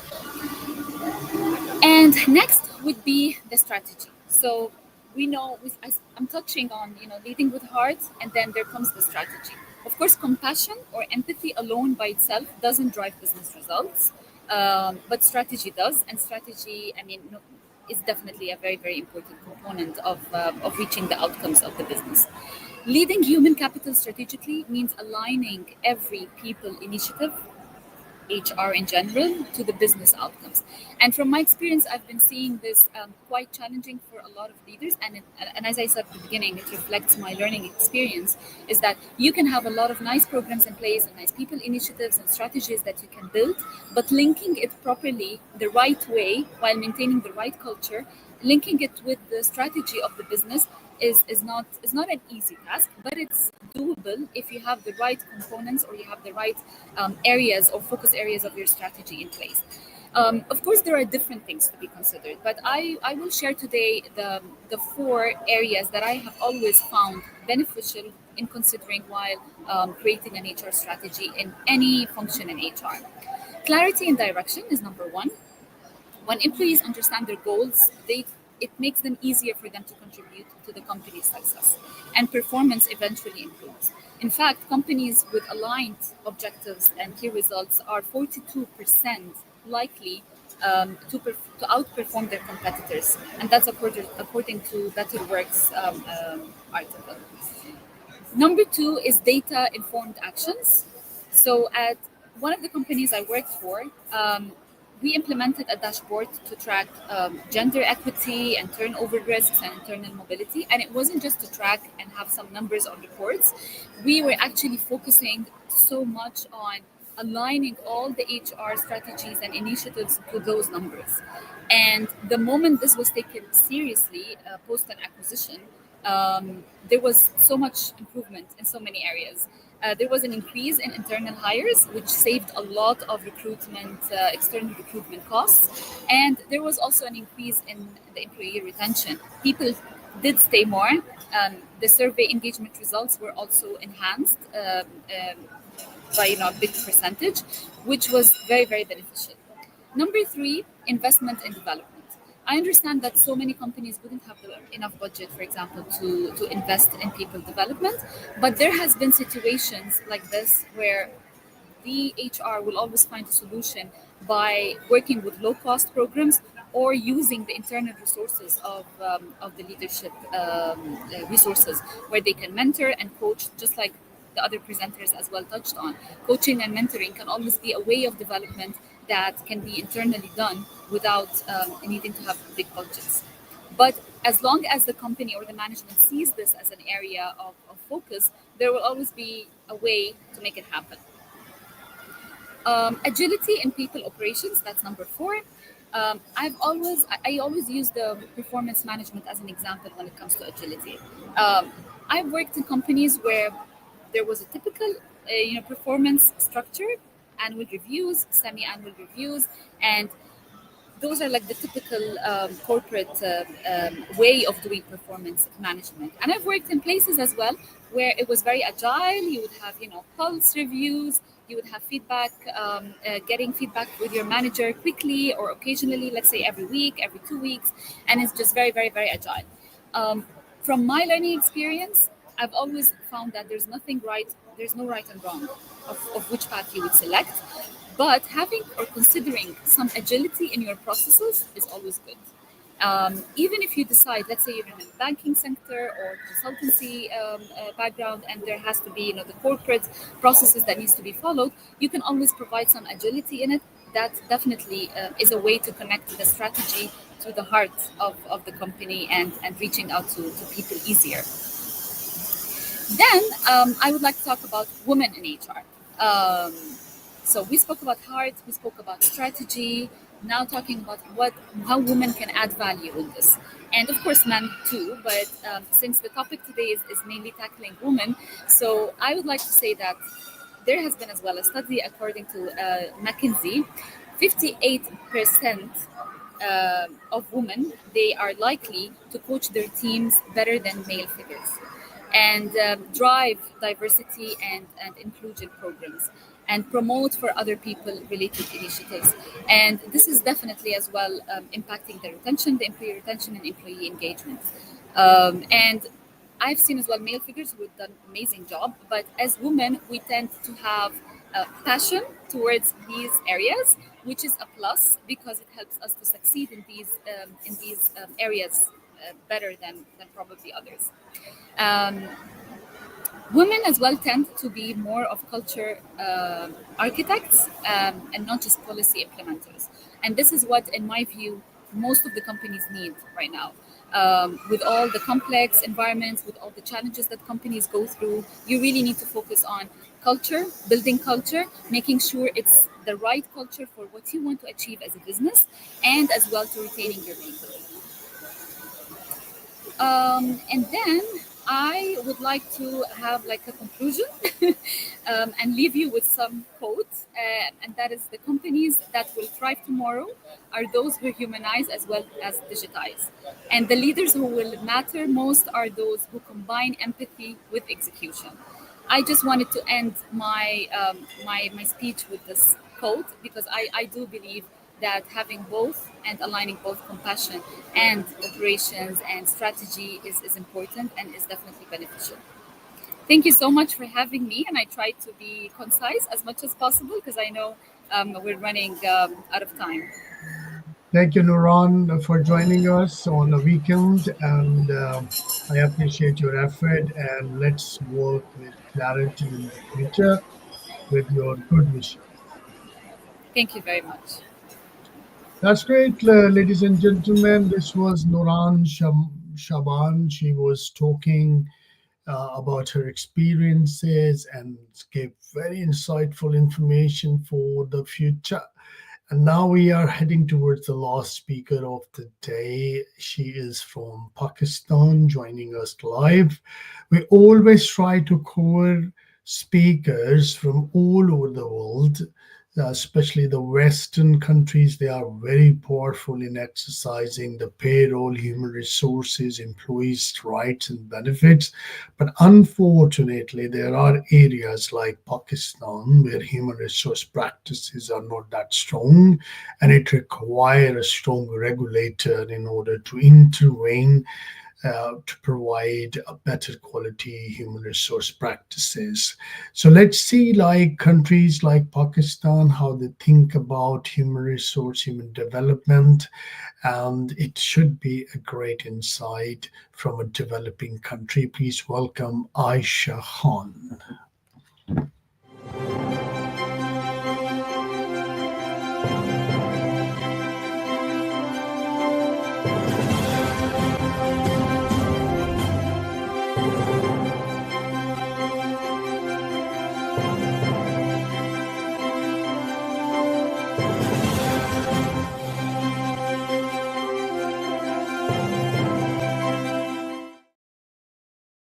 Hello everyone, I'm Asha Kadir, working as a Group Head HR at Smart Climate Solutions Private Limited and Assistant Vice President at PIPT.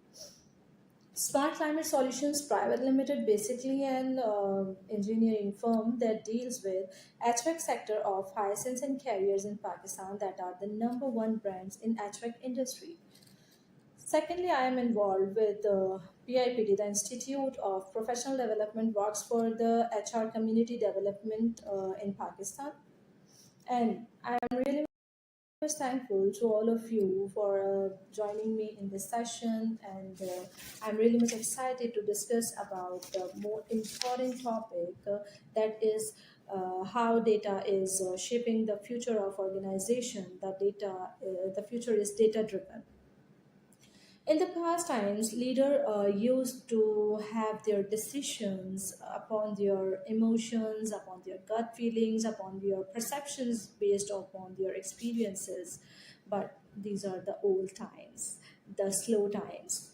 Then now it is a drastically changed. The people are really smart, the people are really intelligent. They need to know about the informed decision makings. They want to know about the facts and figure behind any decision of the organization. According to Harvard Business School, the organizations uses the data well are 6% more productive and 5% more profitable than their peers. We have so many tools in this era for which the organizations are using for the betterment to or achieve their goals efficiently and effectively. If we are talking about the Power BI, the business intelligence tool, this is really much time tech, or you can say this is giving us the real time scenarios, what's going on in the organization. If we talk about like you can utilize for the sales reports analytics, and you can use in the HR analytics, you can use in the financial analysis, what is going on in the organization, actual versus expected ones. You Whatever your desired analytics or dashboard, you can drive from them, and you can have them in a single look of your screen. If I'm talking about any sales oriented organization who is using the Power BI, they will check their data according to their needs, like sales personal wise, targets achievement versus real time their performance. Or you can utilize like leaders, you can quarterly, yearly, biannually, however the your thinking and approach, you can make their analytics through Power BI. And the benefit of that, if you are taking it with employee-wise performances analytics. You can check if employee was your best performer in the last quarter, but now his performances is declining day by day. So this is real-time scenario you can cope up with at the same time, and you can talk with him. You can ask him what are the reasons behind your target declining, and you can cope up with his training. You can mentor him, you can give him another chance, you can take his feedback for that particular thing. You can allow him any training session. You can more likely to give him any trip you want him to make him relax from the organization or work-life balance. You want him to get refreshed and more productive back. You can take any decision at the same time that will ultimately helps you in achieving the company goals. Same moreover, if you want to take the analytics of quarterly targets which are not falling are not according to the expectations, you can deal with the different teams, which team is performing low, which team is why is performing low. If there is any conflict with their team members or leaders, you can find out that at the same time in the real time scenario, and you can manage and fix them, and that ultimately can help you in achieving your targets, you're achieving in your goals. You can make them better in that sense. There are many more tools like which are future predictive for organizations, and tools which are integrated with different departments at the same time. You can use them as well. If we talk about the SAP Success Factor is one of my most favorite software, and you all are well aware about the SAP Success Factor or SAP. It is a globally using software these days, because it is more friendly in communicating between the department, integrating with different departments at different levels and different scenarios. You can connect them according to your needs and demands. One tool in this SAP Success Factor that I really like is the LMS, Learning Management System. Here you can manage, create, and assign any learning task to any of your employee. You are looking for renewing the things or refreshing the tools and techniques for the particular role. You can assign them. You can cross-check them. You can track their employees' learning journey. You can track. You can create pop-up generations if any certification of any employees is expiring. You need to give them a refresher and refresh their certifications. You can create their pop-up generations that can support you in real-time tracking of the employees, and most important, you can check the return on investment भी जो है you can find out, right? The McKinsey found that the companies who is strong in data culture are more likely to have 23% more customer attraction towards them, and 6% more retention of their customers than their peers in the market. Now, using the tools is not only the thing. We should focus on the culture that supports the data. There are four more important pillars of this culture driving pace. We can use them by creating this awareness, and we are having the four pillars, that is data literacy, governance, access, and leadership. Data governance, access, you need to know that to whom you are giving the data, who are is eligible for that, how much data you need to give them. Some need more data, more versatile things, some need a few of them, but do not keep them in silos. Just used to distribute the data among the departments, among the team members, to create different reports from them. Just you need to teach your people how to utilize your data. If you are not using any tool, any software, then you also can create data reports and data driven decisions for your organization. If I'm talking about any report, I would like to discuss about like resignations in your organization. If we are using the resignation report or creating any analysis for that, what I just used to do is I will create an Excel sheet in which I will keep 4 years data, one tab, two tab, three and fourth tab. Which will be having 2022 data, 2023 data, 2024 data, and 2025 data. It will tell me the trend that how many employees are resigning per year in these 4 years and for which reason they are resigning. In any organization, people used to have exit interviews at the time of resignation and the leaving of any from the organization. They used to give their exit interview.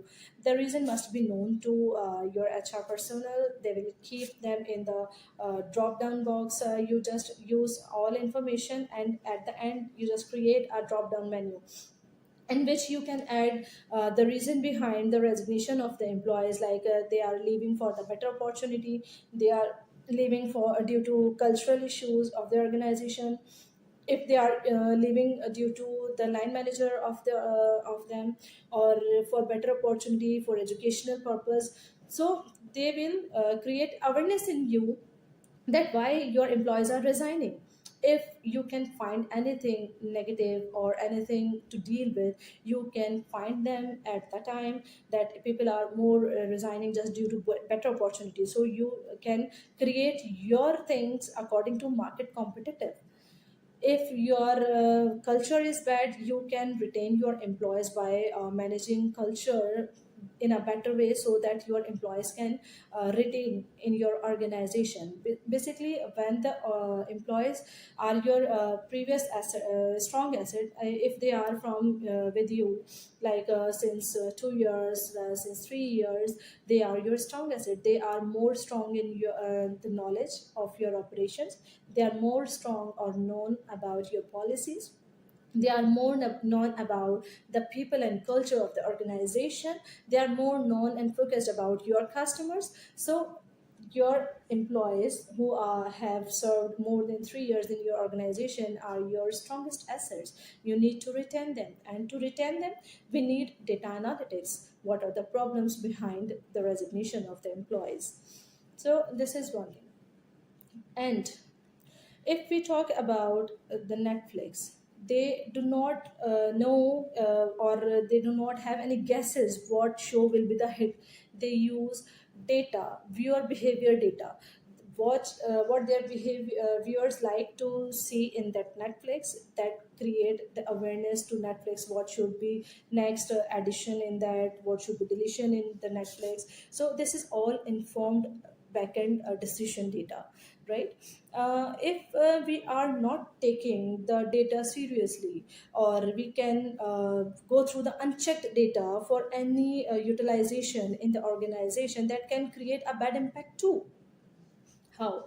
Let's take an example of Amazon. Amazon in back 2010 created a recruitment tool that is for the recruitment purpose. They just align the tool for the recruitment purpose because the number of resumes are huge to them. These are in thousands or 10,000 or 20,000 like numbers. So they have utilized their previous trend and data to create a new tool for recruitment purpose. But after utilizing that tool, they realized that there is something missing. What they have missed? They have missed the female resumes. The women's resumes will not be picked up by the tool. Why? Because of the previous practice, the biased practice. They have saw they most probably like to have male employees moreover than female employees. And what the tool have picked, the employees from the specific organization. They do not pick the the employee who have taken education from the particular university which have not been selected previously, are also omit out from their that AI tool. So that was the worst ever decision made by them to use that unchecked data in the transition of new things. So back in 2017, they have just left that tool and just go ahead and make things new and in new journey and new purposes.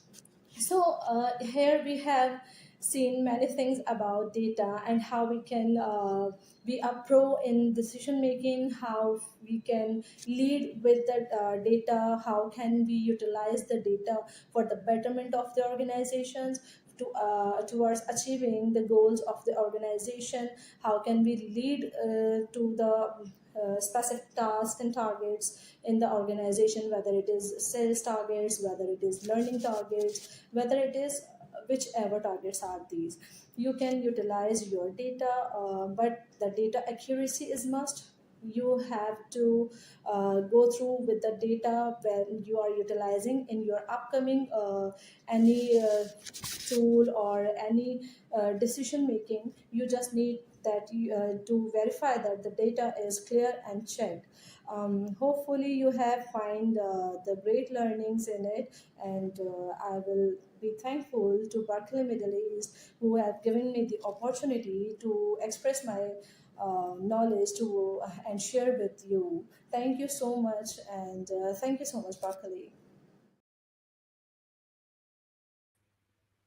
That's amazing. So we are almost in the end of our discussion, and the conference is amazing speakers, great thoughts, impactful versions, and full of insight. We always do some efforts which can bring value to the audience, and they can have the global HR leaders in front of them. And today was really an amazing conference. I want to thank everyone to be a part of it. On the backstage, who has worked to make this conference happen. And also, you should know that this was a CPD approved conference, so you can claim your continuous professional development working hours from the administration. And with this hope that wherever we live, whatever we do, we'll always try to be positive and bring value for the society. Take care and good afternoon.